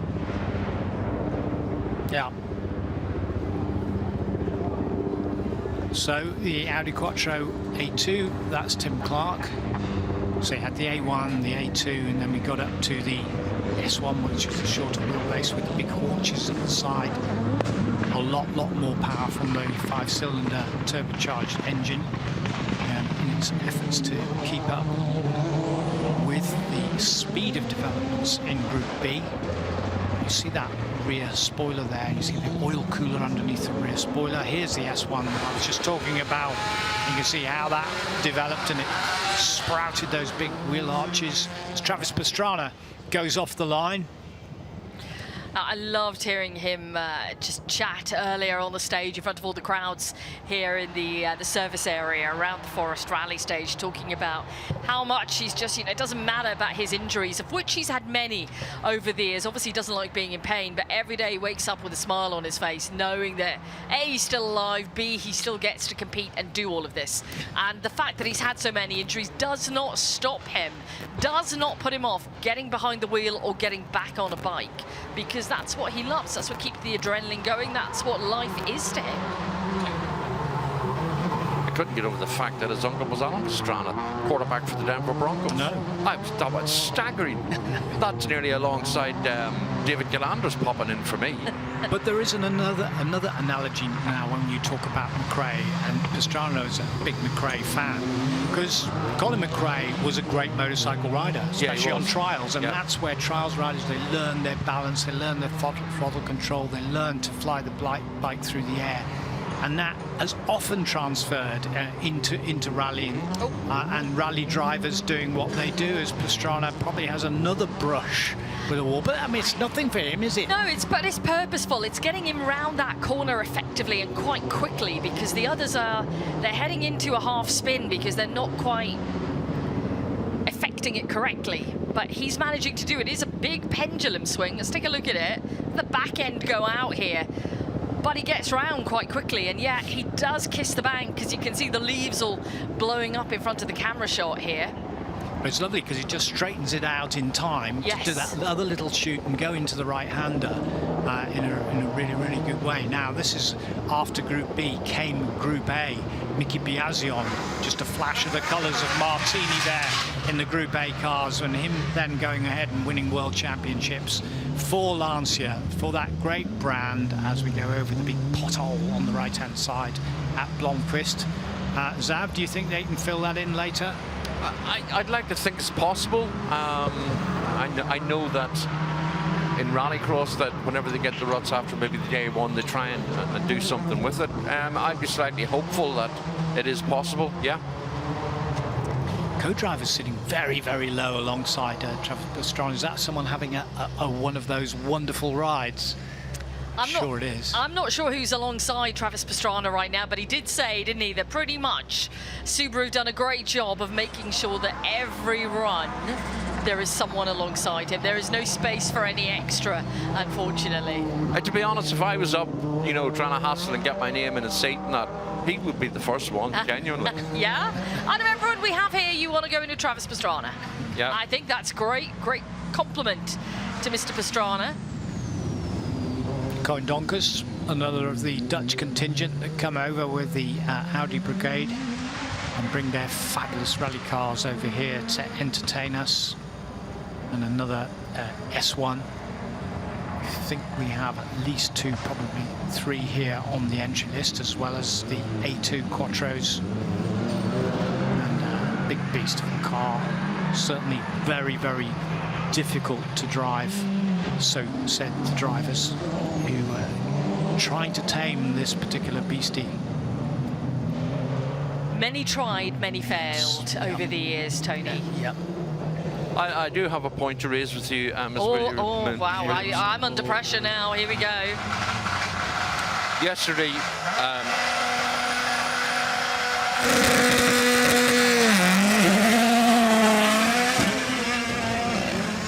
you asked myself the inimitable Mr. Jardine that question about rallying, and I said that the speed was okay, but the corner was too tight. Yeah. Mr. Jardine still has to actually answer that question. Yeah, so to put into context for everybody, in Wimbledon earlier this week, a player was stopped short of serving off the line because someone popped a bottle of champagne just as they were about to serve. And the umpire had to say, please, ladies and gentlemen, refrain from opening champagne just as the players are about to serve. And it was the most Wimbledon line ever. And I did say to my esteemed colleagues here, what would be the most Goodwood line ever that could be said? And yeah, Tony Jardine, you haven't given me one yet. Well, the line would simply be to everybody enjoy the huge motoring garden party of the motoring gods. I see you put your phone voice on to say that. Yes, yes, he did. Yeah. Made many a cold call. I'm sure you have over the years. Josh McAleer then back out in this fantastic Puma Rally 1. He's getting the runs in this weekend. Of course, we switch to something very different for Josh next weekend. It'll be onto the fast gravel of Rally Estonia, which came into the championship the year of COVID 2020. I've been working with Rally Estonia since probably 2012. It's been a fantastic rally over the years, which has come from just a standalone event as a festival event into the European Rally Championship and then into the World Rally Championship. And it forms part of our next round on the calendar. Very different to what he's experiencing this weekend here at Goodwood. Back now with Kim Mather. Sorry, Tony, just jumping in there. One of the many X-Works cars that we've seen down the years, and of course Des O'Dell and the Talbot Somebody Notice team, and later morphed into Peugeot Talbot, of which we then saw the 205 Challenge 307. Down onto the start line now is the Audi Quattro Dakar spec, and this is definitely something to watch if you were in the stage. This is a replica of the cars that were used and built by Audi to contest, I think it was the 1985 Paris Dakar. So Josh McAleer just making his way over the finish line and up to the finish. A little bit quicker on this pass than he was on the previous one by 9/10 of a second, so it's a 2:26.1. Everyone's got to beat out there. He's set the marker down for this afternoon.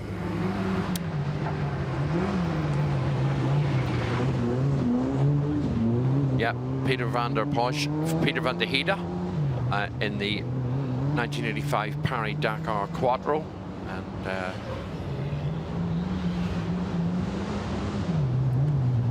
they were used by Bernard Dorniche, Jean-Pierre Lapepre, and Rigal, and that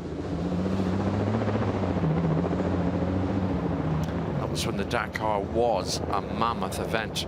The reason for the high roof in the car was to allow fuel tanks to be situated under the driver and co-driver because of the long range needed on the event. Back now with George Lebley in the little Peugeot 205 GTI. Yeah, it's a great car. We've seen it, you know, perform so valiantly over the years. It was the car of its time as well. And like I mentioned to you earlier, my first experience behind the wheel was in the Peugeot 205, and I absolutely loved it. It wasn't very successful for me. Towed out of a ditch, but luckily that wasn't for anyone to see, and I'm telling you all now, and I shouldn't really be. I could have kept that secret, but there we go. Too honest for my own good. There's the height you were talking about. Yeah. I mean, when you get up and have a look at the car, it's quite amazing when you see inside it. You can see the fabrication and the engineering work and effort that it's gone into it. And I love the engineering side of things. When you, early in the morning, you know yourself, when we get here, we're here about 6:30, 20 to 7. You can have a look and I find it a really interesting side of the sport and get to see stuff that you wouldn't normally see. And I keep saying that about, you know, for spectators. And that is most unlike Peter van der Heide in terms of slowing down. So yeah, the stage is now gone the other way. It is getting very slippy, especially there at Salmon Roll. We just got a replay, Bex. Let's just take a look. Salmon Roll really is catching out everyone today. Look at that, just straight on. It's a bit of an overshoot. He has just turned it in really, really late, and we are into the banking here. It is soft banking. You can see it's like hay bale that we're just alongside here. And we're back underway again. So here we go now. We have Neil Yates and Adam Taylor in the Fiat 131 Mirafiori. And this was a car previously rallied by John Bloxham. It would have seen action in the Motor News Road Rally Championship. And again, struggling to get slowed down, but nicely done. The likes of the Kilwindeg Rally and the night navigation rallies that Tony was talking about. Wales was just a haven of events. It is. And when you look at the likes of Nicky Grist and Robert Reid and all those great Welsh co-drivers that... Howard Davis, who's here this weekend. I have spotted Howard around. All cut their teeth in those navigation events. But back now with the big Paris-Dakar Audi as it makes its way down through the Coopers and up to Stratos. If you weren't with us earlier, the stage is 1.8 miles long and designed by the late great Hannu Mikkola. And all the bends, corners, hairpins all have rallying connotations such as Mackinnon, Mexico, Quattro, Gambles, Safari. And our drone there, for the first time this year, able to provide us with great shots under the white canopies. There you can see where the cars come in and park up in between runs. And if you're in the stage, come up, join us. The owners are more than happy to let you have a look around. Within reason, obviously don't try and get in the cars. You'll be swiftly punished, Sav. Sav's tried to, haven't you? Tried to get in a couple of models, taken out for a bit of a run. Yeah, I'm barred. But yeah, David Galland was in with us earlier on this morning. David Galander's name synonymous with the Metro 604 Escort Cosworth, and was great value just to put even more time with them. But going back to the drone shots here, you can see where the WRC teams, Hyundai, M Sport, and of course Toyota, and plenty of action to come from them this afternoon. Our commentary box is that big building in the middle. That's where myself, Bex and Tony are based. You can see the start ramp, new for this year, and there is a great view out over the estate of Goodwood, Sussex Downs and the Channel. Next stop, France. But very busy up here. You can see the minibuses in the background now making their way up to the top of the hill. Back now on stage with the Rally 1 car of Sammy Pyrie behind the wheel here. And David Galanders. I spoke to David very briefly during the lunch break. He'd been in the car with Elvin Evans at that point, and he said it more than lived up to expectations, far exceeded his expectations of what it was going to be like to have a passenger ride with Elvin Evans. And as he mentioned to us earlier, he travelled 9 hours from Aberdeen just to be able to come here, see the Metro 6R4s and jump in, and now he's got a passenger ride with Sammy Pyrie as well. So he'll be seeing 2 different driving styles out there. Yeah, and then heading home after this is over, so back home. With amazing memories of a fantastic day here at Goodwood. Exactly. Like we said before, if you ever get the chance to be able to jump in the passenger seat here, do not refuse it. Don't second guess it. Don't feel any nerves. Just do it, because it's one of the best things you ever will do. It's full of adrenaline, and it's a joy giver. It really is. I mean, over the years, I've been lucky enough to get a spin. I've been in with Chris Meek, Andreas Mikkelsen, Petter Solberg, and it really, you know, like yourself, I come from a rallying background. I've been in rally cars long before with them, and it's amazing to see the way that those guys work inside the car and their control. It's fascinating. You know, you're watching steering input, you're trying to watch the footwork. Left foot braking. You're trying to watch every element when you're in, you know, the passenger seat, as well as enjoy the run itself. Now, the Nissan Sunny F2 that we're seeing here, we did see it run once or twice this morning, Zav. We have seen it, yes. Jess Gwynn normally in it. I think Peter Gwynn is in it on this occasion, but it was the F2 car. This car previously driven, I believe, by Tommy Mackinnon and Mark Higgins on the British Rally Championship, carrying sponsorship from Clarion. Clarion, who on and off have been involved in rallying over the years, but I don't think these cars were Tony's favourites. But what I liked about this Group A, or the F2 era, is it made the competition between the leading drivers really close and really intense. I think it was the Manx, was it mid-90s, when the last round was the Manx International, and there was 6 drivers in with a shout of the title on that Manx event. I mean, that's just perfect. One of the most demanding events as well, the Manx. Yeah, great stages. You know, you could be in Douglas in the Isle of Man and the sun is splitting the trees. And you can go up to the mines or up to Brandywell Cottage and you can't see 2 foot in front of you with the fog. It's its own eco-climate, and I've got to know Chris Boyd over the years, and I keep in touch with Chris during the TT, and again, that issue surfaced this year when it was dry and okay, and out in the mountain side of the course the winds were too strong. So yeah, a little microclimate in the Isle of Man, but a great place to go rallying. Yeah, it certainly is. Seen some incredible battles there over the years. Hugely demanding, challenging rally.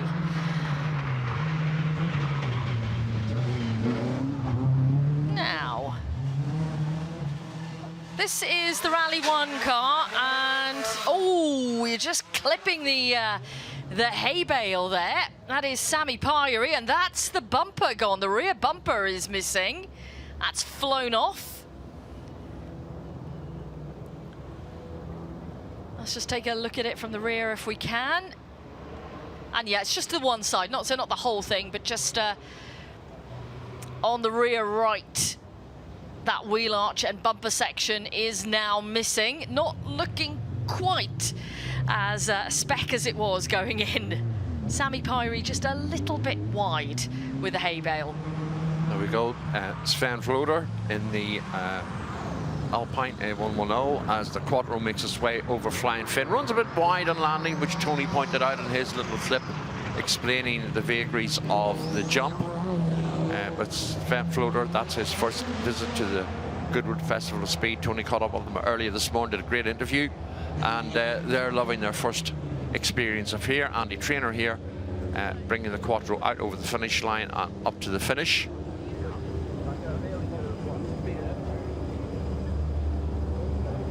And conditions more akin to a hot and dusty safari. And speaking of safari, the Lee Kedward driven Lancia Rally 037, and the four little prongs you can see on top of the roof.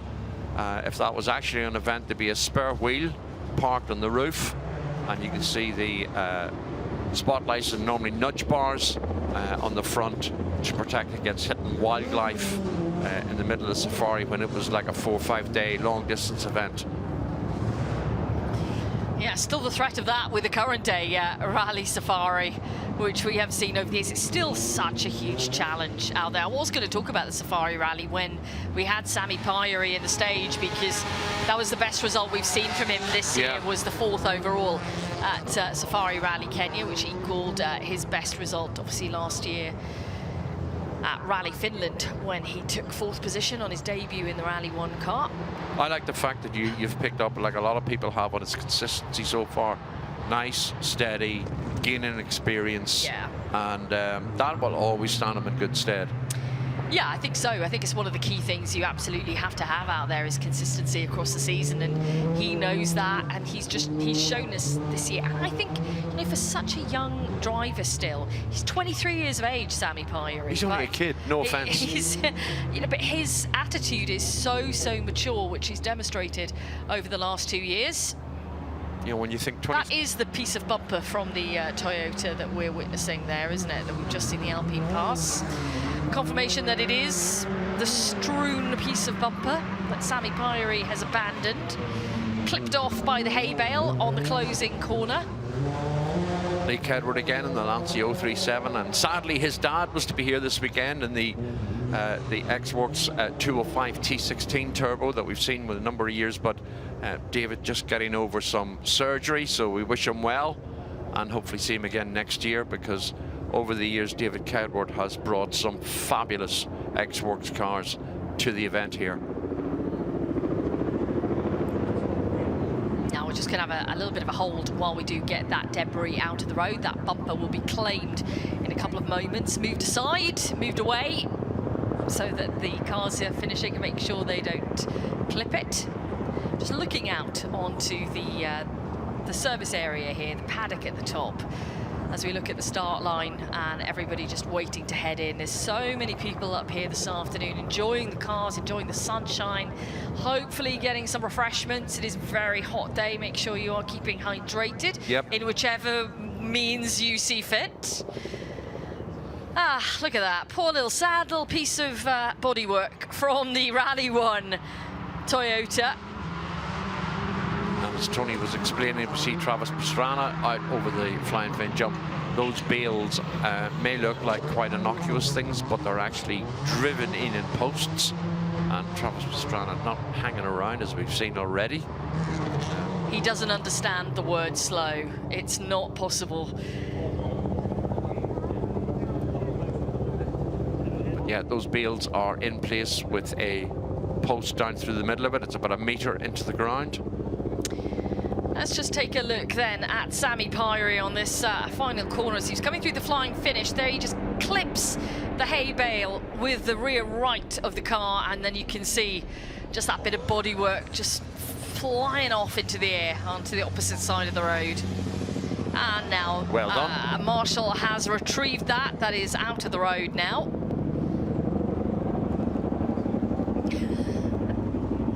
A hole, definitely. No, that's good. That'll go back to the amount of parts those have that get lost on rallies around the world that we see actually come back into the service area. It's good to whether come back. It used to be side skirts back in the day, or it can be wing mirrors now, which are most lost. And people bring them back into the service area, and the team think, oh great, yeah, we're getting them back. Like, no, I just want it signed. I'm keeping this. Yeah. Finders keepers, losers weepers. And parts like that, obviously, you know, not a lot's going to be done with it, but you know, a lot of recycling is actually done. If they do find bits and pieces, it does all go back to the team, and they will resource it in a different purpose, do whatever they can with it. Yeah, the Toyota Gazoo Racing team would be glad to get that back. I would think. Maybe not.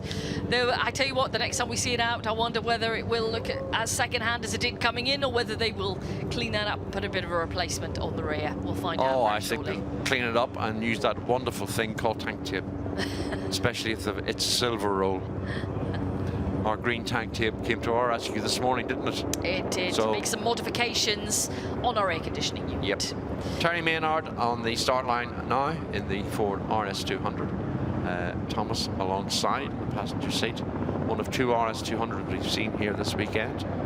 And of course, this was Ford's effort when they canned the RS1700T, the rear-wheel drive car. There was very few of them actually made, and a lot of them ended up going with McJones to South Africa.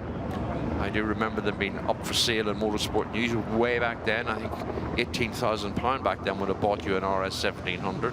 What year would that have been? That would have been 86 or 87. They went to the South African Rally Championship, and I think a couple of them actually came back. I think Brian Betteridge ended up getting one. His car has been on several shows, Race Retro and that, and Malcolm, I believe, has a blue road-going car on display in the museum up at M Sport in Dublin. Roger Duckworth on the start line now in his Subaru Impreza World Rally car, a car that we've seen many years and many times here. In the past, he's had a Ford Fiesta R5 here, but Roger, a really good supporter not only of the Goodwood Festival of Speed and the Rally Stage, but a great supporter of the Anglo Championship and Rally Sunseeker in particular, which he competed in over several years. We cut back now to Terry Maynard in the RS200, and of course a lot of the Group B cars, such as the RS200, the Lancia Delta S4, the Peugeot 205 T16, Group B was banned, made their way into European Rallycross, and then the engineers with the relevant teams did some crazy things to the power outputs of all of them. The Audis included as well. I mean, the power outputs was just phenomenal. Julian Godfrey did many's a wondrous job in the BDT in the RS200 and achieved staggering amounts of horsepower output.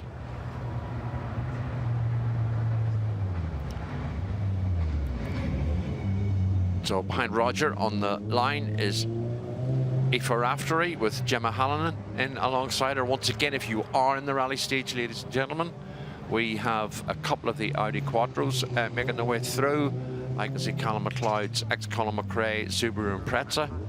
I can see Adrian Commode's Porsche 911. The Paris Dakar Quattro's going again as Roger Duckworth leaves the start line, and is Juha Kankinen, Pro Drive Subaru Impreza WRC. Rob Whitehouse is out in the Lancia Delta Integrale, and I can see that David Wright is bringing his Fiesta Rally 2 out to play once again as well. Yeah, we've got a great queue that we are looking out on right now, and some of the rally fans, spectators here just taking a look as well. The cars queue up, but that is Aoife Raftery, who is on the start line right now, competing in the European Rally Championship this season, also competing in America. She's backed by Dirtfish as part of their Women in Motorsport Drivers program this year. She's done the Oregon Trail Rally and the Olympus Rally in North America as part of the ARA, the American Rally Championship, and it's been, you know, such a year for her in terms of getting seat time.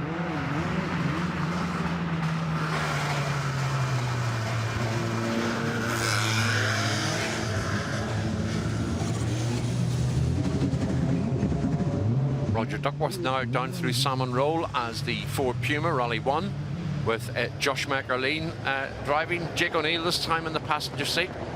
They'll be on stage very shortly, and behind that the Hyundai WRC of Outanic, and I can see that this time Noelle Horan is in as the passenger without. Wow. She was due to run before lunch, if you remember, Bex, and yeah, the Audi decided to go and visit the scenery and sort of curtailed it. A bit of an earlier pause, didn't we? We did. Rather, a lot of the drivers thought they'd be able to go in and then couldn't because we had to retrieve that car.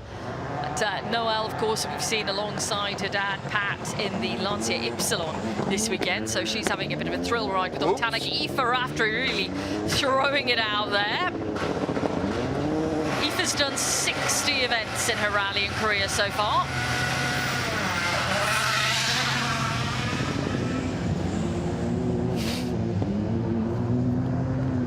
Aoife made it around there pretty handily, pretty nimble. That is Outanic now down onto the start line. And I do believe that Jari Matti Latvala is about to have his first run in the Toyota Yaris Rally 1 car. Changed the colour scheme this year to a lovely silver. I think it suits them. Yeah, it's the summer spec. Looks good. I think it looks good. Comes across well. Yeah, it's doing double bubble. It looks good, but also keeps them cooler in the hotter climbs that we've gone to in the summer months in the WRC. So it's doing double duty in terms of its usage, the silver colour scheme. But definitely one that's been a fan favourite so far. Yeah, definitely agree.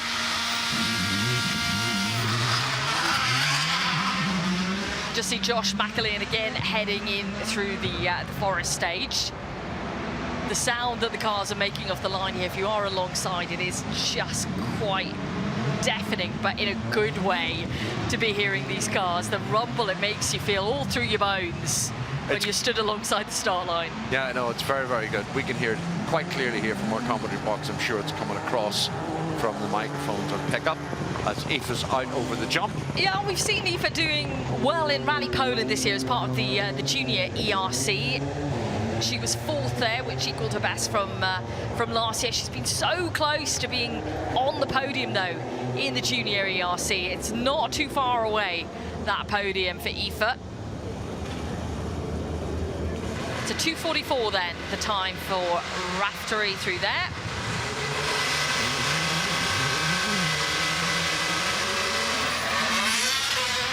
Now, there's a certain part of the stage which has been getting a lot of attention, it seems, today, and that is Salmon Roll. It's been catching drivers out left, right, and centre.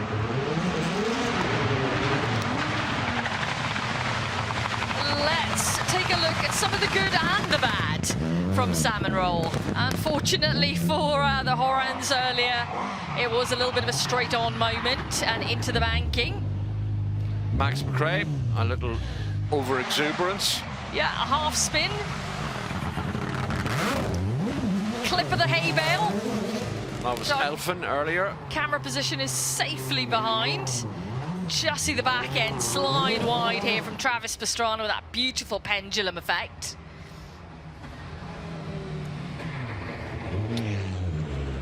And then for sure, this was a difficult stage because it was the half spin here, and then further on, getting the car beached as well. Yeah, no, it's very, very good. We can hear quite clearly here from our commentary box. I'm sure it's coming across from the microphones on pickup as Aoife's out over the jump. I think it's difficult to find a driver who's actually got away with having a clean run in Salmon Roll. Yeah, there's not many. There's not many. The thing is just the difficulty of the corner itself, and also the stage is polishing, it's cleaning. Oh, look at that, straight on from the Dakar Audi earlier. And Tony Jardine was, of course, at Salmon Roll last year to give us the lowdown on why it's so tricky. This is the most infamous bend on the special stage. It's called Salmon's Roll. Why is it called Salmon's Roll? An employee called Chris Salmon in a brand new Range Rover 2004-2005, when we were laying out this new forest stage, came down to test in the new Range Rover and clipped this bank on the inside and rolled the Range Rover to the outside. A lot of competitors today have been clipping this bank and they've been getting away with it. But how much longer can they do that for? Chris Salmon had to go and see his lordship on his bended knee, grovel and apologise. But it's a great story, it's a great name, and it's kept us well entertained, Sam. Totally agree, because in the dry, as we're seeing, it's difficult and presents a challenge. And then, as we've seen in the past here, when it's damp or wet, it presents a completely different challenge. As we see Jari Matti now up over the finish line and towards the finish. So on the start line now is the Ford Escort, car number 88, which is the Malcolm Wilson Group 2 twin cam. This was a car that the Curtis and Yates got involved with. It was only when they bought it and a box of bits and a shell they discovered the history behind the car. And not only did Malcolm Wilson drive the car, but his father did as well.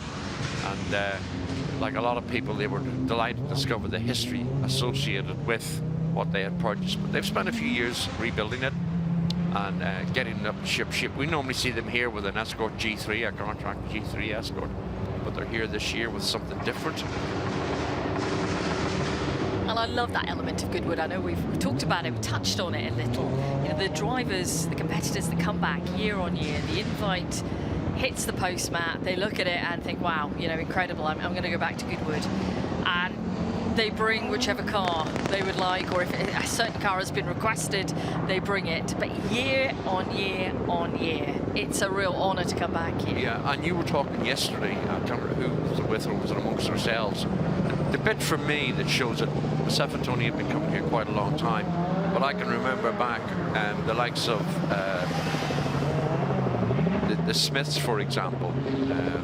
I can remember when Ben and James were little boys here. You know, they were this height with their dad Steve, and now they're actually driving.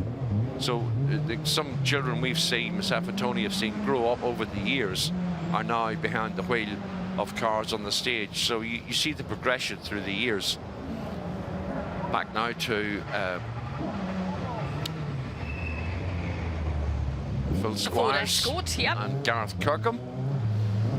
Oh, we've seen this on multiple runs now. It was great to have Malcolm Wilson in here earlier watching as the car that he once drove was driven around the Forest Rally Stage here, and the memories he had of it. He talks so eloquently, and he's been behind the wheel of many cars. Of course, yes.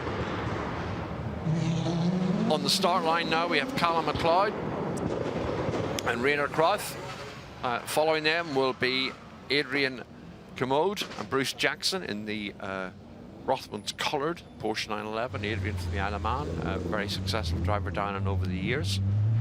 Back now with Neil Yates and Adam Taylor in the Fiat 131 Murray Fiore Road Rally car. This was sort of their answer to the Ford RS2000 at the time, the droop snoot and flat front RS200s that were the likes of McCrae and that cleaning. We have a full spin here. Salmon Roll yet again, making the action easy for the camera guys. Yeah, so having to go back down the stage in the wrong direction to do a little bit of a three-point turn here. Get themselves righted and facing the right way again.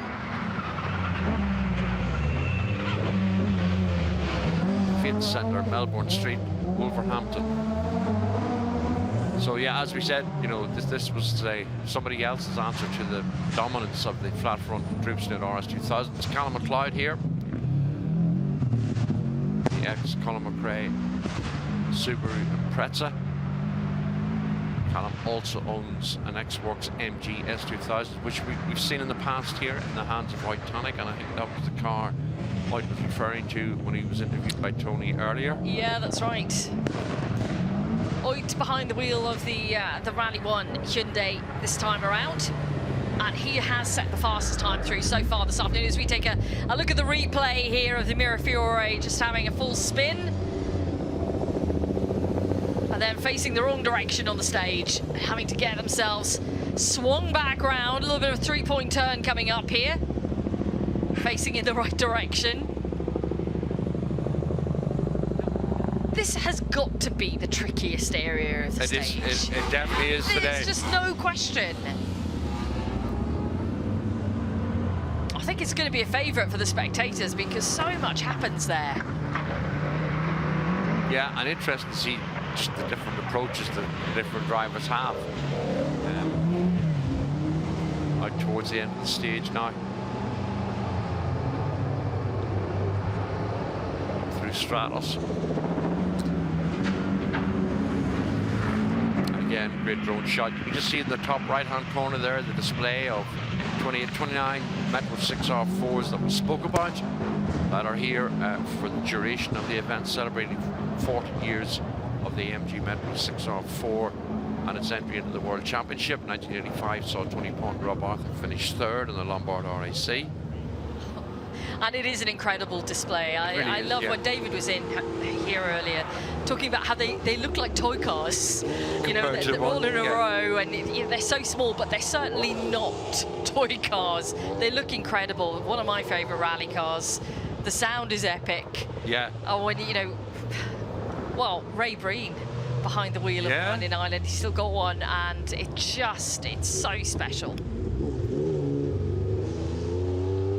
That little hole that we were talking about. I think it's turning into more than a little hole now, isn't it? It's really getting dug out. But the drivers are well aware that it's there. It's not so much that they need to look out for, it's how they approach Salmon Roll. The speed they're taking into the sector. You can see just the array of spectators now lined up on the fence. You know, the word is getting out, I think. This is the spot to have a look at all the action there. Yep, Porsche 911. Back now, Travis Pastrana on the start line with Adam Ishmael in the lucky passenger seat, and whatever happens, I think Beck's fairly sure that Adam is going to get the passenger ride of a lifetime. Yeah, he certainly is. Travis came into commentary yesterday and thrilled us all with his enthusiasm, but we talked a little bit about when he entered the World Rally Championship, which was back in 2007 now. He came into the production World Rally Championship then, and it was very, very new still to rallying and to the process of making notes, and he was talking about that and talking about a little bit later in his career when he had Derek Ringer sat alongside him and how Derek was really, you know, pummeling into him when they were driving in fog. You know, put your foot down, Travis. Why are you slowing? Why are you not on the throttle? You know, listen to me, just listen to the notes, keep going. It's a huge art though, and you're coming from a sport like Travis did without notes, to be able then to number one, create and write notes, and then actually take all of that information that you've created into your brain.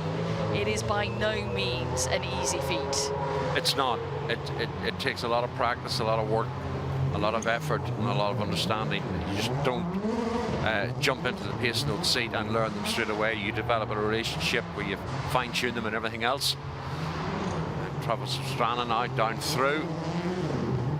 And again, if you're in the forest, come up and have a look at the ARA WRX. They have a slot at the bottom of the canopies where you can see when they bring the car in, jack it up, take the wheels off, get a great look around it. Go and have a chat with Travis and Rhiannon Gelsomino, his co-driver. a co-driver who has over 220 events under her belt. If you're interested in getting on the ladder in terms of co-driving, Rhiannon Gelsomino is the one to chat to. Yep, very she much will so. definitely steer you in the right direction. And Rhiannon and her husband have been instrumental in bringing Kubota into the American Rally Championship as well. And, Yeah, Alex Gelsomino is here this weekend.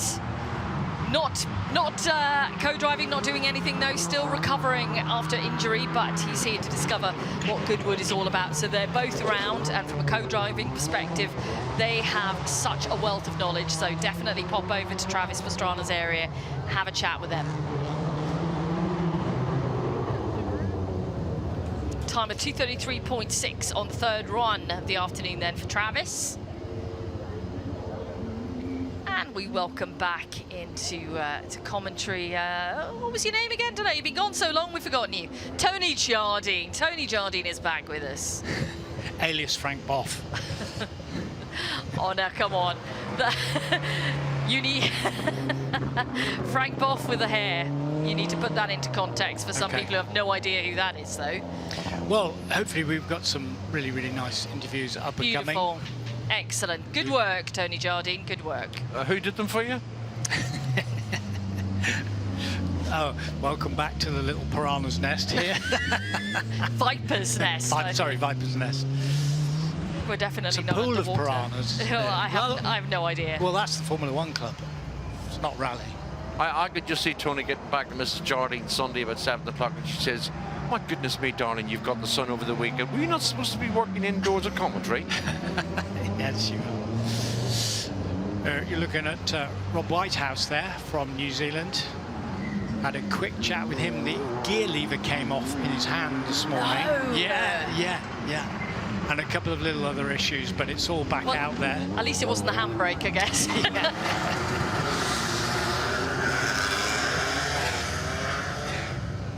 And Ben Smith going again in the Porsche 911. He's in the historic National Rally Championship, and it's just been getting faster and faster.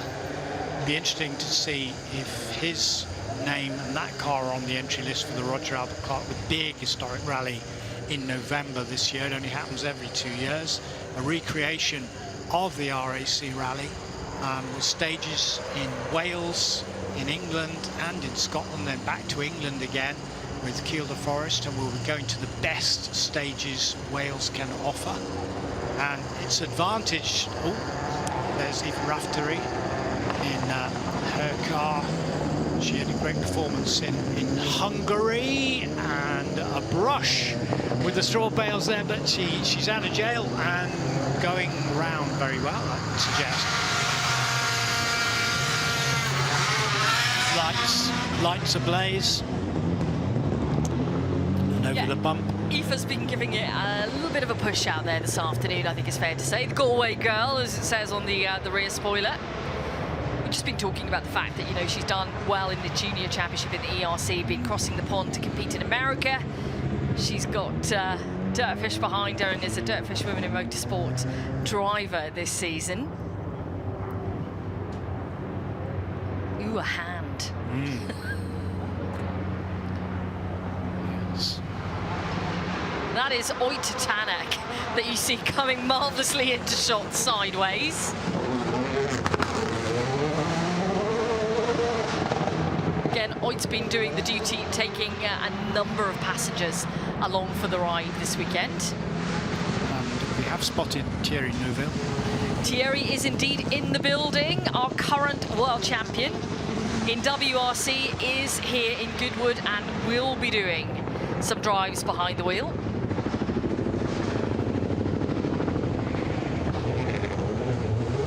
But right now it is Oit Tanak who is, as we mentioned before, creeping up now the leaderboard in terms of the World Rally Championship. He's in third position in the championship standings.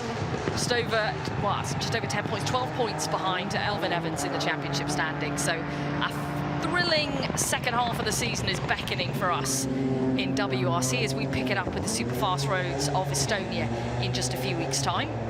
But as Hoyt said, there is a long way to go. And oh, yeah. Traditionally, you would have finished in Japan. Now you're going to finish in Saudi Arabia. Then there's Paraguay, I believe. Yeah, Is that a new event as well? Yeah, absolutely. 2 new events to round off the season. And, you know, new events bring with it their own challenges. It becomes a bit of a level playing field again, as we see Aoife just brush against the hay bales there. Yeah, brand new events, always fascinating because, you know, we've got no reference points to go on.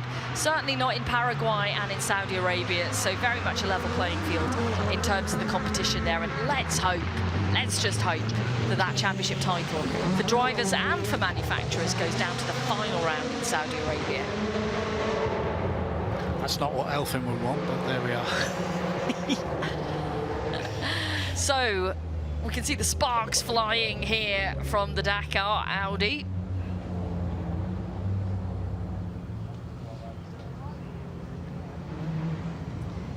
Now we've mentioned that a few drivers, and we've seen a few drivers having a few little love taps, kisses, brushes with hay bales. Well, this big beast has also had a little bit of a brush. Let's have a look. Ooh. Oh. And you can hear the bodywork crunching there. Yeah, that's never a pleasant sound.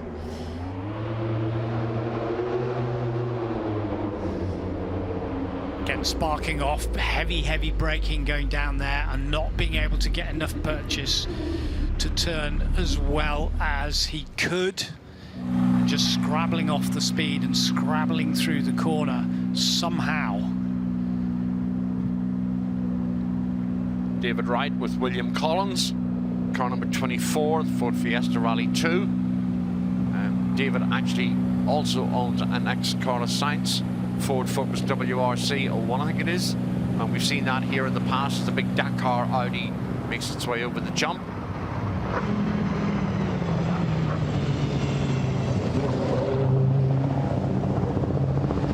It's a big car, isn't it, to take down this little stage. Very wide track there, built for the desert. Built for the very rough terrain. David Wright, who was second in the shootout yesterday to Tom Williams in the R5. Still getting used to that car. Made some setups to that car. As we're looking at Tim Clark, his Audi Quattro on the line. Listen to that incredible engine note from the 5-cylinder engines in the Audis, all the way through from the A1s through to the S1s, and that 4-wheel drive technology which was originated with Ferguson, and getting the Dutch crew there getting on the right-hand side of the landing after the flying fin and onto the grass, and then straightening it all up. So David Wright tries to get the R5 and thread it through those twisty parts of the special stage, having gone down through the Salmon Roll Safari. Oh, he is on a bit of a mission, isn't he? You can really see that from the commitment. Here he comes. The R5 was a staple diet of the car. Very much a clubman's car and very much affordable. That's now been superseded, but nonetheless you still find plenty of R5s in the national championships. And Dave Wright, very quick driver indeed, and whether he was in the WRC Focus or whether he's been in his R5, he's always been up there in the top 5 in the shootouts. Loving the moments just at the start here when everyone's kind of watching the clock, revving the engine, ready to release the handbrake.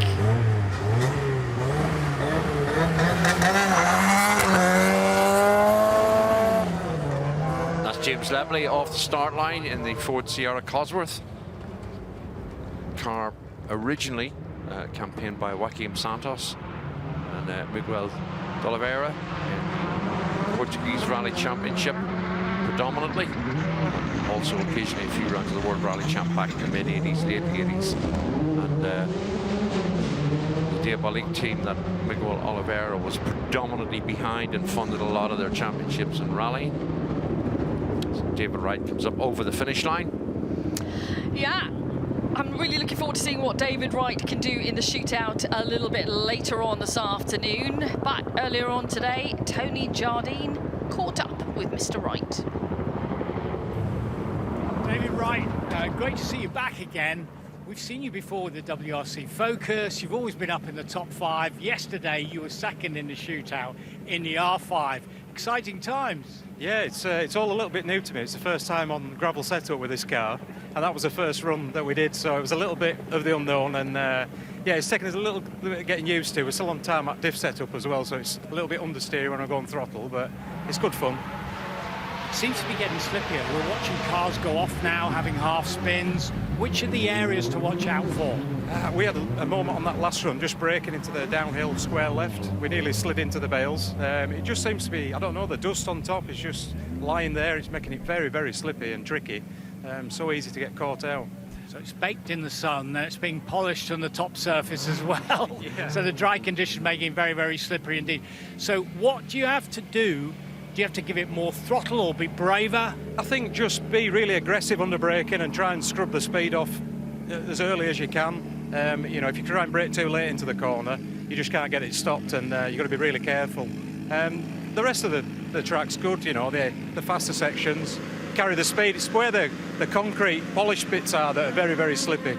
Now, with your record in the shootouts, you've always been up there, as I say, second on day one. Challenge, what can you do about Tom Williams and the others? I think Tom's very quick, and he probably knows that car a little bit better than I do, this one. We'll try our best. We'll keep pushing, hopefully get faster and faster, you know, as I learn the course a little bit and learn where the grip is. And the Goodwood experience for you so far, good? Oh, absolutely amazing. It always is, you know, it's just an honour to be invited, and you know, all the spectators that are here in the rally circuit this weekend is incredible, so yeah, it's really good to see. Well, we look forward to your continuing entertainment of us, the spectators. Thank you. Thank you. Cheers. Big smiles then from David Wright there. We're looking forward to seeing what he can do in the shootout. It was Tom Williams who was fastest through, of course, yesterday. That shootout happening in around about 40 minutes time, we believe. So that's going to be certainly one for all of us to watch as we see James Lepley cross the line here with a time of 3:05.4. He was going quite slowly towards the end of the stage there, Bex. I don't know if he was nursing something or decided just to back off. That is getting deeper, more severe in terms of the effect on the car, deeper and more severe effect on the car, because that's Adrian Commode there in that beautiful Porsche 911 SC, and it was a little bit of a bucking bronco there as he went across, and he didn't go across it particularly fast. Again, the tail out there, even more difficult on the Porsche 911. You got that engine hanging over the rear wheels, meaning that back end is going to sway around even more with the weight on it. And you do need a bit of weight on the front end of the Porsche to try and get it to turn in. Then we've got Chris Dakin here, representing the RAF, representing Subaru Group N. Hence that incredible livery on the car. With the Tool Tornado afterburners on the back. Yeah, I love that. It's tremendous.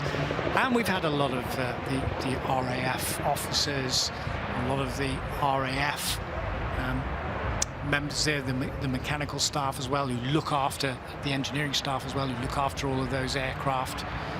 They've been here before, and with the R2 car that Chris Dakin has run in the past, we had a competition one year where they had to rebuild it in 24 hours. Wow. That was all with the RAF technicians as well, so they managed to do it working through the night, so set a record on that one as well. And then we look at the difference in WRC1.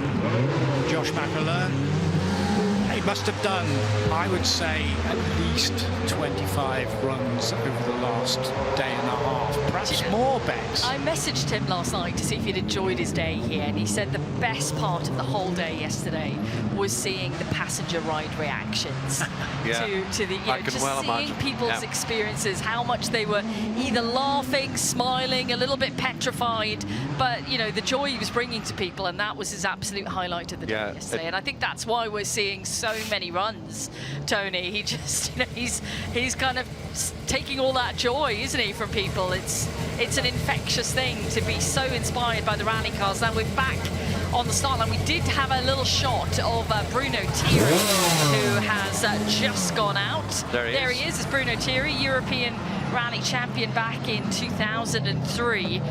Bruno has such a wealth, an incredible wealth in the sport. Just brilliant performances over the years. Yeah, absolutely. Very accomplished driver, very skillful, very good. And of course, from a great rallying nation. The current world champion is Belgian. And he's worked with Thierry over the years. And, you know, it's great to see. We've got Thierry Neuville, our current world champion in WRC, here this weekend. You'll be seeing him behind the wheel at some point, but great to see Bruno Thierry in this amazing car as well.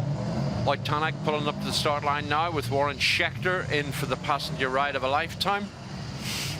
And coming shortly is the ex-Marco Alain Fiat 131 with the Torino number plate out of Italy, an Audi Quattro S1, the Ford Escort Cosworth of the Lancia Delta Integrale, the ex-Colin McCrae Subaru Impreza, Ford RS 200. So plenty to keep you entertained. I can see that Travis Pastrana is swapping passengers out for a new passenger. He'll be down shortly. Nice view through the forest there, and one of our photographers hard at work. You see how thick the trees are. This is a genuine Forest Rally Stage. That's a genuine Lancia 037. Bex, sorry. I have a question for you. If you had, I don't mean this in any other way than informative. If you had the skills of a Bruno Thierry or an Ari Vatanen or Carlos Sainz, what car would you pick to drive on stage?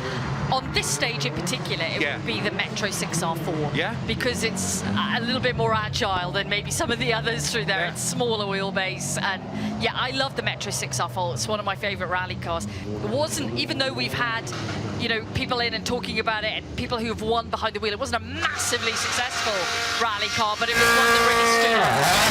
For me, it would be that. It would be the Metro 6R4, and then on the other extreme, it would be the Alpine. Because you've actually had passenger rides in current WRC cars. Yeah, I have, and it's I mean, I've got to be honest. I would never be able to handle one of these beasts. My goodness, we'd be straight into the hay bale if I was behind the rally one. And Malcolm Wilson put it quite eloquently earlier when he said that I could go in the Raptor, and I said, "Great, can I get behind the wheel?" Absolutely not. I've seen your driving. Yes. Well, Zav, ask me the same question. Right, Tony, supposing you had the skills of Zav, what car would you pick? I would take, in the conditioners this weekend, I would take Steve Rockingham's Skoda Octavia. You've driven it before. Well, no, not, yes, of course, but the fact of the matter is, it's a tank. Yeah. And I'd want to be bouncing off that. The only way I could get round would be to make mistakes, bounce off the hay bales, and hope that it doesn't get too damaged and I can bring it up the other side. So I would go for a robust rally car, and that's in my robust book. Okay. Is that a good answer? Yeah, it's a great answer. Zaf, what about you as we watch White Tanak here? I think it would have to be the Cossack Escort. That's a good choice. It is a good choice. Simply because you're grey and you need Cossack as well, like Roger Clark. No, I've dyed my hair this colour. Hold on, I thought Cossack was a hairspray, not a hair colorant. What is it? What was it? No, because Roger Clark, when he was going greyer as well and getting, you know, sexier, he had to keep all his locks in place with the hairspray. Yes, right. And just the analogy was to Zav because he's got You're losing hair. it. Change the subject. I just want it known that it's the boys that brought up hair and not the girl in commentary. No. Okay, everyone? Well, yeah. There's a reason for that, but we won't go into it. But it is a fine choice, an absolutely fine choice. Travis Pastrana has just hit that hole on quite a cracking thump. But when you see, if we get in replay, what he took out, what he's dislodged, I think that hole just got bigger. I'm wondering if that front right puncture that we saw twice for Jari-Matti Latvala is that hole. Good thinking. Good thinking. But clearly something is going to have to be done about that, and I'm pretty sure drivers will have been up to Take a look at it. to the rally control. Oh yeah. To say, listen guys, we need to do something about that, because we don't want any wrecked cars, and it'd be good to just sort it out. And run by run, of course, they know where it is and can try and avoid it, but you're going to try and avoid that when we get into the shootout in half an hour's time? No, you're going to go for it. Pat Horn. Absolutely right. Pat Horn in the Lancia Ypsilon. Pat, who is from Ireland, deals in motorhomes, buys and sells new and second-hand motorhomes, as well as new and second-hand cars. Only got this car about 10 days ago, and his son-in-law managed to convert it from tarmac specification to gravel specification, along with the help from Raymond Moore from Racing Rally. Raymond, who used to operate the Citroen UK Racing parts supply and championships, but very successful. Has a business in Lisburn, Northern Ireland. Is also one in Donegal. So great supporter of rallying in the UK as well as in Ireland. You can see how hot it is, how hot it has been over the last 4 weeks, with the parched and scorched earth there. What was green is now brown, but the rally stage generally holding up, apart from the pothole that we've talked about. And here is the man who was fastest yesterday in the shootout, Tom Williams in the Skoda. And this is a young man who has had a relatively checkered career, because it stopped and it has started in the Junior British Rally Championship with successes in the United States of America, and it stops again. He's been in the Portuguese Rally Championship, and by his own admission, having dropped down a class to work his way back up, is now looking to have a consistent championship charge in 2026. So he is committed, and he's committed on the stage too. Yeah, I've won his class RC3 on the Rally Casinas de Algarve earlier in the year with Michael Gibley alongside him as co-driver. His last event was the Rally Terras de Albufeira, but had steering issues, and this weekend sees him out in a relatively brand new Skoda Fabia RS Rally 2, but very spectacular. And Tony, you and I were both here when he appeared for the first time here at the festival many years ago in a Ford Fiesta R2, wet, rainy conditions. And you know what? He didn't put a mark on the car. His lines were really good. When some more experienced drivers had maladies and suffered issues, but Tom was really impressive many years ago. He's been working on his fitness as well. He's keeping very sharp, keeping very fit. He is the godson of Richard Burns. Great link there, because his father, David, was a great supporter of Richard and sponsor through LNX and other of his companies, and very, very close to Richard naturally. And so as a youngster, he knew the world champion, Richard Burns. And Tom's made of the right stuff, and just really hope for him that he can get into a consistent championship and work his way back up the ladder where he deserves to be, as we're looking at the Audi Quattro S1, and that's Peter van der Putten out there in the car, which has had a lot of brush with the scenery. But the Dutch contingent over here, just about 5 of the cars over, including a Group A Lancia Delta, and a succession of Audi Quattros in different ones, A1s, A2s, all being run by the same Dutch crews who love the festival speed. They love the rally stage, and coming over here. On the start line, you can see the Fiat 131, the Alitalia X-Works car, a car that has in the past been driven by predominantly Marco Alain, although Alessandro Boto did use it on the Giro de Monte Savazoni in 1983, but a car that Marco Alain did San Remo, Acropolis, Ivory Coast, Rally Côte d'Azur. So a terrific works history behind this car, and of course it's one of the many that Steve Rimmer own and is run by Ian Gwynn and the team at BGM Sport, based up very close to Silverstone. And of course, on the start line now is the car number 28, which is the Escort WRC of Larsander, the Safari spec car, driven this time by Florian Treats with Michel Muller,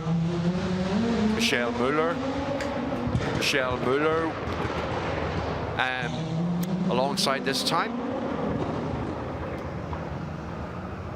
Next up will be Matthew Cathcart and Ewan McCullough in their Ford Escort Cosworth. Of course, just had a little wave from Michelle Muller there. Oh, you did? Yeah, just come back into commentary and they were pulling up just to the start there. Co-driver who is keen to have this passenger run. So she's looking forward to it. I think everyone's got a bit of a buzz about, you know, jumping into the seat. We see them on the start line here. Just love the snorkel at the front of the car as well. We talked about, we're seeing a few cars here with the snorkels. Tony, it's such a wonderful kind of addition to the car, which, you know, for us, we were having huge memories of Safari Rally, and the cars are carrying the snorkels again now in WRC. When we first went back to Safari Rally just a few years ago, they weren't carrying the snorkels, but they are now. And it's just part of it all, isn't it? It needs to be there, and it is very, very useful. Well, it's part of the climate change, because you just don't know whichever part of the world that you happen to be in.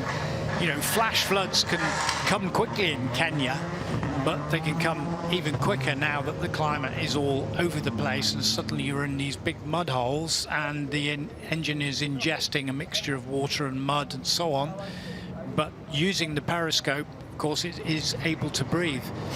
Something that we went through a lot with Camel Trophy, with Land Rovers and Land Rover 110s and Discoveries, when we went through the Amazon jungle. I did that twice, and through Chile and Gobi deserts and goodness knows what. Well, you had to have that snorkel, because if you were doing river crossings in things like Land Rovers, the engine still needed to breathe, and it was breathing through that snorkel exactly as they have to on the Safari Rally and those big ruts and mud holes and goodness knows what, which is where you've got to learn about the pace, which is where we were talking about Colin McCrae. And actually that was mentioned by Malcolm Wilson this morning. Amazingly, for all his seemingly extra super flamboyant style and hanging it out as Colin McCrae did, he was measured to a degree when he was doing the hard rallies, and the biggest win tally for him was on Safari rallies and Acropolis rallies, amongst 5 wins the at the Acropolis toughest Rally. events, where he learned the pace. And as Malcolm said, because of his engineering background, he knew not to stress the car out. He knew the bits where he could go fast, he knew the bits where he had to back off. But Nicky Grist also helped him changing his pace note style, which they started in Safari on the first rally together, to make him just hold back and make sure the car would last. So that's part of, you know, Colin's story that people don't really know, because their view is just of him hanging it out absolutely flat out in a Subaru and stressing the heck out of the rally car. Malcolm did say, didn't he? He was very mechanically sympathetic, even though you wouldn't imagine it from the style that he had, but he did have respect for the machinery. Yeah.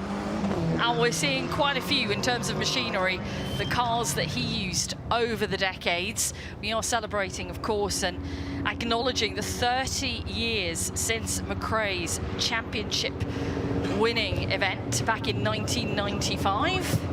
Hard to believe it's been 30 years already, but it has. And we are, of course, building up as well to what will be the shootout for us very shortly here in Goodwood, where the times really do count across the whole weekend.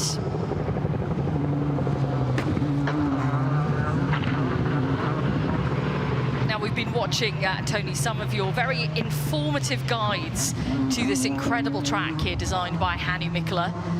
Salmon Roll was one that you were on last year, that you give us the guide to, and it's a great story. And Salmon Roll is where we're seeing a lot of the major incidents out there today, and it is a really difficult sector of stage. But we've also seen, obviously, pieces from Flying Finn, which we've just seen the jump. There's also really difficult sectors around towards the midsection of this stage, when you've got the Delta Donut right at the bottom, which we'll be seeing across the weekend.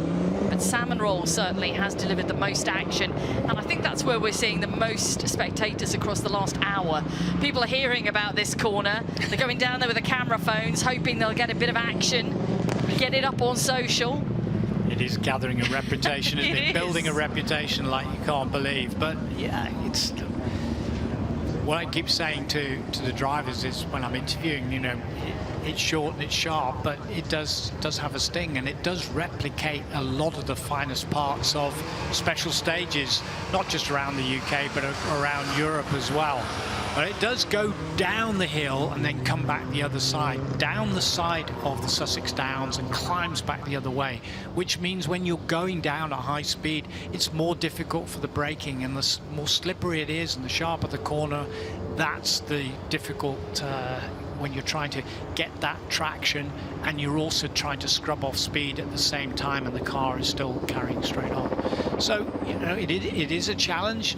You have to concentrate very, very hard throughout this stage, because it absolutely, if you make a small error, there's a big penalty, and we've seen the Quattro this morning beached.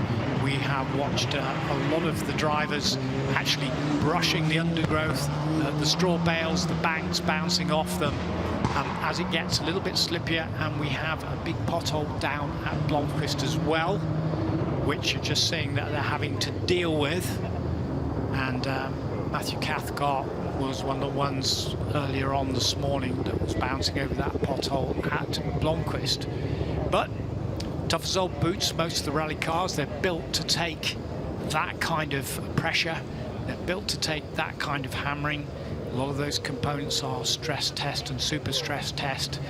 Back axles are strengthened with the torsion bars, with the ride in the suspension and the braking. Okay, we are going to switch out to our main stage here and join a presentation for the McCraes. Well, this I have to say is A, a privilege, and B, unique to get all of the McCrae clan here, or pretty much all of them, and 1, 2, 3 generations, Holly. 3 generations, yeah. Incredible. And can I just turn to you first, Holly, as the, I won't say the youngest, but it's kind of getting there. You not only get to interview Gramps, but you also are about to go in a car with him. Yeah, I'm embarking on my first co-driving stint, which will be interesting. I don't quite know what Gramps' thought process was. Well, you can't call that co-driving, can you? Alice was trying to claim that he was my first co-driving experience. I sat in the car next to him in the Royal Rally of Scandinavia last year and just yapped through the intercom. We were talking about the trees and the lake and everything. Couldn't call it co-driving. I hope I'll do a bit better for Gramps. The thing is, you'll go much faster when you sit beside me. Well, we'll see how that goes. Are you suggesting that you're faster than Alistair? Yeah, definitely. Okay, fine. Alistair, is there a retort back? He's at that age where you just let him say what he wants. What he said was, he's at that age where... You just let him say what he wants. Okay. That's what he believes is okay. Does he then repeat it? Yeah. Oh, okay, fine, yeah. You also, though, Jim, let's talk about recent stuff. You drove a Mark 1 Escort not that long ago on the BRC, and can I just say, ladies and gentlemen, won his class. Yeah, the fact there was only 2 in it made it easy. Shh, it's fine. You still won your class. No, and you were fast. I mean, you look decent. Well, I think I was fast. Well, you were. You look great. So, did that take you back, bearing in mind it was a Mark 1 Escort, to all of those great days in Vauxhalls, in Opals and so on? Well, yeah, it's just nice to get back in the car, especially in the forest. The Scottish Forest especially, because it was up there I did my first ever rally, and it was just nice to go back and do it 50 years on, and we did all right. You did do all right. Do you miss I mean, rallying's moved on a lot, hasn't it? I remember years and years ago, for days of like RAC, you'd sit with a Mike Broad whilst he would plot the route on maps and so on. Things are very different. Yeah, and you get these modern rally drivers complaining now if they drive more than 10 hours a day. we used to drive 22 hours and 24, and we never complained. Well, that's not strictly true. You did complain. I read, you said how tired you were, and so Max, it has changed, hasn't it? And now it's I think probably faster as well. Yeah, I think so. Maybe the days aren't quite as long, but we have to think faster because the cars are faster. So, yeah. Let's just take that. So, tell us about your programme. You're doing ERC. And also, of course, we've seen you on quite a lot of BRCs as well. Yeah, so doing the British Championship and the European Championship, both at the top level of each championship. So it's been a big step up, but yeah, enjoying it so far. It's been a lot of up and downs as that's what motorsport is, but yeah, it's been a lot of fun. And in the BRC, there's been a few moments when we've not been able to put it onto ITV, when the cars just stopped. Yeah, that's probably for the better.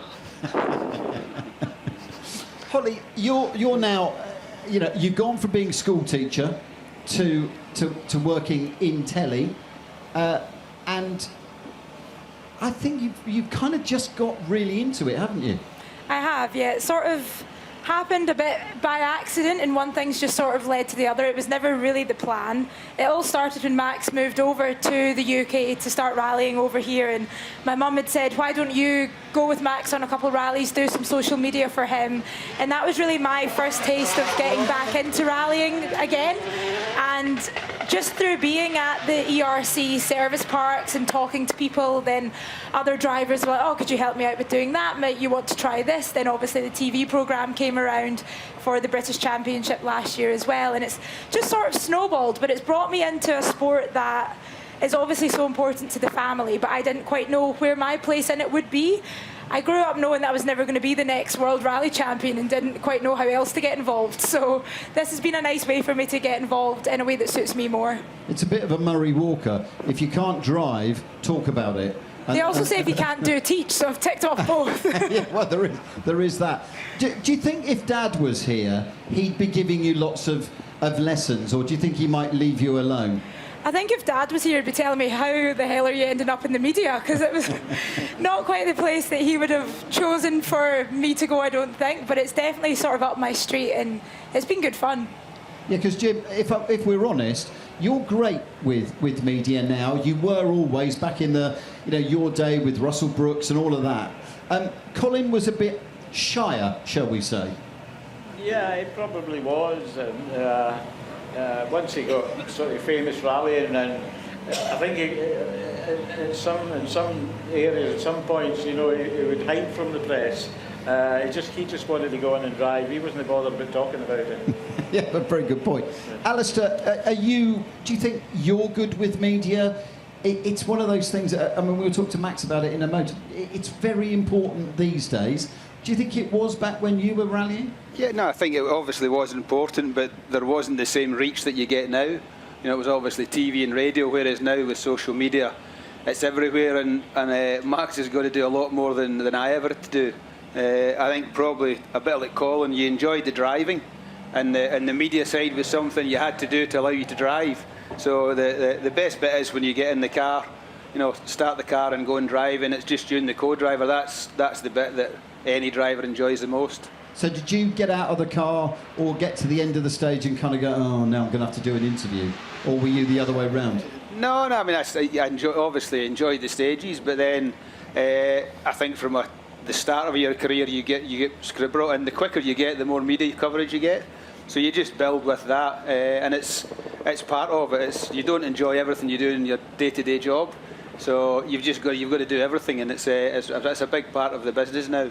So Gramps is doing the McCrae stages with Holly. He's done a BRC round. It's time you jumped back into a rally car and we saw you on BRC. I've got to get this one off my hands. Once I've done that, once he moves on, I can go back and start to enjoy my life again. Where does he need to move on to? He basically just needs to get himself a professional drive that's all paid for, then it's good. Easy. Oh, I see, because you're writing the checks out. So, but that's what dads do. I mean, yeah, my dad did say that I was lucky because there's only one, but then maybe 6 months ago he said, I think it's actually more expensive for one than it was for two before, so I'm not sure he feels sorry for me. Max, do you find this media thing is, again, the same? You get to the end of a stage, there's a lot of it, and the social media is very important, isn't it? Yeah, it's massive with the drivers now. You can kind of build a fan base with the social media of the person they think you are, but it can also kind of destroy you as a driver if you build a bad fan base. But I think I'd like to think I get some nice comments on my Facebook. That I think I'm okay with that. But especially on the end of stage interviews and stuff like that, now you've got a camera in your face at the end of every stage, so it's quite difficult to find something to say that's half interesting at the end of every stage. And family sometimes at the end of the stage, even more annoying. Yeah, then it's actually quite hard not to just laugh at her and actually give a serious answer. Because you remember when she was this high, so now it's like, yeah, okay, I get that. Some of the camera ops were saying at the ERC, they're like, every time that we open the door to Max and it is me at the stage end, he does a different sort of smirk to he does to anyone else. You can sense me. I have to find a nice bird to watch so I don't start laughing.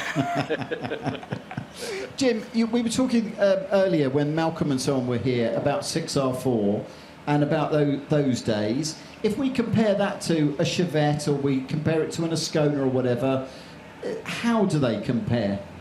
It was a completely different car from, you know, the two-wheel drive cars, the Chevette, the Mantas and that I drove, you know,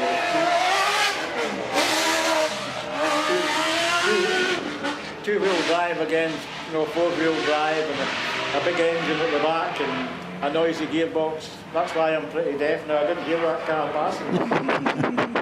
No, I didn't hear it pass either. Must be something to do with rallying. So if a Chevette or an Ascona turned up here right now, would you be happy to jump into it and still get the enjoyment and pleasure out of it? Yes, I like it. Yes, I would jump into it. Yeah, definitely, no problem. Ian Gwynn actually wants me to drive a Mark II Escort, so I don't know whether I'll have time after talking to you or not, but I'll do it tomorrow. Okay, well, we'll get you in one then at some point. Yeah. Maybe we should get you in with Alistair. But who's going to drive? Well, I was thinking who's going to co-drive more than the other. No, it's the driving that's the important part. Okay. No. No, you're driving. When I started rallying, I was asked to go out with Alan O'Neill, a friend of mine who'd been rallying for years, and he wanted me to co-drive for him. I had never sat in a rally car before, and we went out one night testing the car round about the local area, and I jumped out of that car and I said, if I ever compete in rallying, it won't be in the co-driver's seat. I'll be at the wheel. And indeed, I more or less stuck to that. yeah. Alistair, when you were rallying, did you have a rallying before you started? Did you have a rallying hero? I've obviously my father, because he's sitting two down here. I did wonder. I mean, if you'd sat next to you, you'd have definitely said it. Otherwise, you'd have punched it. But yeah. No, I mean, when I was probably kind of 10, 11 and getting to go and spectating the Scottish rally, and obviously my dad, Russell Brooks, Ari Vatanen, Hanne Mikkola, Stig Blomqvist, all these guys were there. So I think I was lucky to get to watch that time. And I wouldn't say I had one particular person. It's just you're impressed by anybody that can go quickly and win. So they all got kudos for what they did. And Holly, were you with Dad? Were you like he was your hero? I'd say so, not necessarily in a driving sense, because it wasn't until after we lost Dad that I really realised quite what it was that he was doing. But in day-to-day life, I looked up to my dad so much, and he would be away for a long period of time every time he went to a rally, and I just couldn't wait till he would come home and hear the stories about where he was and what he got up to. I think primary 3 at school, we had to do a school talk, our first ever school talk, and they made it very broad. It could be on anything we wanted to make it easy, and I did mine about my dad. So I feel like that paints a good picture. Yeah, but did you not tell him that he washes cars for a living? Yeah, he does something with cars. He's there all the time in a wee suit. And you also, I mean, all of you get the pleasure of being able to drive some of those cars that we all look at and just want to stroke. You get in them, you get to drive them and so on. You've driven one, Max. Alistair, you have. Dad, you have. You've not driven it yet, I know. No, that's because Gramps won't let you. You know that. The offer's been there so often, and I'm just like, no, thank you, that's okay. Have you not driven at all? Never? No. Not even on the road? No, I'm too Out of the scared. garage? There's so much sort of history in those cars that just isn't replaceable in any way, shape or form, and I don't want to be the one that gets in it and even opens the door and hits something at the side. Nah, I'm staying away. Whereas Max has got that look that says, nah, I don't care.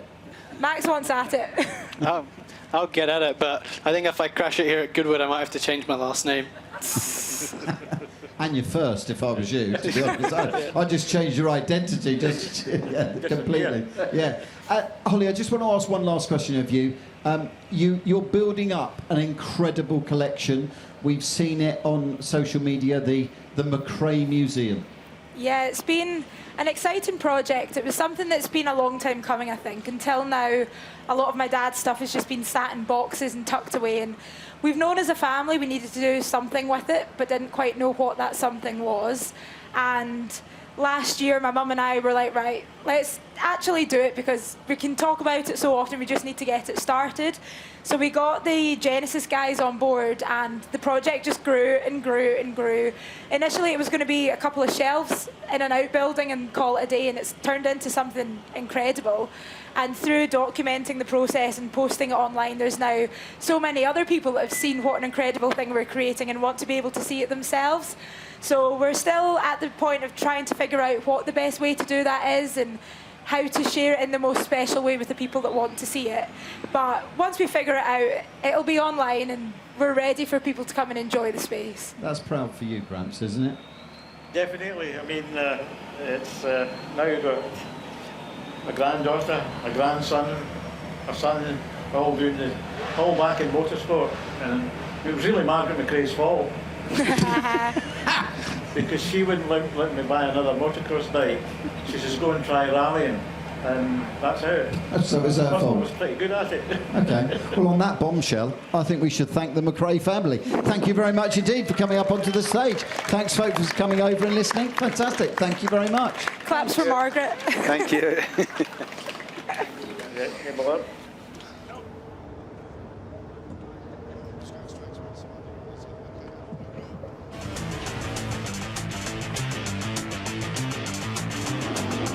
Down the inside, late on the brakes for Wilson in the Maserati. He gets the move up, and did he get on the grass? He does. The rear end steps out.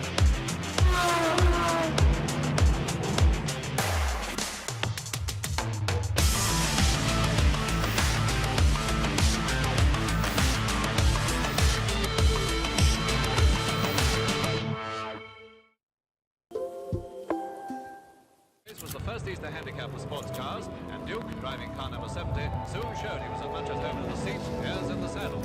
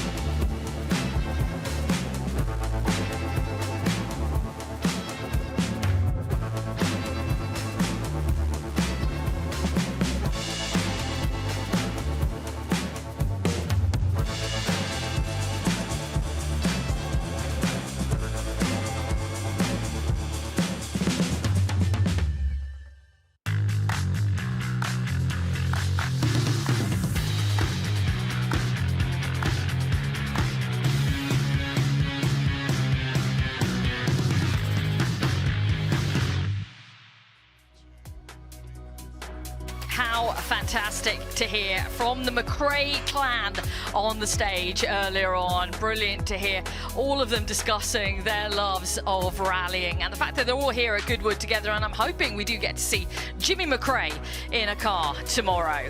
So we are building up to the shootout, which is going to be happening very shortly. Yesterday, the fastest through and leading the shootout is Tom Williams. Now, Tony Jardine caught up with Tom. Let's listen into that. Tom Williams, congratulations. The first day, you are #1 in the shootout. Yeah, we didn't have a bad run. It was the first time getting used to the car in the morning, and fantastic bit of kit run by Don Buckley and a brand new Skoda, so can't complain. And yeah, had a bit of communication with a couple of bales on the exit, but glad we had a clean run on the first stage, and then we have 3 more days and same thing. I was going to say, you were hanging it out there, Tom. Lack of grip or just over-exuberance? Good question. Getting probably a bit excited on the first corner. The stage is one of the trickiest. The stage is fantastic. It's got grass. You start on tarmac, then you go to soil and grass, then you go into clay, and then there's a couple of concrete sections that keep on polishing up. The hotter it gets, and the more cars that are running on it. So the stage is constantly developing throughout the event. So it's always challenging and keeping you on toes. But yeah, we've got to get to the end of the weekend and having a great time. Well, very quickly, we did a piece that you've got the tarmac off the line where you great grip and purchase for your launch control, and then you're immediately onto the loose section. And that, we saw you have a huge sideways moment yesterday, clouds and plumes of dust. Yeah, I might have been a bit rusty on the start line, just trying to work out. I forget how quick the Rally 2 cars are, and off the start line you have so much grip on the tarmac, and then you just throw it onto some soily grass, and then you can have it hanging and almost sliding up against the bales. But it was only brushing up against the bumpers, and they're still on when I got back, and had no strange faces looking at the car, so that's always a good sign. Briefly tell us about 2025 and Portugal. Yeah, so I started with the Iberian Cup, one make series. I stepped down a class to Rally 3 just to raise some budget after doing a couple years in the States, and I just wanted to get back to European competition, doing a one-make championship, drop down a class, and if I can drive the door handles of one of those cars, then I can jump into a Rally 2 car. So still the plan is to push for the Rally 3 car and then progress into a Rally 2 car once I'm pushing on with that. So it is the big push, and you need consistent rallying now, don't you? Exactly, that's the thing. I've been stopping and starting the last few years, just trying to raise the budget and get the sponsorships. So the best thing for me is probably to do some UK events, national events, just build up the kind of testing events, consistency, and then build up the pace, because European competition and world competition is just on another level. So yeah, you got to get back to that. Can you win the Goodwood shootout? Yes. Fantastic. The talent's still there. Well done, Tom Williams. No, thank you very much.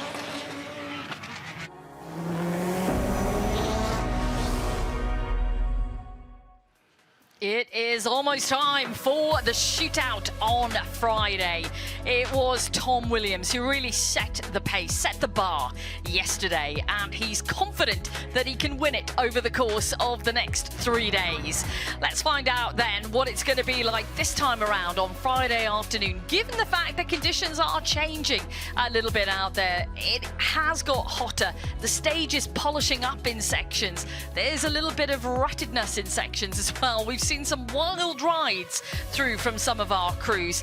I think it is safe to say, gentlemen, that it is getting tougher out there for all of our competing crews. I would agree. And yesterday's timings are crucial, I think, to base what we could potentially see today on. Like I mentioned, Tom was fastest, but David Wright wasn't far off the pace, was he? 2:39 to Tom Williams's 2:30. Gary Lecadeau with a great showing as well in the Celica was third fastest, 2:43.6. Sam Mason was fourth fastest, then Ben Mellors completed the top 5. So there's a little bit of a rundown on your screens right now as to what the timings were and how close they were getting right to the front, with Tom Williams' very confident drive. I've got, of course, Tony Jardine and Zav McCartan here in commentary, ready to give me their valuable insight into who could be taking the fastest time on Friday's shootout. So, gentlemen, put your money where your mouth is. Who's going to take it today? I think David Wright was really pushing. I think if he gets the setup right, he's going to push a little bit harder today. I think Tom is still going to be up there or thereabouts. If he can just get that consistent approach. I think what you said there, Bex, about the course itself is we now have this pothole down at Blomqvist, which they're going to have to avoid to a degree. Now, that might be a second or a half a second off the pace, we're not sure. They might be able to get away with it if they just cool it down a little bit underneath there, but those sections are definitely slippier down through the Salmon Roll. It's downhill, don't forget, and into that hairpin. Big braking down there, the car and the weight of the cars wanting to push you on, and on up into Dakar and Mexico once you've gone round Gambles down the other end. It's smooth, it's slippery, it's been polished, and grip is quite difficult to find in areas, but there is grip out there. We do have the dust, we do have these shafts of light that they have to contend with. So all in all, a big challenge, especially for Tom, if you want to stay out front. I mean, for me, it's listening to Tom as we see Richard Hogg off the line, but listening to Tom describe the different conditions, tarmac, soil and stone, onto chalk, bit of concrete here and there. For me, the interesting bit is, will Tom Williams beat yesterday's time of 2:30.7, or even going at 10/10ths, will his time be slower today? Because that will give us an indication of, as he put it, it's changing all the time. So if he's a couple of seconds slower than yesterday, well, then we can safely say it does change. So yeah, that for me will be the interesting bit. Well, as we've talked about throughout the weekend, one of the key factors of any driver out there in any form of motorsport, but most notably in rallying, is the need to be adaptable and adapt to changing circumstance out there. Let's see how much quicker maybe it is, though, on the second day of competition here on the Forest Rally Stage. It is a shootout we're watching. That's the big Rover 3.5 V8. Richard Hogg, Philip Hogg alongside him. Whoa, nice controlled slide there from Richard Hogg. A lot of experience of rallying in Ireland, Northern Ireland, and in Scottish Championship as well. A lot of rough terrain in his career that he's managed to conquer, and rebuilt the whole rear end of this car, strengthened the back axle. Very keen to get out there, as he was yesterday. Pretty much first off the line and into the stage to try and set his time in this big Rover. Oh, he has problems, has he? His exhaust is prop trailing. shaft. Something's trailing. It's just me. I shouldn't have said, should I? That I know, it the was exhaust going is so fine. well. It's not that. Oh, yeah, something's happened I think here. that's the prop shaft. Okay, well, or exhaust. You might be correct, Bex. He might be able to drive it out. He's just coming out quite slowly now, but something's happened, and I was just talking about how reliable it's become. I'm sorry, I shouldn't have said that. I've jinxed it, haven't Commentator's curse is what we call it, Tony Jardine. I've jinxed it. We're going to take a little look at a replay maybe to see what has gone. Okay, let's have a look. Oh, just comes into the shot, and everything looks okay in a minute, and then yeah, we swing wide, and you can just see underneath the car there is something dragging there. Yeah, I mean, that does look like an exhaust pipe. It's probably in the right place to be so, because that's the section between the front sump guard and then the rear tank guard, and that you can hear that trailing along. But it's not the reason for him slowing right down like that, unless he thought it was something much worse due to the noise. Maybe. The exhaust baffles have gone, and it does make a heck of a noise. But Phil Squire's out there now in the Mark 1 Escort. The 1600 twin cam, an engineer from Macclesfield, good mate of mine. We competed together in 2022 in New Zealand on the Silver Fern Rally. A great driver in his Mark 2 Escort, normally over there. I've got to publicly apologise to him for holding him up on a 40-kilometre stage on the mountain section. I didn't see him through the dust. Is this the first public apology? Yes. Oh, I see. So you haven't done it face to face. You've done it from commentary a million miles away from where he is right now. Yes, because we've made keeping friends a distance since then. between you. There's a push to pass because of all the dust and long stages on there. We didn't see it. I didn't see it. Co-driver didn't see it. But anyway, great driver, and he's enjoying. I did speak to him briefly. He's absolutely loving that ex-Malcolm Wilson Escort. His first car, Malcolm Wilson's first car, age 17, which has been totally rebuilt. Ben Smith on the line there waiting, and there it is.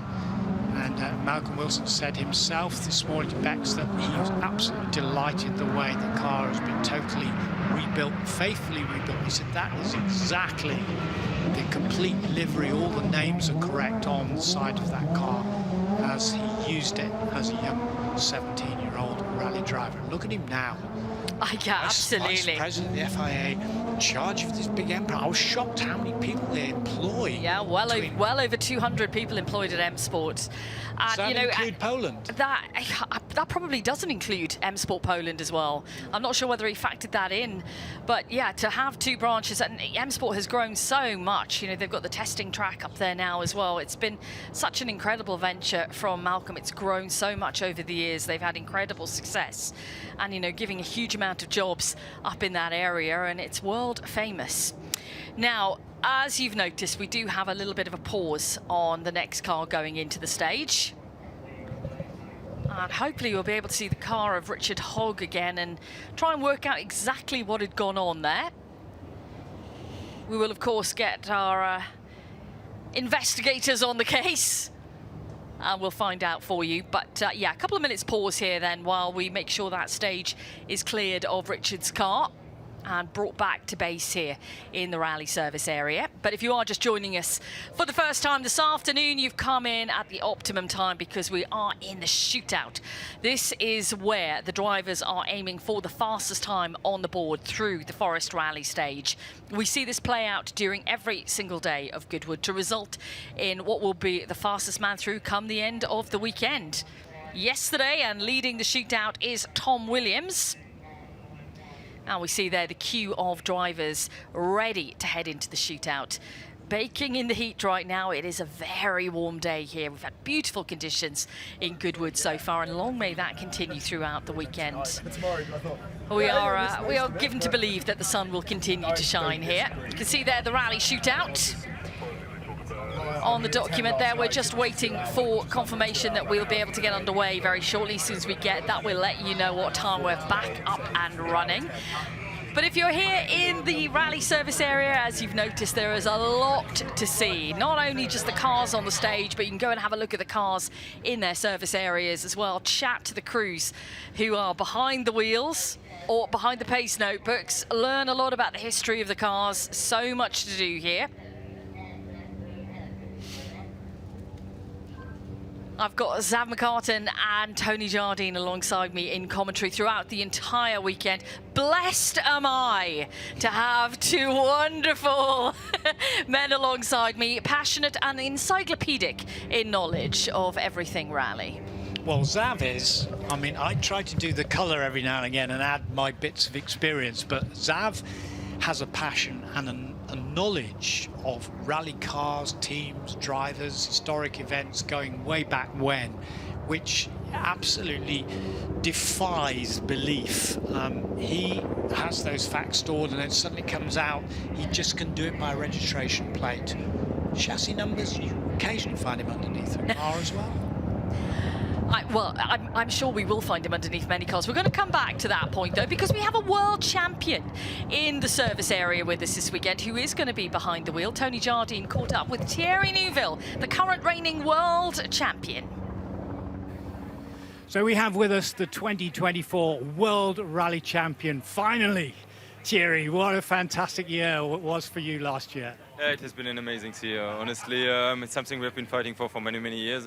We have been close a couple of times, but it never happened. So to finally win that championship last year was, like a great accomplishment for us, and a big reward for all that hard work, which has gone into the WRC and into my career over the last 15 years. So really happy to have made it finally, and really happy to be here as well today. And you ended up in a fight with your teammate, with Tanak, didn't you? Yeah, I mean, we had a good lead heading into the last rally. Obviously, we broke the turbo at the beginning of the last rally of the season, so it made it a bit more exciting towards the end of the race. But generally, everything went well. We kept the control, and we were able to win it. 2025 so far this year, it's been mixed for you, really. What's been the highlight? There have been a couple of highlights. I mean, Rally Sweden, we ended up on the podium. We were fighting for the victory until the very last day. And obviously Kenya, where for the first time I was able to step up on the podium while having some trouble, but it was a very eventful weekend and great to be on the podium there. So that are the highlights. All the other events has been a bit more challenging, but we're only half season through and everything is still open. Belgian rally still going really, really well. The Belgians love their rallying, don't they? And you're a massive enthusiast. Yeah, definitely. I mean, rallying has always been part of my life, and I enjoy it so much. And coming here and seeing all those old cars, not only standing around but also in action, and talking to those people, so all those passionate who are putting a lot of effort to keep those cars still going. That's something very special and very unique as well. I mean, there's no other event than Goodwood where you can see Formula 1 cars, endurance cars, GT cars, NASCARs and motorbikes, whatever, in action. So that's great. Fantastic. Enjoy the rest of the time at Goodwood. Thanks for talking to us, Thierry. Thank you very much.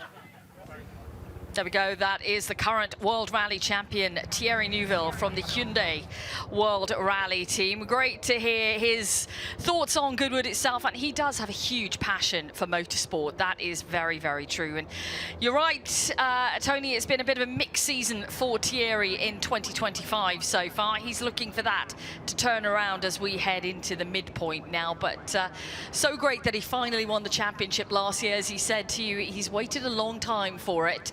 He's been close many times previously and finally achieved it last year when we were, of course, in the midst of it right on the final day of competition in Japan. Yes, he's been the bridesmaid many, many times and finally cracked it and absolutely deserved it. And great for him, great for Belgium, great for Hyundai to have that World Championship. And a great competitor. Oh, he's been in the game quite a long time, hasn't he? Yeah, he certainly has. You know, he's been around a long time. Rather, the recovery truck, which we love so much here, is definitely back in action. Hopefully that car is going to be out of the stage very shortly. While we wait, Tony Jardine's been a busy man. He's been catching up not only with rally drivers, but the great and the good of motorsport broadcasting. Steve Ryder, great to see you here. Festival of Speed at the rally stage. Now, I'd have to say to you, first of all, congratulations on your retirement. Well, I think it's congratulations, yes. It's come to a natural end, put it like that. It was a great send-off at the BTCC, all the marshals, the drivers. You must have enjoyed that. It was wonderful, and all the little tributes that, you know, weren't really deserved, but I will treasure them, especially from within the world of motorsport and so on. But to see the marshals coming out and having been so much a part of the Touring Car Championship family and the drivers, and I'm going to miss it, but I've been doing it off and on since 1988, so it's time for a fresh face and a fresh attitude, I think. But we've had so much fun. But over the years, whether it's BBC, ITV and the different channels, you've had a hankering and a love for the world of rallying. Indeed, with Barry Hinchcliffe, you produced some fantastic programmes on rallying, didn't you? Well, Barry did, and I was more than happy to go along with what he was doing. And certainly the material that he generated in the 80s and the Group B years, and the inventive way in which he approached the coverage. I mean, there were a lot of cameras and crews out the stage side, but there was only one who was getting that little twist to a story or that little extra insight. Most of it happened by accident because he didn't really know what he was doing, and none of us really did. I remember that we used to go around the British Championship schedule and the RAC schedule, not with a road book or with a good food guide. And we would be miles off, but we had such a good time. And thank goodness that, you know, we've been able to get our hands on the archive and make sure that it still has some life. Huge amount of editing all on film, and moments are captured, and we still watch those wonderful old videos. Rallying as it is today, we've got some incredible teams here, WRC1 teams from the cutting edge. We've seen Malcolm Wilson, we've talked to David Richards this morning. Where do you think the sport is at of rallying right now?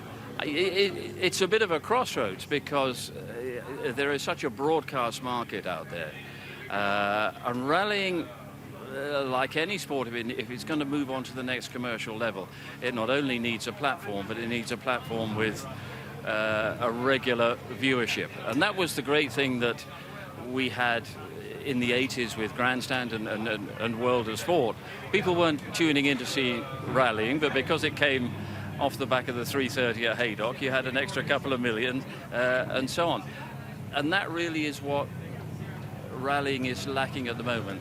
No fault of rallying, but it is the market that is out there that really can't accommodate a product of the quality of rallying coming in and being able to generate the big audience. The coverage these days is astonishing. I mean, it is at the level that Formula One coverage is at now, and you can't pay it a stronger compliment than that. It's great to see you here back amongst the rally cars. Great to have you back. Enjoy your retirement. I will indeed. I will indeed. Yeah, yeah. It's going to be busy. We're doing a lot of stuff with Motorsport Archive, Formula One, and rallying, and so on. And well, it's the perfect retirement project. When are you going to retire? How dare you ask that question? Would you take a picture of me? What a legend Steve Ryder is, and what a closing question from him.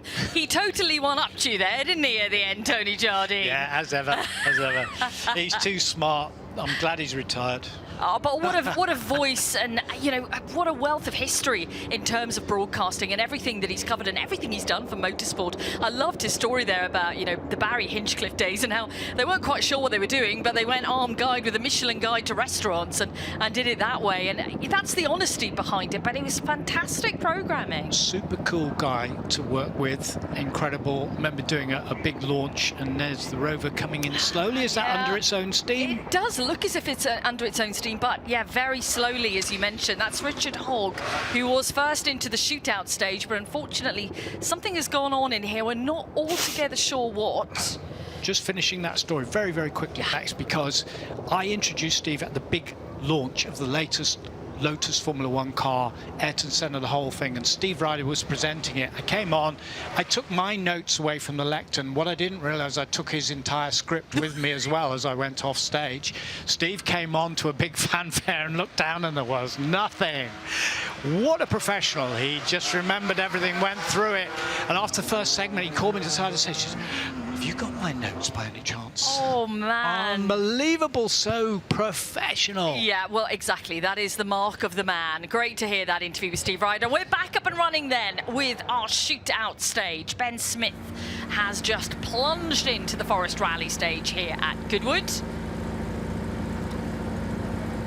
Yeah, so Ben Smith, that's the 1973 911 RS. That's the Talbot Sunbeam on the line. Kim Mather. And that car broke down yesterday. Well, it stopped briefly, but they soon fixed that and got it back into the action, which was great. And here we are. There's Ben. This car won the British Historic Rally Championship in 2008 when it was driven by Stephen Smith. John Nichols was co-driving it then.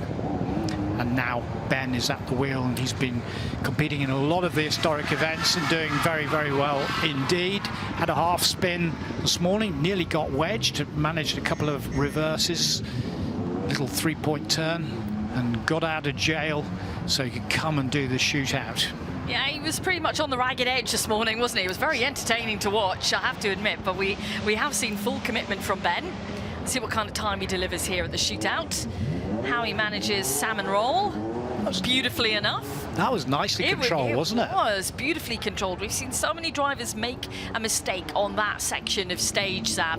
It's caught out many today. It has, but I'm quite impressed by its smooth and quick style here, because it's almost as though everything he's done today has been leading up to this moment. He's carrying great speed in the coverage and corners that we've seen. Back now to Kim Mather in the Lotus Sunbeam. Car was said previously driven by John Weatherly. Chris Lord, I think, had a run at once or twice. And we're down to the business end of today's shootout as the big Audi Quattro leaves the start line. Martin Overington now coming up in the Golden Wonder 6R4. And Kim just trying to avoid that hole that we were talking about. Hasn't lost much time, but I think Ben Smith's time would be a pretty good one, I would reckon. Warren Philliskirk's Metro 6R4 now on the start line, ladies and gentlemen. It's going to follow the Martin Overington version. And, I think it's going to be quite hectic for the next 10 or 15 minutes. Well, it'd be good to compare the times of the 6R4s And good to compare the time here of Ben Smith, because he's getting a good run out of the stage now, climbing back up the Sussex Downs towards the finish line. I'm impressed with that. That is almost 18 seconds quicker than yesterday. What? Yeah. Oh, well, he must have had it. Martin Overington, who also races cars as well, Arrows Formula 1 cars, other Formula 1 cars. Then over the bump there, which is Peter van der Putten in the Audi Quattro S1. I think, Zav, you're right, it shouldn't affect times too much, because they're allowing for it. They know it's there. It's not going to take them by surprise. You've got to be neat through that section and thread it through, but you have to be careful on the throttle on such a big car like that, where the handling is, well, it's nervous to say the least on that big Quattro.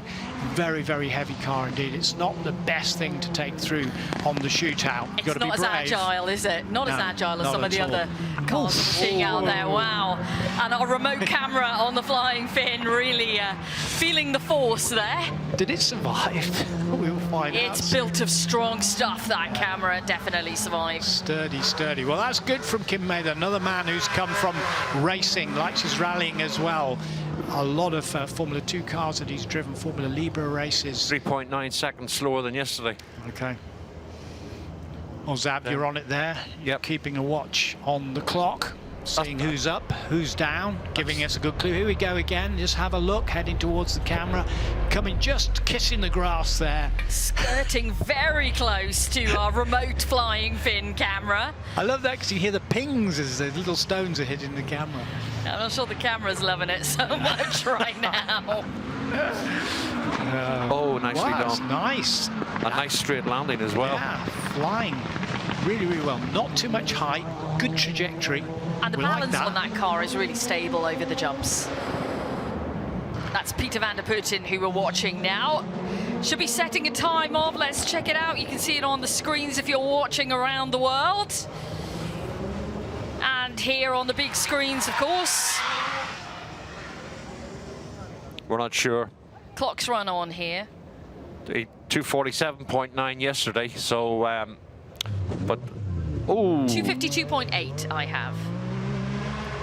Warren Philliskirk there, going over the Blomqvist area, where we have the pothole, a bit of a shell hole on the right-hand side to be avoided. But the Metro 6R4, 40 years since they were first about, designed partially by Patrick Head, Sir Patrick Head of Williams Formula 1 fame. You can see the early aerodynamics there with that bib spoiler and the rear spoiler over the back, the V6 engine in it, 3-litre, fantastic howl that that car makes. And then we look at the Rothmans Audi, which makes an equally lovely growl, which comes the distinctive note of the 5-cylinder Audi engine, which over the years of rally history has entertained and tuned in the ears of many rally fans in the forest. You can hear that coming from miles and miles and miles. It's a great bark off it, I'll tell you. Very, very good. Tremendous. I always remember being in San Remo late at night, one of the stages where the cars were coming across the valley, and you're like 9 deep amongst the Italian and Swiss spectators getting super, super excited. But the flames coming off the back of the Group B cars, and then the chatter of the wastegate and so on, and the lights coming through the trees, and when they finally come to you, oh my goodness me, eclectic, the absolute roar from the crowd. It was totally, totally electric. Those days of Group B and the excitement that it produced was nothing short of electric. And now I'm thinking about Per Eklund, actually, when I look at the colours of that car, Zav. Yeah, going back to the Quattro very quickly. I mean, I remember when Valderol brought the Audi Quattro Sport to the 1984 Ulster Rally. I mean, you know, they came to do tarmac testing. It was like we'd seen something from outer space. We'd never seen anything like it. And I mean, I remember going to the first stage, and Jimmy McCrae and Russell Brooks were out of their cars on their minute, watching Valderol take off on the first stage. I mean, the power out of them was just phenomenal. Back now with Warren Philliskirk. Warren, who's been here for many's a year in a TR7 and a Triumph Dolomite Sprint, but here this weekend in his own 6R4, and our clocks run on, so but up over the finish line, and that's his time in for the Friday shootout. Not only is it fastest on the day, it's also cumulative, and Martin Overington going very, very slowly now. Yeah, what's happening here? Well, that's a shame because he's holding up Marcel Ludwig. His time will be pretty much null and void, just letting him through there politely, but that's his run. Marcel's run spoiled, not the fault of Martin at all, and Martin getting out of the way. Martin Overington won't be happy about that because he's another of our quick drivers and was hoping to set a good time in shootout 2 here on the Friday of the Forest Rally Stage. All important, a lot at stake here.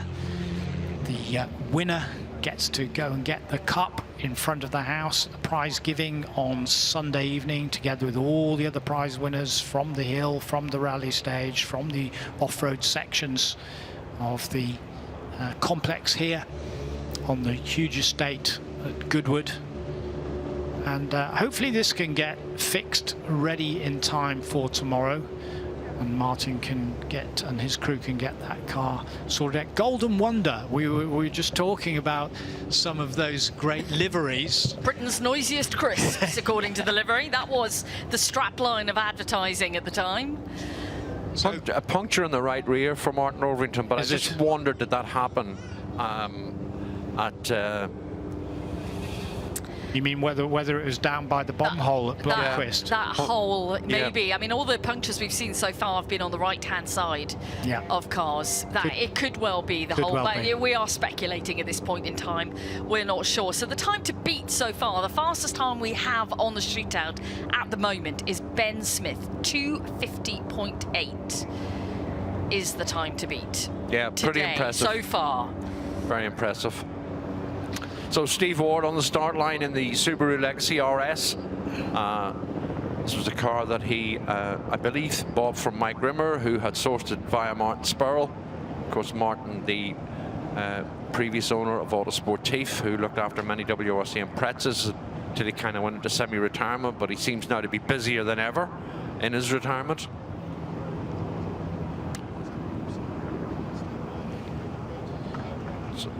Okay, we're going to take a look at a replay here. Now, this is Martin Overington coming into that area at Blomqvist. Yeah, you can just see the tyre coming off the rim on the rear. I actually think the tyre was off the rim before he hit the pothole. I think it was before he hit the pothole, and that just made it worse. That made peeled it worse. It back. Maybe a drive shaft. I think it was deflating potentially anyway. So 8th fastest yesterday for Steve Ward in shootout 1. When you saw the camel liveried Subaru Legacy RS on there, and there's Martin Overington back in the service area. Here's the rear wheels looking to get that great start off the line. Steve Ward, off he goes down into the 1.8 mile rally stage, looking to do better than he did yesterday with that time of 2 minutes 52. So he goes down into the stage, and that lovely boxer engine sound from the Subaru, and the dust that follows as they go from the tarmac onto the loose, onto the grass dusty section, and then into the forest proper under the canopy of all those trees. And the drivers and co-drivers getting prepared to go up against the clock. Gary Lecoudou, who was 3rd fastest in the shootout yesterday, always a very competitive runner, won lots of rallies on tarmac.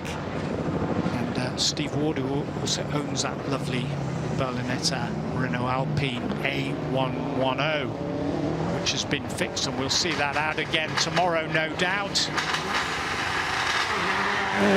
Gary Lecoudou.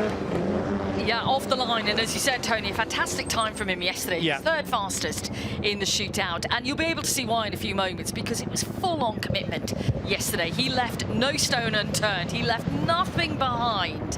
Every single inch he was taking of stage, and it reflected in the time, which was yesterday for him at 2:43.6. We'll see if he can better it this time around. Phil Squire's getting another run in car number 91, the Mark 1 Escort, the Malcolm Wilson car, I believe, because he was impeded ever so slightly, went on stage earlier. Well, Phil will be happy with that, knowing how competitive he is. He'll want to have another crack at that one. In the meantime, Gary Lakodu, who is a tarmac expert. Little clip of the bank there, though. Oh, there you go. Bits of debris being cleared up by the marshal before the next car comes through. Those great Castrol colours on the Toyota Celica, and over the bomb hole at Blomqvist. Not too detrimental, hopefully, to his time. So you're calling it Blomqvist bomb hole? Well, that just slipped out. Really need to be careful how you're pronouncing that one. Yes, I think you do. That's why I highlighted that. You do. I've been impressed with the Celica, though, and Gary is such a stalwart here at Goodwood, isn't he? Year in, year out. He's such a fantastic supporter of the event. Back with Steve Ward, out over the jump and down towards the Coopers, and then up to Stratos and towards the finish line.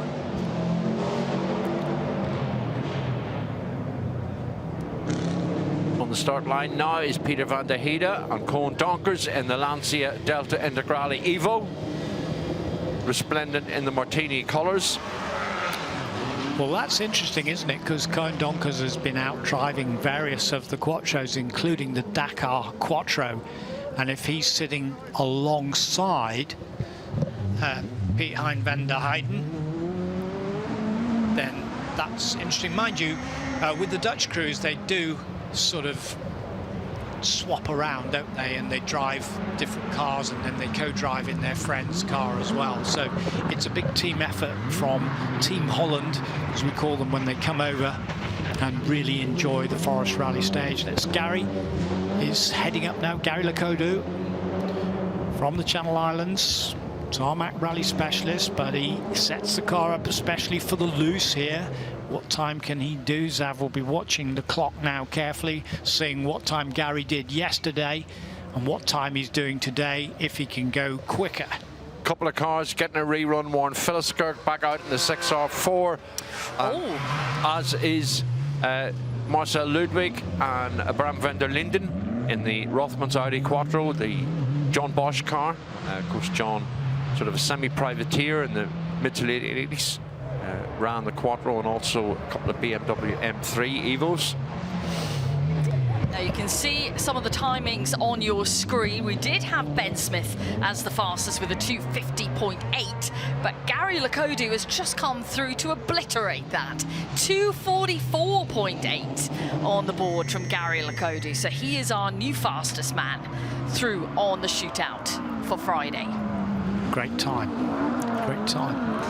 And a nice landing there from Phil Squires in the Mark 1 Escort, the ex-Malcolm Wilson Mark 1 Escort.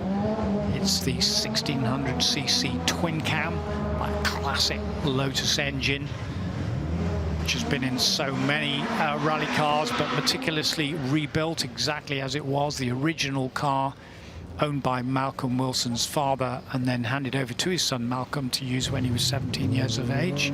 Warren Philiskirk having another go because he was impeded on the first run, as Zav has just said, so he gets another go too, and so far so good. Nothing in front of him, nothing to impede his progress this time around in the Metro 6R4. This is a car from 1995, a car which he bought from John Price, and John Price, another tarmac expert, the late great John Price, who won so many tarmac rally championships and ran so many different cars, but including Metro 6R4s. But Warren won the BTRDA national title in 1998. Of course, John Price brought the first Renault 5 Turbo to the UK, and then the Evo version. Remember, Browns of Hereford, big sponsors of John Price at the time in the Renault. So Aoife Raftery now down on to the start line from the finish ramp, and following her will be Tom Williams.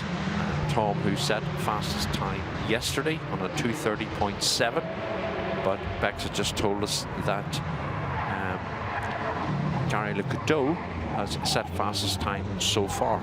Today, at least. Today, yeah. Just today. No one has beaten the time of Tom Williams from yesterday, that's for sure. We've got David Wright, who's in the stage. He was second fastest yesterday. little bit of a nose dip there for Warren Philliskirk as he goes over the flying fin. And Mikola, I have to say, if we did a commentator's drive of the day, my vote would be for Ben Smith at the moment. Okay. That was a great run. It was a good run. For Raftery, just leaving the start line now, as you see Warren Philliskirk up over the finish line under the finish sign. Tom Williams now on the start line. We're back now with David Wright, Jane Nicholl. Great interview by Tony with David earlier. Yeah, but he's, he is one of the front runners. He's always gone in for the shootout. We're used to seeing him in the WRC Focus. He's not so used to himself to the R5 by his own admission. And that was Marcel Ludwig. Very close there. It was close, by wasn't it? Marcel. Yeah. To the remote camera. Don't be worried, there's no one behind that camera. It is remote. Struck it out there on its own for the very purpose of the fact that the cars are skirting very close to it after the flying fin jump. Quattro's dancing around all over the place, and he's twirling the wheel and getting it under control and slowing it down. Getting up to the control up there.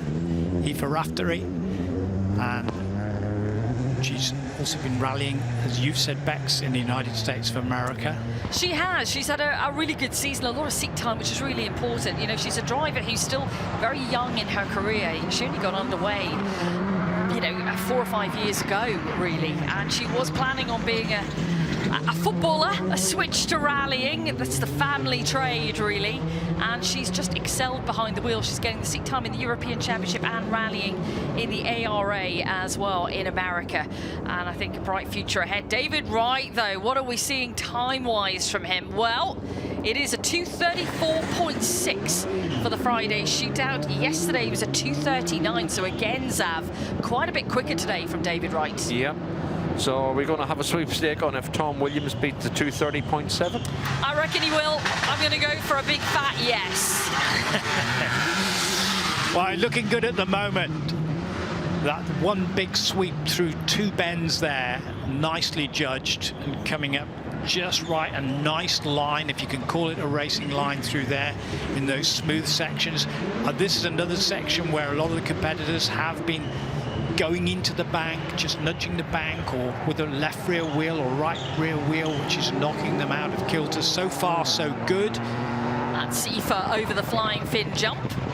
First time this weekend we're seeing her compete in the shootout in the Ford Fiesta Rally 3.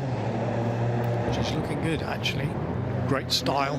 Yeah, it's a good commitment, isn't it, from Raftery? Let's see what the time is going to be on the board. It is second fastest through to David Wright's time, so it's a 2:42.9. Okay, excellent. Sam Mason now in the stage as we await Tom Williams to come through and see what his time is. You can see David Wright's fastest time on the board. That is the one to be beaten right now on what is the second shootout so far here at Goodwood this weekend. 2:34.6.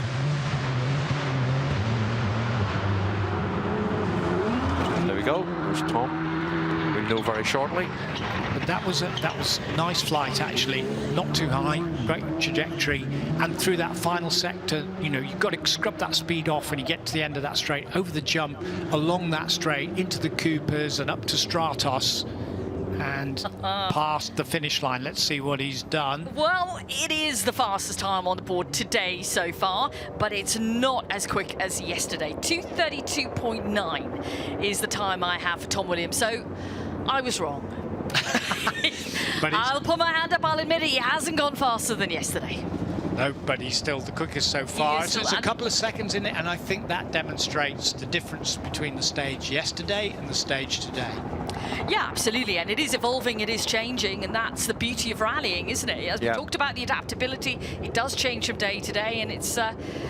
That's why I was saying at the very start, just be interested to compare times to yesterday. So yeah, that was an interesting outcome. And thankfully, Tony's curse of the commentator hasn't repeated itself, which is good for all of us. Oh yeah. Well, I was talking about Richard Hogg's reliability of the Rover, and then suddenly it stopped. Sorry about that. But I was going to say at the time, it always reminds me of, and funnily enough, Steve Ryder mentioned it with Grandstand and World of Sport, but Grandstand with the Rallycross. And I remember Murray Walker saying, and you can see why Piet Van Dam can see where he's going, because he has holes drilled in his Perspex window in the Rallycross at Lytton Hill, and with that, the DAF hits the bank, onto its side, onto its roof, upside down, and Murray Walker going, oh no, what have I said?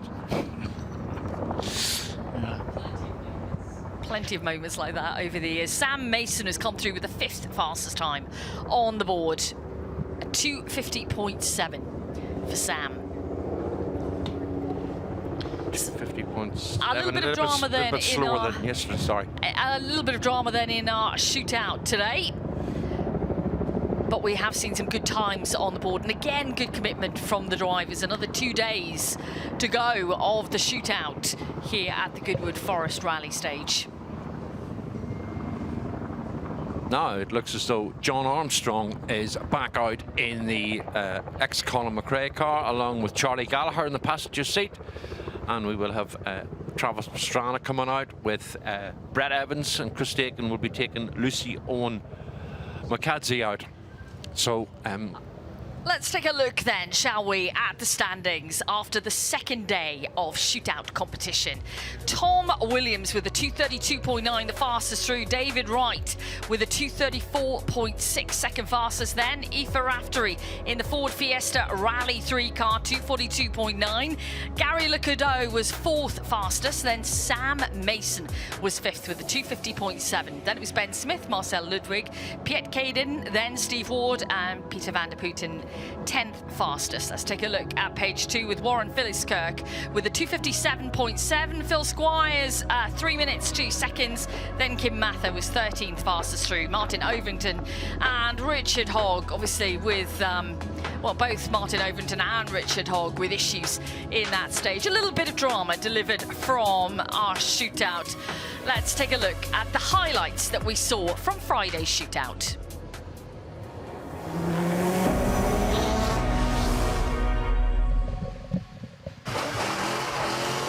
So it got off to a great start with Richard Hogg. That incredible car has such grunt off the start, but unfortunately, Tony, it didn't go well for him in this stage. No, it didn't. We see the exhaust hanging down there, and whatever else may have broken. There was certainly a fair bit of noise coming from underneath the Rover, so just gets a nominal time there of the 4 minutes because of the technical problems, whereas Ben Smith going through there was start of a fantastic run for him in the Porsche 911 and was fastest time for a while. He handles the car so beautifully. Well, so great car control. That was poetic through there, I have to say. It was a beautiful rhythm, great pace. Not letting it hang out too much, and bearing in mind that rear end, as Kim Mather nearly got very, very out of shape over the jump, and this obviously was then a problem as well for Martin Overington. Yeah, he knocked a tyre off a rim at some point during the stage. We could really see it in that sector there at Blomqvist. And hopefully no damage to the drive shafts at the back. Gary Lecoudreau was quick as well. But he just got beaten. Phil Squires was out there in the Mark 1 Escort, the twin cam Escort, and then out came Tom Williams, the man who was fastest on Thursday and has proved fastest today as well, Bex, although as you've said 2 seconds slower. That could be reflected in the stage itself. That is a little bit slower, a bit slippier, a bit rougher, and certainly the big bomb hole at Blomqvist to be avoided. Absolutely, it is to be avoided, but well done to Tom Williams again for setting the fastest time on the shootout on Friday. We are very much back in the action now, though. This is John Armstrong, and you know him well from ERC and WRC, and I think, as you said, he went back over to Ireland, and competed very recently over there. That's right, he was at the Donegal rally. Of course, he's getting a lot of seat time in, but the European Championship is very much John's focus this season. We saw him pick up a fantastic podium at the end of the season last year, and he's been on such competitive form, but unfortunately there's been a bit of bad luck as well this year. He's picked up quite a few punctures when he's been either in the lead or right in the mix at the front in podium position. Had a bit of a difficult weekend at Rally di Roma Capitale, which we've just seen. Really wasn't getting to grips with the tarmac there on the opening day. Came into his own on the second day though. But really great competitor, John Armstrong, as we switch out to Travis Pastrana now.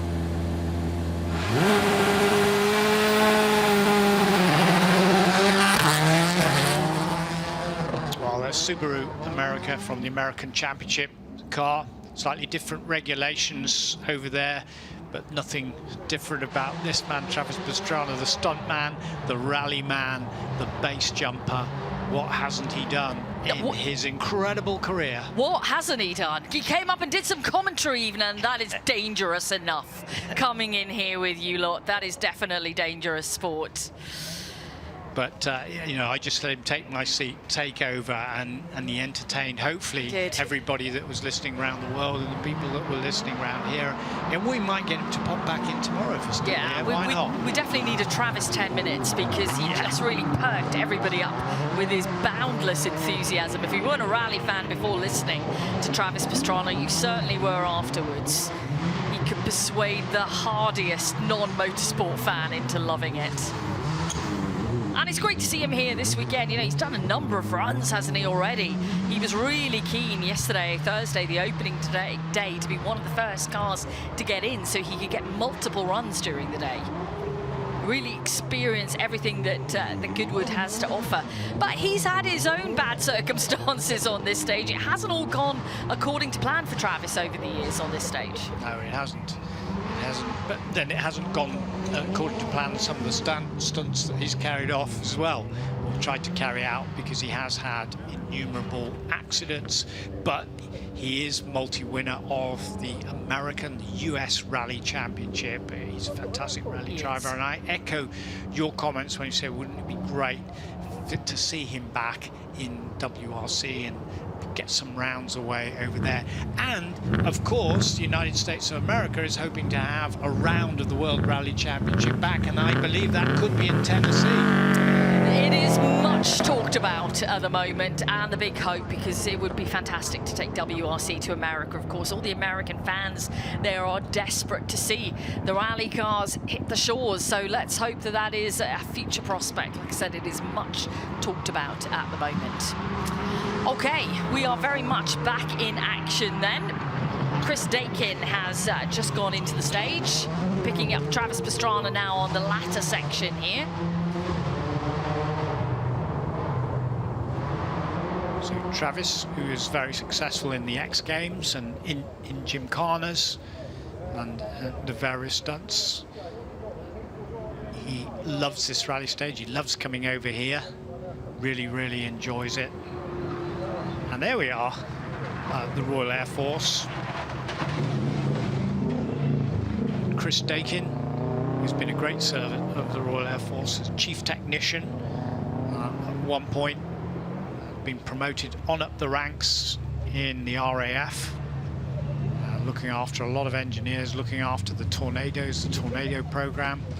Front line of defense. I think he was just looking at the old pothole there, at the bomb hole, because I'm not having any of that. Yeah, he's really skirting around that, wasn't he? Where is it? Where is it? We're moving very far past that hole in the road, going absolutely nowhere near it. And one year they brought all the RAF technicians here, and the R2 Fiesta, which he also owns, was stripped right down and rebuilt in a record-breaking time, and that was for charity as well. At the same time, we coordinated with the actual Tornado to fly overhead about 5 years ago, while that rally car, the Subaru, was on the stage with Chris Dakin in it. And this is a Subaru on the line. That is the colour scheme that we're used to seeing with Subarus, and Colin McCrae his World Championship. Of course, that's a car much younger than that, but his World Championship 30 years ago. Can you believe it? We've talked about that during the weekend. We've had some, great comments from David Richards from ProDrive, who was in here earlier, from Malcolm Wilson as well, who also, with the focus, welcomed McCrae and Sainz into the team, and some brilliant comments from both of them earlier on about working with Colin, and what a pleasure it was, but crazy times as well. Some wonderful stories from them both. It's always a pleasure to reminisce and memories, because memories are different for everyone. I mean, I remember saying here that I don't know how many people are here today. There's probably a couple of 100,000 people here in Goodwood, but we all have one thing in common. We all remember our own first memory of motorsport, and for me it's 1968 Circuit of Ireland. What was your first memory of motorsport? I was taken by my older brothers in 1981 when I was just 3 years of age to watch what would have been then, was it called even the Network Q Rally of Great Britain? Probably not, but basically the British Round of the World Rally Championship. That's my first memory. Wow. And all I remember, and I'll be completely honest with you, in 1981 was wearing an incredible pair of wellies when I was 3 years of age. I remember the wellies, and I remember the lights in the dark and the sound, and that's it. But that is my first memory of motorsports. Charlie here. Charlie's one of our cameramen here. What's your first memory of motorsport, Charlie? Charlie's having a little bit of a think. He's reminiscing. 1998 World Superbikes. A Brands Hatch. So, we all have that in common, and it's something that ignites a passion in us. Yeah, I think everybody has those, that it is that first memory or something you really think about, really remember. When we're talking about legendary drivers like McCrae, we've all got certain memories, people who have watched him over the years. For me, I was really lucky to be able to work in the period where he was competing with Ford in the Focus and interview him, and right through those days to Citroën, to when we saw him come back into the championship with Skoda on a one-off at 2 events. And to be able to interview McCrae and actually, watch him on stages. And the first time I ever met Holly McCrae, actually, we saw earlier on the stage, Colin's daughter, and I work with Holly now on the European Rally Championship. What an incredible woman she's become. Holly was just a little toddler who was in the service area at Rally Cyprus one year, and Colin had really bashed up the car, and she wanted to put a plaster on it. She had a plaster for Daddy to put on the car to try and fix it. No plaster was going to fix the car, unfortunately, but that was my first memory of Holly McCrae, and now, I'm working alongside her. So, it's lovely memories we can reflect. Yeah, no, they're good for everyone. They really are. James Davis there in the RS200. I was talking to James yesterday, and he was telling me that he sourced this car in Germany. Oh no, this is Terry Maynard. I do apologise. James was out earlier. But Terry Maynard, who also dipped his toe in a bit of rallycross as well, and in previous years would have had a Lotus Esprit here with the Elgin plant hire across the front of the Lotus. A car that was a firm fan favourite, because on occasions it carried a pair of skis in the top. Terry's nod to something a bit different. But the RS200 certainly evokes memories of the likes of Mark Lovell and Roger Freeman, who campaigned, won in the British Rally Championship at the time when Group B cars were still allowed. Of course, Mark and then moved over to the USA to compete in the American Rally Championship.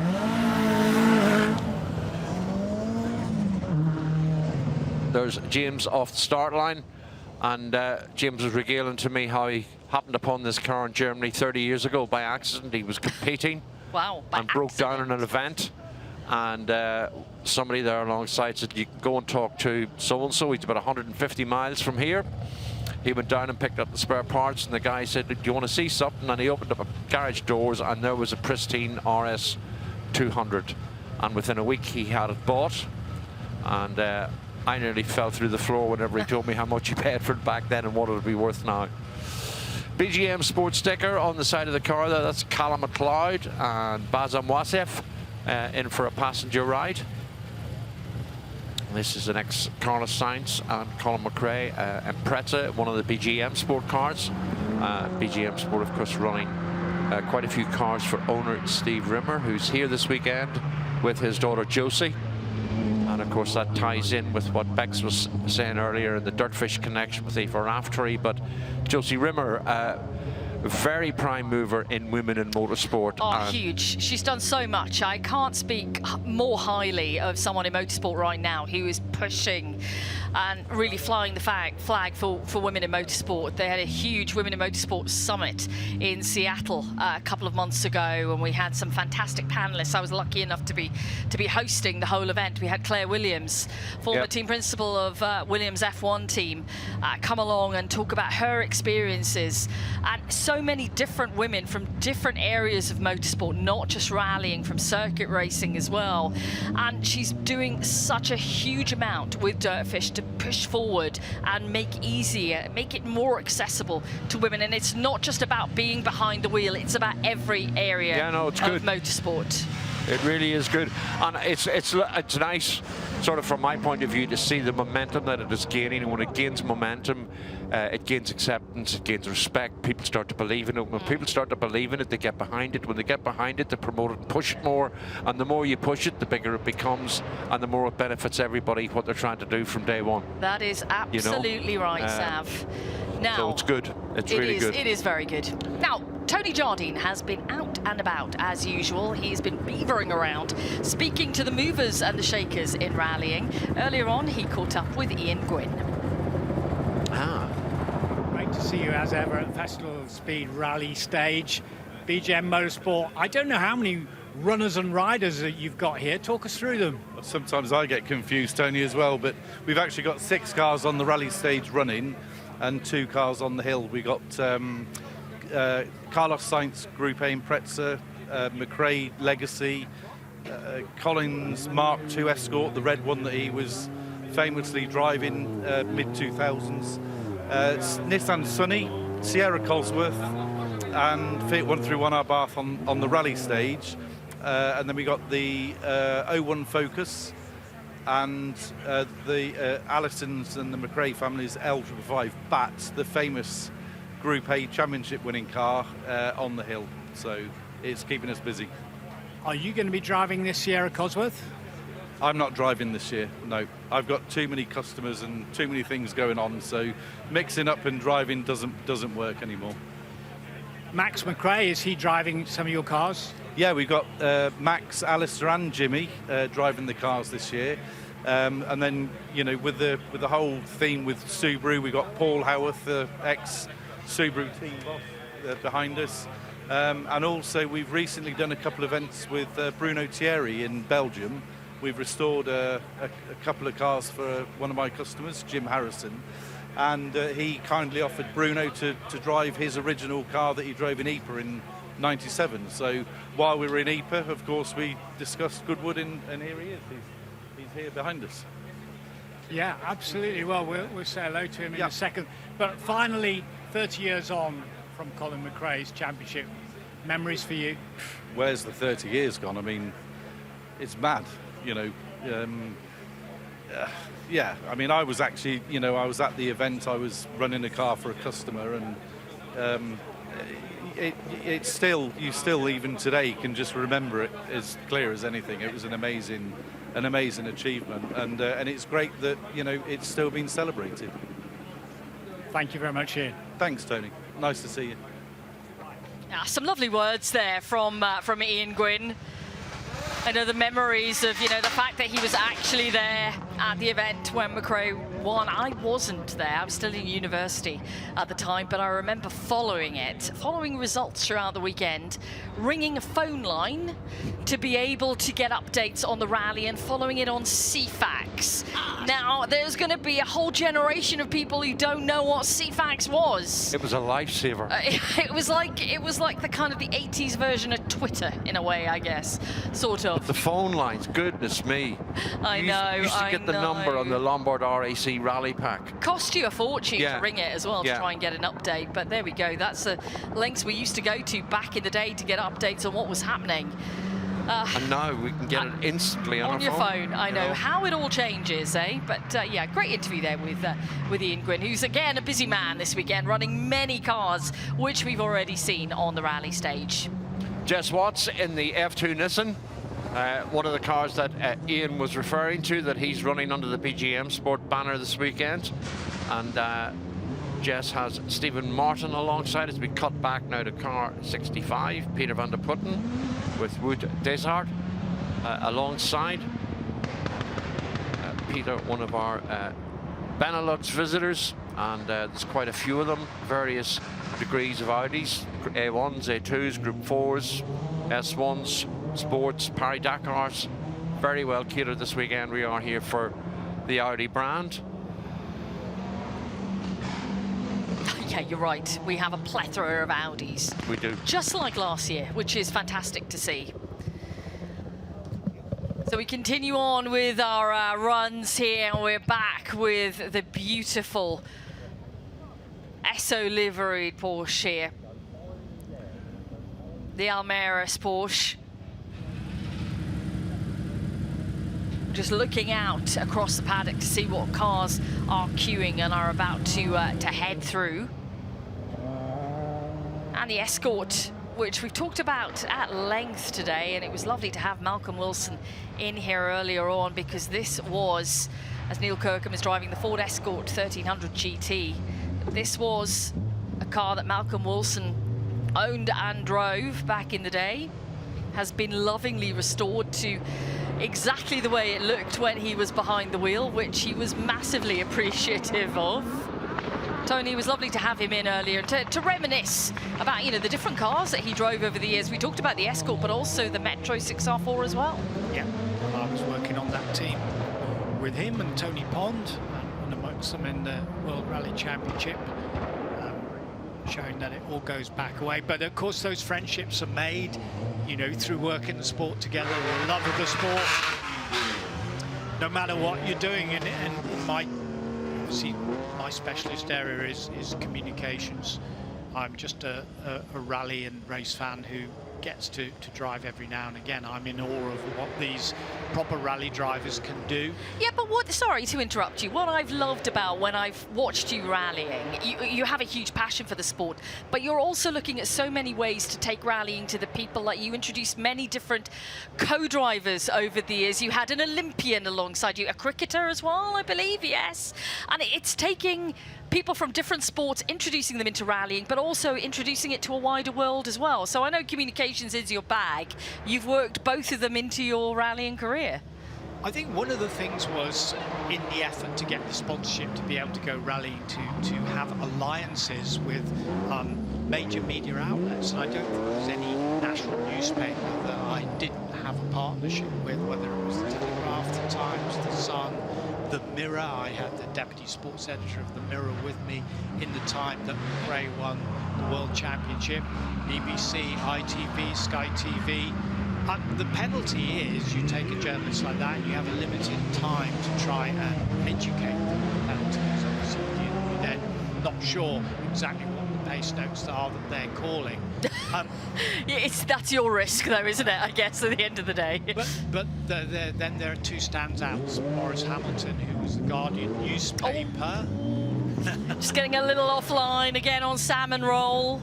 And Radio 5 Live, and he was exceptional, an exceptional co-driver who went on to win the RSC Classic in a Porsche 911. So, and Kevin Eason from the Times, who was the motoring correspondent, Formula 1 correspondent, was very, very cool indeed, a very cool cucumber. As you can see, Sam Teal almost spinning in the same place where he's had a few issues with the big overhang and the weight of the engine in the rear in the Porsche 911.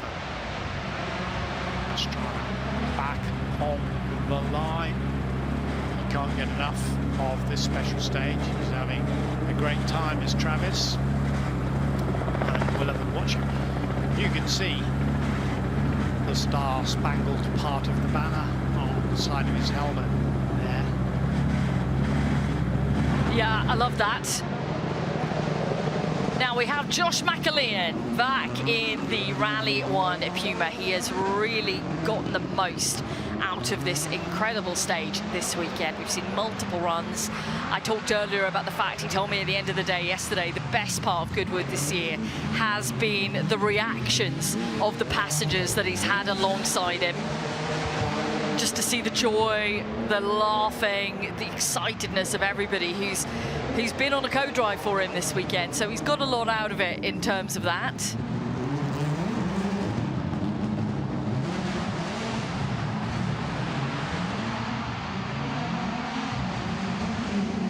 And it's great to see this car. We talked about how amazing it looks in terms of aerodynamically, but also the livery that M Sport work very hard on every year to make it different each time around. Some of the other teams very, very similar. We're glad to see the Toyotas have changed it up for a summer spec this year in silver. We're seeing the Rally 1 Yaris's, which has a double intention, yes, to look good, but also to keep the drivers cooler on the hotter rallies that we've been experiencing in the WRC. 44 degrees outside temperature in Greece. Ramp that up to around about 65 inside the car. It ain't pleasant. No, I wouldn't think it would be. But the good thing is we see M Sport and the Puma here this year. They were here last year, but they were under so much time constraint and other commitments. We would only ever see the car when it came up to the top of the hill. Massive jump over there by Josh McCrae, but they're here. You can come and see around the car, which is really great this year. Of course, Hyundai have a big presence and an even bigger presence from Toyota Gazoo Racing. And really good. It's kicked off very well this year. Yeah, it's been fantastic to see all the teams represented here, hasn't it? That's Josh McCrae, and then completing the stage, Tony Jardine caught up with Josh during the past few days. Josh McCrae, here you are at Goodwood, but I need to say to you, first of all, fantastic season so far. Tough learning curve, I know, but starting off with that 7th place in Monte Carlo, that was tremendous. Yes, tremendous to be gifted this opportunity, let's say, to jump into this car late notice last season. I think it was mid-December that we heard about the opportunity and was straight into Monte Carlo, starting in Casino Square on the Thursday afternoon. Yeah, heading up to the Col du Torini is always a done experience, but to be in this car, to be the prestige of Ford and M Sport behind you is something else. But it's been a nice season. It started off with 7th in Monte. Some really good times along the way with top 5 stage times. Recently in Acropolis we were fastest in the shakedown, so the potential's there, but it's just trying to piece it all together. And but yeah, you have to enjoy the roller coaster because there's many ups and downs in rallying, as everyone knows, and yeah, it's been a surreal experience so far. Well, you say the ups and downs, like Canarias wasn't great. You weren't comfortable in the car, and then you had the off. But as you said, you've got to learn from that. Exactly, it's all about learning this year. I think you can't expect much going into this category at the top level for the first time and try to compete with the best in the world. So we've taken it step by step. Yeah, as you say, there's many ups and downs, some barriers touched along the way, but yeah, you have to learn from it, and that's the main thing. Going back to some venues that you've covered in ERC, you know, and WRC too as well. Estonia, for example, you know that rally quite well. Yeah, it's nice to go back to these fast rallies. Last year in WRC2 we showed good potential with the faster rallies in these Baltic countries. So Estonia is something else, and then it's the lead up to Finland, which is the, yeah, I would say the pinnacle of the sport to get unleashed in one of these cars, especially on a point on the Sunday. It's a 2-pass, it's the first stage of the rally, and yeah, it's a childhood dream, I would say. Well, there's 2 of you Red Bull athletes come up. Liam Lawson was with you this morning, and you were showing him how to try and drive a rally car. He watched you go past, and we watched his jaw drop as you went past the first time. How did he get on? Really, really good. He was really impressive.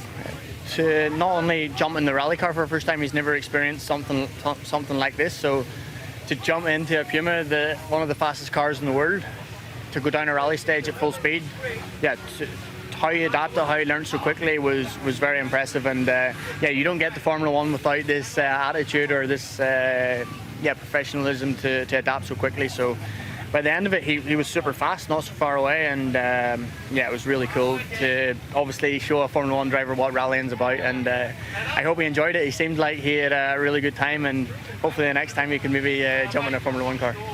Well, that's the thing. Are you going to get payback? I don't know. That would. I don't think anything would touch that there if we got that opportunity. But yeah, there's always dreaming. But you got Monte Carlo in common, because you were 7th, he was 8th at Monte Carlo, 2 of the toughest races. Did you have any time to chat to him about F1 versus rally? Yeah, it's nice. He's a cool guy. He's chill. He was honestly on about how hot it is inside the car, which I would expect a Formula 1 car to be super demanding, but he was commenting how demanding it was physically. With basically, if you touch a wheel in this here, you're immediately into a tree, whereas you have the runoff in Formula 1. So I think it's more the risk and the consequences within rallying that he was relating to, and yeah, it's nice to hear each side of it. Obviously, he was comparing it more to what he does, and I can compare it to what he does in Formula 1, but he's a nice guy, and hopefully we can catch up again soon, and maybe a proper stage like Finland or something is next in the cards. And finally, we've been watching you on your runs this afternoon. You are touching banks and getting a little bit sideways. So how hairy is it out there? It's a really tricky stage. It's my first time doing the rally stage, so going up this morning, I didn't really know what to expect. It's quite a hard base. There was a loose top this morning, but it's kind of swept now, so it's nice because it won't cut up so much throughout the day, and yeah, really narrow, lots of banks, lots of things you can hit, so you have to stay neat. Probably more straight driving than you want, but honestly, it's for the show here. You want to have the best possible run with the passengers and enjoy the show, because that's ultimately what it is. Enjoy the rest of the season. Thank you very much. That's exactly right, Josh McCrae, and that's what it's all about, putting on a great display for the passengers and the fans who are watching on alongside the stage. Well, this stage has brought us quite a bit of drama, and it's Salmon Roll in particular, gentlemen, that has delivered yet again. Why is this section so tricky? I think the big thing is it's downhill, very fast into very slow, a very, very acute bend look. Oh, and when you're a big, heavy Dakar car, you know, and you're trying to get the anchors on and you're scrabbling for grip, and the tyres then start to lock up, you go straight on. Big tank of a Dakar car there. And that's the reason. So you have to be a little bit tentative going down in there and cadence that braking, try and see where the grip is and get a little bit of purchase as you go down through there. And of course that surface there underneath the trees is very, very polished, one of the very polished areas. So it's a slippy top surface as well. If you put those factors together, Salmon Roll is delivering. Deliciously delivering. Yeah. Yeah. As Chris Dakin just heading through there sensibly, no dramas. Let's just take a look at another though. This is the Audi. Oh, you can see just on the brakes, on the brakes, on the brakes. No! Straight into the hay bale. And you can see there was a bit of movement from that big hay bale, and then reversing out. I don't know how much cosmetic damage there was in the front that you could pretty good really, but the tyres were just scrabbling there, obviously trying to get some grip, and they were just locking up, and then after that just a passenger and into the bales. Colin Donkers, one of the Dutch brigade who are over, one of the fleet of Audi Quattros that have been entertaining us through Thursday and through Friday on the Forest Rally Stage. Rob Whitehouse on the start line as we cut back now to David Wright. Jane Nicol, David, who interviewed with Tony earlier and gave an insight into how he's finding the stage, second fastest on today's shootout behind Tom Williams. And had a good run yesterday, he was second to Tom yesterday as well. David has had this car for a while now and is a regular competitor in some of the Scottish and English National Championship rounds, but also owns an ex-Carlos Sainz Ford Focus World Rally car. On the start line, if you're in the stage, Josh McCrae with Joshua Brennan in for a passenger ride is going to be in the stage very, very shortly. And we'll have an Audi Quattro S1 E2, car number 65, Peter van der Putten and Wout de Sar going for another run. We'll have a Peugeot 205 T16 of Philip Toloma. That'll be in the stage shortly. The Mark 1 Escort that we spoke about, Malcolm Wilson, one of Malcolm Wilson's very early cars, it's going to be out shortly. I can see the Lancia Ypsilon will be out. and car number 79, which is the Mark II X Colin McCrae car. It's going to be down there very shortly. Great shot there of Joshua McAleen at the start as we cut back now to Rob and Hilary Whitehouse.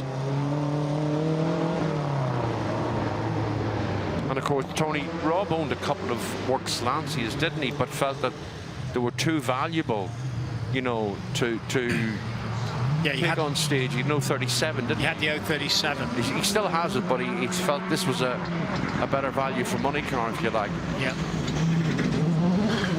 No, he loves the cars, and a great Lancia fan, a man who's involved in the film industry, raising finance for filming.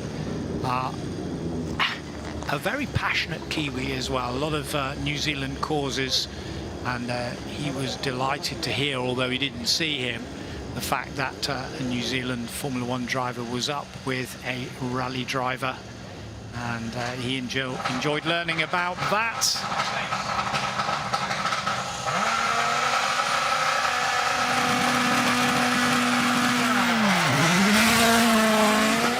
There you go, launch control off the line. It doesn't matter how many times you see it or hear it, it's still spectacular, isn't it? It really just gets the adrenaline pumping. We're coming towards, you know, rapidly towards the end of the day here, but you hear that and you're right back to the start of the morning again. So what sort of a punch do you get when you're in that? Because I haven't been in a recent rally car. You have off the line. It's a huge punch. It is. And I mean, okay, with a hybrid, there was more off the line in terms of, you know, the effect that you feel and the G-forces, but still without it, off the line, the acceleration to speed is just incredible. It does throw you back into the seat. You feel like your head can't move. The G-forces are just pinning you in place, and you get this incredible sensation in your tummy. Well, I do at least, where it just flips about 1,000,000 times, and I want to say slow down, but at the same time I'm screaming and whooping and hollering, because whenever I'm in a rally car, that is what I do. I get complete enjoyment out of it. I could never read a pace note. That wouldn't happen. I'd be throwing up within about 6 corners. So I just sit back, enjoy the experience. But it is an incredible sensation, it really is. Josh McAleen, he is throwing it around, but he's hitting all the apexes really, really well. Just clipping the inside of the bank. Not touching it at all, but just a little bit of a clip. Got it all nicely under control at the moment, and getting the right trajectory out of the corner and getting that power down as soon as you possibly can. You're seeing the time card there going back in to the co-driver, so the start time will be written on there, the provisional start time. Should be in the next minute or so, and off they will go on that minute, and then at the final control at the end of the stage they'll get the time taken through there, and you subtract the two and get your time for the stage, part of the co-driver's job, as well as all the navigation, as well as the mechanical side of things, as well as helping out when you have to change punctures, have to change wheels at all during the stage, at the end of the stage. So very much a big team effort, not just your service crew, but you and your co-driver have to have a great relationship, do you not? You certainly do. Talking about team efforts, can we reflect back to 1995 and talk about Colin McCrae and the huge team effort it was there to win the championship? But we've seen an array of McCrae cars over the years represented here on the rally stage and on the main hill as well. And of course the Impreza with the famous number plate L555 BAT, the 1995 winning car. It was won on Wales Rally GB Network Q RAC Rally, to give it its proper title, right at the end of the year. Sensational scenes, but it's teamwork to win a championship. Yeah, I tell you what, that just brings back so many memories. And I'm sure it does for the spectators lining the hill climb there in and around the front of Goodwood House and up under the trees, up towards the Flint Wall. It wasn't a sensational year for McCrae. He took the win at the Network Q RAC Rally. He also took a win in New Zealand that year as well. But the consistency of him being on the podium was one of the key factors to that championship win in '95, Tony. Yeah, it absolutely was, and teamwork was what we talked about. Great coordination from ProDrive, from David Richards, from all the engineers, from the mechanics who kept the whole thing going, and of course managing Colin as well, because you had that battle with Carlos Sainz. We'd had the fallouts with Carlos Sainz. We'd had actually 2 of the pro driver engineers having to go into a stage and slow him down because he wasn't he wasn't going to obey team orders. There were lots of ups and downs, but ultimately in that final round of the RAC rally, Sainz had to admit that even though he'd got ahead, he could not keep pace with Colin. Colin absolutely nailed it in that final round and took the World Championship deservedly. But it was a huge battle. There were over 2 million fans out over the 5 days watching that incredible spectacle and all cheering Colin McCrae on and the Subaru, and they're all in the Subaru colours. And that whole fever that permeated through. And one thing that David Richards said this morning, we came off of the sport pages and we went onto the front pages because, you know, the first British world champion. So all those things have to be remembered and taken into account. So celebration of teamwork, absolutely, but at the pinnacle of that was the driving of Colin McCrae. Yeah, absolutely. Up close and personal with the rear of the Ford Escort here.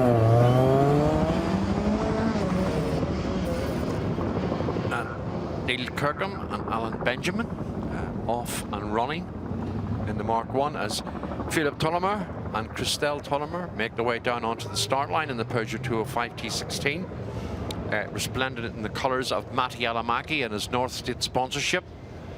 Of course, this was the era in which the Group B cars were banned and made their way into what was European Rallycross at the time. There was no World Rallycross at that stage. European Rallycross saw the likes of the 205 T16, the Audi Quattro S1 with the likes of Ollie Arneson. Then you had the Lancia Delta S4 and various incarnations of that. Of course, the RS200 and the Evo 2 version. And of course, Julian Godfrey was getting somewhere in the region of about 850 or 900 horsepower. Martin Schanke was achieving unbelievable power outputs, and Martin Schanke was Mr. Flamboyant and a very serious competitor. And of course, we had that battle of Norway versus Britain with the likes of Will Gollop, and in the bi-turbo 6R4, and of course Tiffany Dale, your mate, rattling one round Brands Hatch. And of course, we used the Rallycross Grand Prix back then, but a great home for Group B cars at the time. Neil Kirkham, Gareth Kirkham, his son. Gareth Kirkham is a musician, and we've had some great stories in the past, and we've seen the father and son together with the Ford Escort G3, the Gartrack car, and Phil Squires is running that as well, as he has in this Mark 1 Escort, which we see, and it's the twin cam 1600cc car, which has been so beautifully rebuilt in every aspect, and BRM 730K. 6 previous owners of this, but it's back. And then we get all that power unleashed from the Peugeot off the line with that huge spoiler over the rear window. Double shovel. It looks like a JCB digger at the back. It's been morphed onto it. Or a huge flipper. A huge flipper, aye. It'd do well underwater. Yes, it certainly would. Yeah, but it is a massive rear wing we're seeing on that car. That's Jan Fons with Ronaldo Shreve alongside. This is the Paris-Dakar Quattro, and with the higher roof, but a great shot from the cameraman inside the dash of the car and the interior. Of course, we were saying that the reason you have that high roof was the fuel tanks located under the passenger and the driver to allow for much longer range driving, the likes of the Dakar and some of the unbelievably long stages that they ran. Back now with Philippe Tollimer, the 205 T16. Nice jump, the Mark 1, down into the Coopers and up to Stratos on this 1.8 mile stage designed by the late great Hannu Mikkola. And of course, as we said yesterday, Peter Russick manuals were handbooks at the time for most makes of car, but they were also a very long-term sponsor of one of the events as well, part of the Motor News Championship at the time. There we are, battle scars, front left on the Dakar Audi, went straight on down there at Salmon Roll. Scrabbling around. Big rear wing. Look at those big haunches at the rear end. About to go off the line. Listen to this incredible Audi noise.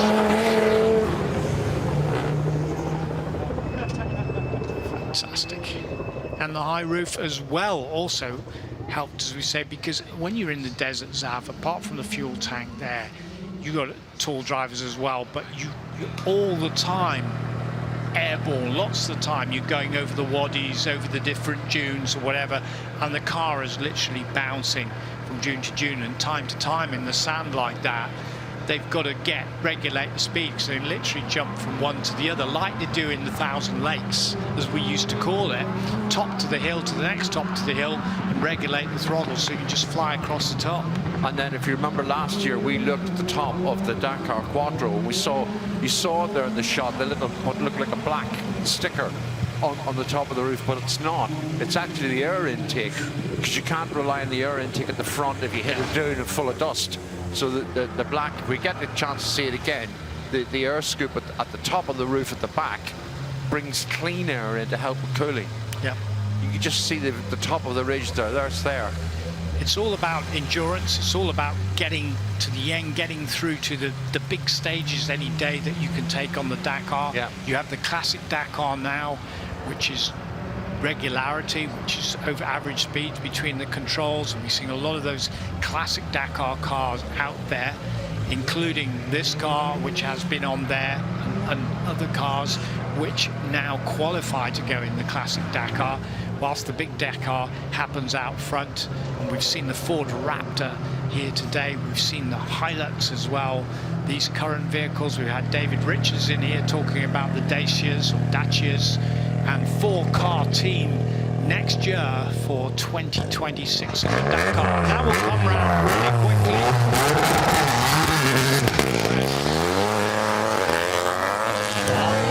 The Lancia Ypsilon, Yes. the Horons in that car, and we're still hoping that Lancia will take it up to the next stage. It goes to the next stage, maybe get them back into WRC2 and finally into WRC1. Why not? If the new regulations work, why shouldn't they, Bex? Yeah, why shouldn't they? And the fact that Lancia have decided to build that Rally 4-car, enter it in the European Championship and the Trofeo Trophy as well in Italy, it's doing well. The Lancia brand has such a history and a heritage in rallying. They're dipping their toe at the moment. It's a great build. Why not more? I hope it encourages them. You know, I'm sure that's it what will, I hope Zaf. will come out of it, you know. Sure it will. Yeah, Fons then in the Dakar Quattro. Very wide track on that car, wagging its tail. And a relatively long wheelbase when compared to the S1. Coming up now, it's gone past the finish line and up to that control. John Armstrong at the top of the picture there, making his way down into the stage with Harrison Gallagher alongside this time. Yeah, I did spot John out in the service area earlier when we were on the lunch break. He was walking around with his helmet in a bag, basically looking for a car to drive. Anyone want me to drive the car? And I said, what about being a passenger princess? What about that? No good as a passenger. Can't do it. Need to be behind the wheel. And he is back now in car number 79, which is good to see. Have helmet, will travel. Yeah, absolutely. It was a case of that. He did look as if he was a kind of a salesman, though, trying to flog his wares, trying to find a drive. But he is back in the Mark II Escort now. Interesting guy, lovely guy, loves his history, loved Paddy Helpkirk. ERA gave him the chance to do a rally in a Cooper S. It was a replica Cooper S. He loved that. He really enjoyed his time, and he also has been a Cody designing the games, the computer games. Very much hands-on there and helping the guys to design the latest WRC game that we've seen, but he's been involved with them for years. You know, we had, and I'm a really big advocate of it, you know, with regards to sim racing, and it is incredible for rally drivers and for circuit racers to get some experience using sims, and John certainly was one of those and a massive advocate for it. He won a Hyundai i20 car, didn't he? Because he won that. The competition, The competition. yes. That was his prize. And then the Codemasters thing came after that. But in fairness to him, he improved the game with Codemasters no end with his input. I think you need the input of drivers that can just give you a better steer on various aspects of the game and the feel for it, especially the feel of the end user behind the wheel. And John certainly did help a huge amount with that. Oh, he did. Definitely did. But Sony Computer Entertainment, for example, they are all about bringing it as close to reality as they possibly can, and each evolution of their particular games with PlayStation have become more and more realistic. I mean, it's so incredible the work that they put into that, and then the gamers and the gaming as such, some of them have actually turned into actual races because they've been that good on the sim. We actually have one in the service park. Actually, Sean Johnston is wandering around, an American driver who's come from sim racing and is within rallying now. But it's great to see so many different rally cars and different teams reflected here. We've got obviously the upper echelon of the WRC here this weekend. In fact, we've got our championship leader in the WRC, Elvin Evans, who's here this weekend, has been behind the wheel many times. Tony Jardine caught up with him yesterday. I'm with the points leader of the World Rally Championship 2025, Alpine Evans. He's with us here at Goodwood Festival of Speed at the rally stage. Alpine, congratulations. What a great start to the season. That second in Monte Carlo. Most impressive thing, winning in Kenya. First Brit to do it in 23 years. Yeah, no, thanks. It's been a nice start to the year. Obviously, it's been a bit more difficult since Kenya. Opening the road now on all these dry gravel rallies has been a bit of a tough task. But anyway, it's been a decent first half of the year, but obviously we still have a long second half to go. They're creeping up on you, but you're holding your own. Yeah, I mean, it's been tough the last three rallies, like I mentioned. We haven't had the pace we would have really liked to have. So yeah, it's been tough. But now, of course, the character of the rallies will change. Estonia, Finland now very high speed. So we need to try and have a good run over those. But of course, the championship is still long. But your fantastic record, you've won twice in Finland, so it must be a rally you're looking forward to. Yeah, regardless of what the result expectation will be, it's always a highlight on everyone's calendar, I think. Just the nature of the roads, the jumps, and the high speed. It's always brilliant fun to drive, so we'll enjoy it if nothing else. And the boss, Jari Matti-Latvala, he's in the rally as well, in the Yaris, the Rally 2. Yeah, exactly. Jari turned 40 this year, so I think that was a bit of a celebration of his 40th birthday to do the rally again. So yeah, it's nice to see so many Toyota cars taking part on effectively what is the team's home rally now, with the factory being based there. So you have these part-timers, you obviously have Auger, and then you have Calais as well coming in and creeping up, as I've said, and it's tough. But you've had the best start ever. You're still scoring the points. So what is the strategy for the end of the season? So keep gritting your teeth and be consistent? What are you going to try and do? You have to be as good as you can everywhere. Like I mentioned, now it's very competitive. There's so many points on offer now with the new point system. Obviously not only for the rally, but on Sunday as well. So every bit of points is critical, and just being purely conservative will not win you a title. So of course we have to keep applying the best job we can do everywhere and see what comes by the end of the year. Now, this little rally stage here at Goodwood Festival of Speed, it has a bit of a sting. It's short, but it's sharp, isn't it?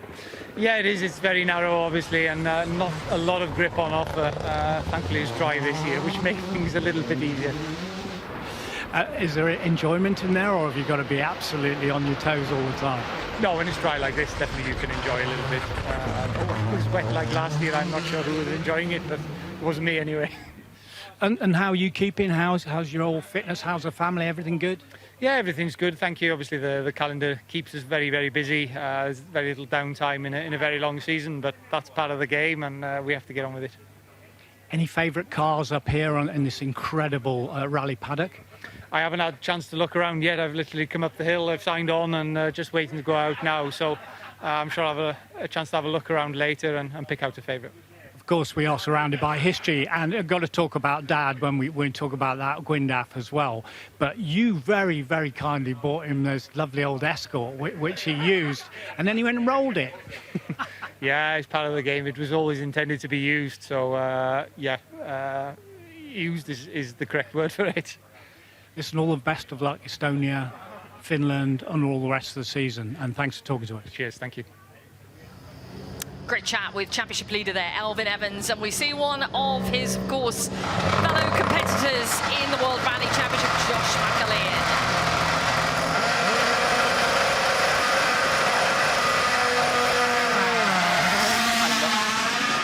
I love that. I love that. The build-up is just like full throttle, then release the handbrake power into the stage. Amazing. I loved what Elfyn was saying there. You know, they're coming up to the home event. Obviously, we've got Estonia first, then Finland, but they consider it the second home event because the team's base, the Toyota team base is in Jyväskylä, which is the host city of Rally Finland, of course. Completely takes over the city. If you've ever been to Rally Finland, you'll know the experience is quite mad. Exceptional. Yeah, mad is a word for it, but the entire city turns into Rallyville for the whole weekend. It's a brilliant experience. It's the mecca of rallying, absolutely. That was interesting. Back to Motorsport Island on the haunches there of the Puma, and responsible for bringing along a lot of the Irish rally drivers, including Josh McCrae. So this is a great program, isn't it, that they have? It's a fantastic program. So Motorsport Island, together with John Coyne, who is helping in terms of funding, have created a real stepping stone for Irish drivers, Irish co-drivers to propel themselves forward in international championships as well as at home. And it's a big step from rallying at home in Ireland to then taking part in something like the European Rally Championship, where we're seeing a few of their drivers compete in the junior category there in ERC. And for Josh, as he mentioned to you, Tony, in the interview you did with him yesterday, what an opportunity, which came very late on in December. So before he knew it, he was lining up to start Rally Monte Carlo, and you don't turn an opportunity like that down. But Motorsport Island, with John Coyne involved, are creating a massive stepping stone for young drivers who necessarily don't have the sponsorship behind them to be able to propel themselves forward. And we know how expensive this sport can be. You need good backers, you need good sponsorship. Many of these drivers go out and they get it they try and get it themselves, and a lot of them are really good at marketing themselves, and they can do it, and others not so. You know, it's not a strength of everybody to be able to do that. There's actually a rally driver in Sweden, Tom Christensen, as we just watch a little bit of bank being taken away there, who does all his own marketing. He's got at least 50 sponsors. He's run out of space on his car a couple of years ago. He couldn't fit anybody else on, but there are some people who are just not as good as others at selling themselves. But for Motorsport Island, it is hats off to them, because what they've done with this program to raise their drivers and co-drivers up to World Championship level has been exceptional. I mean, I think it started with John Campion. John Campion was a great benefactor, and we spoke about it yesterday. The Irish-American-based businessman who made his money in generators for the likes of concerts and moved into powering whole continents to an extent. But then when John sadly passed away from leukemia, John Coyne and Motorsport Ireland spoke and took up the mantle, and they've developed it, as you said, Bex, the Motorsport Ireland Rally Academy, and it's not just about the big names. It's about sowing the seeds at ground level, and especially in the Dacia Championship that they have for junior drivers now, and we're starting to see the benefits of it. It's a little bit like the FFSA, but it's not as polished, but it'll get there, because if John Coyne is behind it, John is a very shrewd retired businessman and a very smart cookie. Keelan Grogan, Andy Sherlock, there's a list of names here, Killian McCardle, Craig Rahill. There's William Creighton. Yeah, there's so many of them that are being supported right now and are delivering on that support as well. You know, they are taking it very seriously. The fact that they have this incredible opportunity, this funding, this support, they are putting the work in behind the scenes, and it is fantastic to see. Now, it was the Citroën C3 Rally 2 that we just saw coming through. Yeah, that was Ross Leach. And Ross Leach having a few little moments in there, but getting through unscathed as the afternoon continues in this glorious sunshine, but must be very, very hot indeed, whatever car you're in. And that is Neil Kirkham going over the Blomqvist bomb hole and getting a little bit of rattling of the old fillings there in the teeth. You go over in the Mark 1. But yet again, this lovely, lovely car is the oldest car that we have in the range of vehicles and rally vehicles that are out during this whole rally stage weekend at the Festival of Speed. So you can go right through all the different eras. We don't quite have some of the older cars that we used to have, going back to the Saabs and the Saab 96s or the Lancia Fulvias. You see that? Another bucking Bronco there. And that's the penalty for running wide and not taking that, smoothing it out, taking that inside line a little bit slower. But, Marcel Ludwig. We've watched him. He's sliding into the bales. The hay bale. Yep. Picked him up there. So that's probably about car 23, I think, that slid off into there. We've lost count. We really have. But it's been entertaining, so thank you, everyone. Right, so British Rally Championship. And Sam Mason. And he was in the East Riding stages, which was round 1 of the British Rally Championship.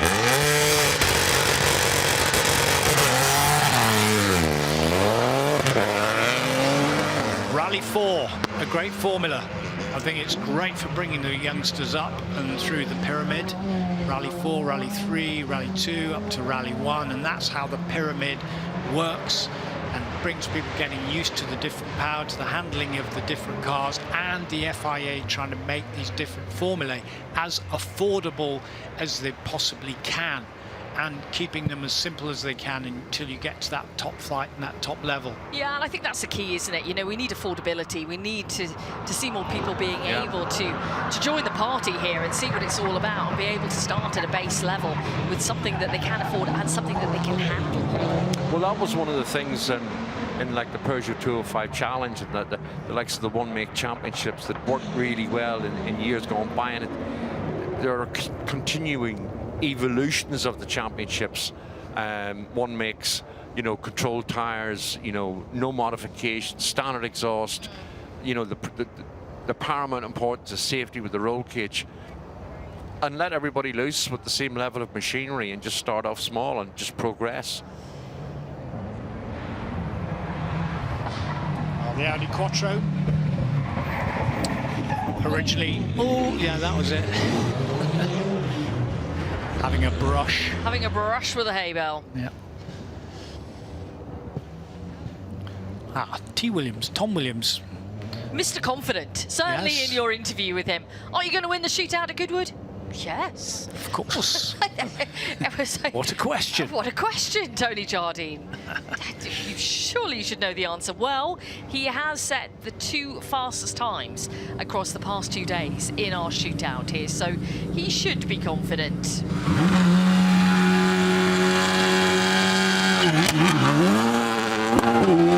Tom Williams powers in to the Forest Rally stage. Don Buckley prepared car with a little RSC logo on the back spoiler. Also running him in Poland and quite a few of the World Championship and European events as well. Don Buckley and RSC based up in Kelso in Northumberland. Of course, Dommy himself, a pretty handy pilot, as was his father. And, a very busy rally preparation business. As we get a look at the Porsche once again. Out for who we're going to have coming down. We have the Lancer Delta Integrale coming down again, the Paris-Dakar Audi Quattro, the Fiat 131. In the distance, I can see the Ford Raptor. That makes a wonderful sound off the start line. So if you're in the forest, hold fire, because that's on its way, and it's a sight to behold. So what happened there? Do we think that Ben Smith had a little off, or he was going slowly with a technical problem, that he was actually getting caught up? And that's all before Tom was coming through. Lovely, lovely sweep through there. One big arc to deal with that through Salmon Roll. Yeah. No problem at all whatsoever for Tom there, and using all the road as well. And it's not even the shootout. No, I know, but he's giving it some, isn't he? Yeah. I think he's having a bit of a trial for tomorrow, prepping himself for tomorrow. Yes. Well, the thing is, once the green flag goes, that's, you know. Yeah, it's in the mindset, Sam. Exactly right. Doesn't matter whether you're competing for a time or not. And if you're watching and wondering what the little silver numbers are, they are numbers that would have been given to the car in previous visits here to the Goodwood Festival of Speed. 64 will be relevant to 2025, but all those other numbers mean that the car has been here in previous years. Great shot from our drone, giving a great view of the rally paddock and service area up here at the top of the hill. Nice jump there from Tom. Very neat. It's the Skoda Fabia RS Rally 2. We've talked at length, haven't we, about the Toyota Yaris Rally 2. We've seen in the hands of Elvin Evans across the weekend, Sami Pajari as well. The Skoda, such a successful Rally 2 machine. It is leading the way in the European Rally Championship right now. And Skoda have been such great supporters of rallying across so many decades. We've seen such great cars, but I have to say the Skoda Fabia has been one of the best. Yeah. I saw something about a week ago where they had actually supplied the 200th this year to, I think it was Bernard Munster Autosport. I think I vaguely recall seeing the car trailer and the Jeep that was taking it away from the Skoda factory. So, I mean, that's great competition in terms of Skoda and Toyota and Ford, and I mean, that's what we really want to see. No, it is, absolutely. Now, we've had some legendary people around the service area this weekend, behind the wheel, of course. Bruno Thierry is one of them, and Tony Jardine caught up with the former European champion earlier. Bruno Thierry, fantastic to have you here at the Festival of Speed, and it's not very long ago that you were back at Ypres in a car that you had driven many, many years before. Tell us about that. This story, it's a beautiful and nice story. Yeah, this Subaru Impreza with the Winfield sponsorship. It's the car I have driven 28 years ago, the original car, and I discovered this car again 28 years later, and the car has been rebuilt. It's like new, and it was an honor for me to drive this car again such a long time after this. Yeah. Well, you've had a fantastic career. Think of the manufacturers you've been with the Subaru, with Ford, etc., Belgian rallying and Peugeot. Which do you think is the favourite time in the WRC for you? In the beginning of my career, you know, I started with small car with Opel. In the World Championship, we finished first in two-wheel drive in '93, and then I grew up in the '94. I started with the first factory car with Ford, with Delacour and Mickey Biasion, and so on. And all the cars I have driven, it was so nice to drive them, and I have no preference for any car. You know, I did also the European Championship in 2000 for Citroën Sport with this famous Citroën Xara kit car. It's something different. It's not a four-wheel drive, but it was an amazing car to drive. Probably a lot of the cars that you've talked about are here at the Festival of Speed in the rally stage. Isn't it incredible? For sure. Look, for example, today I'm driving with a Legacy. I had never driven a Legacy before, and you know, I'm 63 years old, and I'm still, every day I'm discovering something new. Bruno, thanks for being with us. Great to see you. Thank you very much. Lovely to hear from Bruno Thierry there, who had 74 starts in the WRC. And latterly, towards the end of the WRC time, he was in a Peugeot 206, which was such a pocket rocket of a car. It's what Richard Burns, of course, was kind of, you know, famous for, wasn't he? And as well as the Subaru. It was fantastic to see Bruno as part of WRC. He mentioned the European Championship there as well. So many great cars over the years that Bruno was in. I have a feeling that Bruno Thierry car, it was a Kronos Racing car, and Derek McGarry bought it. Okay. And Derek spent ages trying to get it dialed into Irish tarmac without much success. And George Tracy bought it, and after that, I don't know where the car went. I know George Tracy, Jakes Kelly campaigned it in several events at home, but it was like, again, when the 206 WRC appeared, it was just, you know, like a starship appearing. Well, Dakar is going through the Forest Rally Stage at the moment with the Ford Raptor, and there it is. Look at the sight there, and the lights are on that Raptor as it works forwards. Prepared by M Sport. Matthew Wilson, the son of Malcolm Wilson, is heading up that program. Technologically, Ford heavily involved with that, as well as America, the home of Ford. They're having a big push in their motorsport on a global basis, and they finished third on their debut in the Dakar, and their biggest sales come from pickups, big 4x4s. Global sales is where it's at. That's what they really want to promote, is that technology. But we get the sporting side of that and all the enjoyment that goes with it. Nani Roma, who is here, who's literally a legend of the desert on 4 wheels and 2 wheels. But of course it was Matthias Ekstrom who got that 3rd place at Dakar 2025. Yeah, we are. I don't know what's happened here, but the Raptor has slowed significantly. Is it my curse again? Yeah, maybe, Tony, maybe. I should just shut up, But it is really. just nursing. Nani's nursing that car towards the end. Well, Scott is very quick on the catch-up, just coming down in. Yeah, it's just slowing down, wasn't it? Coming out of the summer roll and heading down towards Safari. You could hear it just on the throttle, but it didn't seem to be much power. Meanwhile, there's the Fiat 3-1, the John Bloxham car, which was in Group 2 spec, and that was the original car as it was rebuilt. John Bloxham, who's the Motoring News Road Rally champion many times over. And you can see that Fiat in Wolverhampton, that was his dealership. And it's a very, very famous car indeed, through the lanes of Great Britain. Wales, 2 o'clock in the morning on a Sunday morning on a weekend as the Motoring News Rally Championship blasts through. Now, it seems to have picked up again. Just gone over the Flying Finn, and the Ford Raptor with Nani Roma at the wheel. And you'll hear it, and then you will see it. Dramatic looking machine. Did he see the dust cloud? Fantastic. Yeah, he seems to be very much back up to pace now. Wonder. He's probably heard the commentary and thought, I'm not letting Johnny beat me.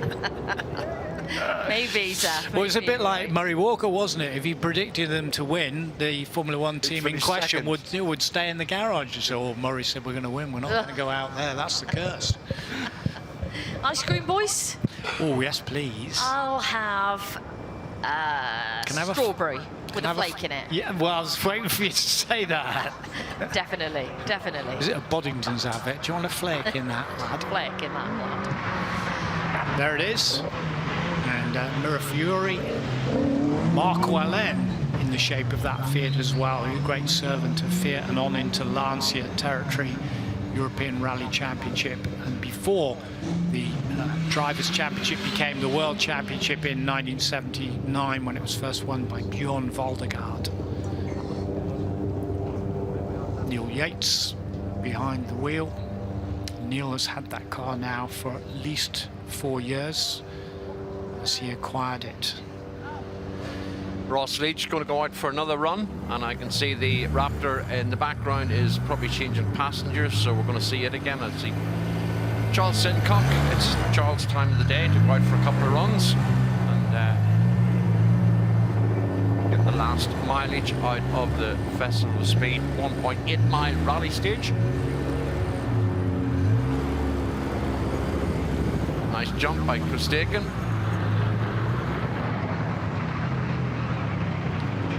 How long do you reckon Chris Dakin has actually had that Subaru for? Quite a long time, isn't it? It's about 12 or 13 years, I think. I mean, I was talking to him the other day, and he was saying that if he gets running on Sunday, it's his 100th event. Wow. Oh my goodness. And also, he was the man, Bex, who was the instigator behind the Tornado Award for the longest jump. But he said that one of the first experiences he had was at RAF Markham when he got a run with Richard Burns in a Subaru. So, I mean, Chris is has extensive experience in rallying, but has been very good to the festival here at the rally stage with the RAF, and as Tony alluded to earlier, the fly past, Vulcans and everything else. So has come up with some really novel ideas of raising interest, which is great. And along the way, for Forces Charities, raising a lot of money for them as well. Charles Sidcup there in the Enduro, the McCrae Enduro buggy, which is running on sustainable fuel, 0 emissions from the diesel engine car, which is great. Leading the way there, as Goodwood Festival have done, as Goodwood Revival. All the racing last year, as it will be this year, is on sustainable fuel, and that's good. And David Richards, who's the chair of Motorsport UK, endorsed that campaign wholeheartedly. Absolutely. So that's the way to go. And there's Ross Leach. Now that's a good car to be starting in on rallying. When we were talking about grassroots with David Richards earlier today, bringing youngsters into the sport, encouraging them into the sport and on up the ladder. That's what we want to try and do. And I'm going to tell you, some of the previous drivers of that car were Craig Breen, Matthew Wilson, Yusuf Kumpamaki, Alex Laffey, to name but a few. John Armstrong's been behind the wheel before as well, and one and only Richie Milner used it in 2022 on the Malcolm Wilson Rally. So it has provided over the years a lot of drivers with a lot of experience. Charles Sidcup now making his way out towards the end of the stage. Ross Leach has Lester Holcomb on board. You've got the light bar on top here. Yeah. But it's great, isn't it, when you see all that kit that they have to take on board for endurance rallying, you know, with the extra fuel cans in the back and the extra spares and the way they're all strapped down and bolted down, the incredible clearance that they have to have going over all the rough terrain that they do. Whereas this rally car that we're looking at, Sam Mason's car, we started with the East Riding stages earlier this year, and then Grampian didn't go that well. And on the Jim Clark then, but more rallies coming up for them, and we will get through to Ceredigion, where we will have European Rally Championship coming to these shores in Ceredigion. And we'll also have a round of the British Rally Championship, and I think there'll be lots and lots of cars out there, and tremendous to have this whole closed road concept, which has now been with us for, gosh, 8 years now, and a lot of parts of the country taking advantage of that to be able to put events on. I was part of that campaign that was going to political party splinter meetings to try and convince MPs and the like that we shouldn't have to go to Parliament for an act of road closing. We should be able to legislate regionally. They should be in charge of their own destiny and allow them to close the roads and so on. And that, of course, has helped in regions, whether it's seaside towns or old towns themselves, are putting on events and putting on rallying and closing the roads and bringing in the spectators and bringing in commerce alongside the rallying at the same time. That's exactly what's happening in Ceredigion. And they, of course, have said what the return is. They've put that all together so everyone knows what is the return. It's sort of the people coming along, the commercial benefits that also can be gained from an event, a sporting event, especially a motorsporting event coming along to their territory. I have to take my hat off to you, because you've obviously been practicing this last year, because I know last year you had a lot of difficulties with the word Ceredigion, and I know that Bex did have to sort of school you through it, but she did this year. Ceredigion. He has it, he's got it, Ceredigion. That's great. Well done. Well, but you're right about the road closing.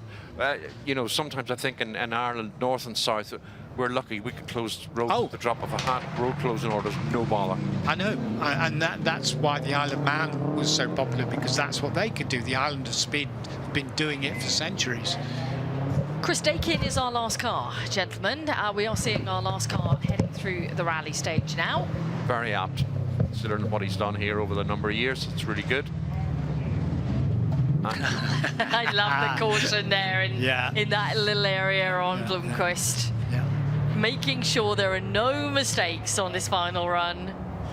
came up in this heads-up display in the old fighter there, the old Subaru fighter, said, caution, caution, bomb hole on the right. Yes. Yep. Sam on his way up, starting his rally career. We look forward to him going on up the ladder. He's been very consistent over yesterday and today. Very consistent and smooth. Yes. So good to see. Good to see the youth taking part in the rallying. Bring in the young blood. That's what we need. Yes, what it's all about. But at the other end of the spectrum, I'm still loving seeing, you know, people with huge amounts of experience. Like we were talking about Carlos Sainz earlier, weren't we? You know, AJ, nothing but a number. He's still out there and super successful. Sebastian Loeb, for example, you know, winning Rally Monte Carlo, 48, 49 years of age. Still incredible to see, but there's not many drivers, I think, who, you know, keep that absolute class right through. It was incredible to see from Loeb and Sainz. And we continue to see that with them both, still very much in full competition mode. But we watch Chris Dakin then over the flying fin jump. This is the final run we will see today on the Forest Rally Stage. I wonder how much this stage now has evolved for our guys heading out onto it tomorrow. In very similar weather conditions, we are looking at some bakingly hot final 2 days of action across Saturday and Sunday. But a round of applause for Chris Dakin from the passenger there. Obviously a huge enjoyment on the final run of the day. Rachel Kent is the passenger, and it looks, as you say, Bex, like she had a wheel of a time. Yeah, absolutely. You know, big round of applause at the finish line. And Chris certainly deserves it. We've seen a number of runs from many of our drivers today, and top job from everybody out there. The marshals are starting to pack up now. They've been keeping everybody safe and making sure everything runs as much to time as possibly can. But we've had a wonderful afternoon. Again, let's take a look at some of the highlights from the past few hours here at the Forest Rally Stage.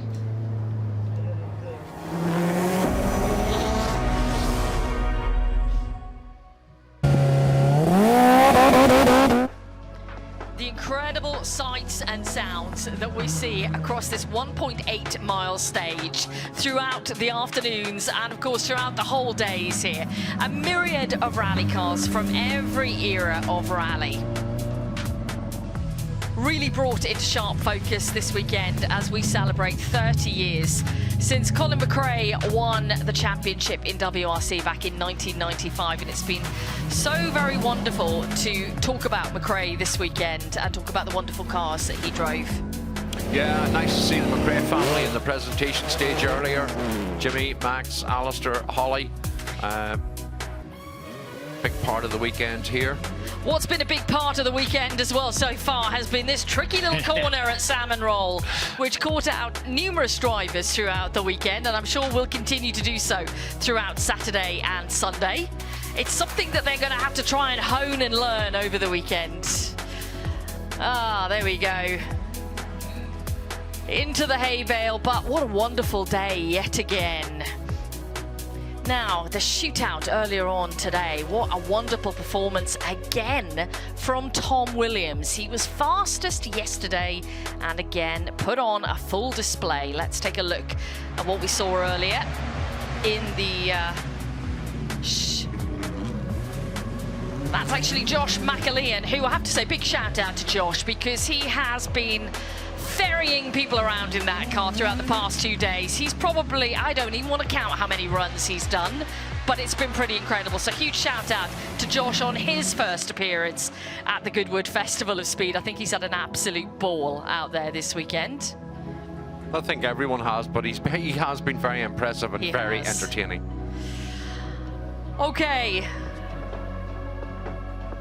I love the shot, the drone shot that we have over the service area here, where you can see all of the cars.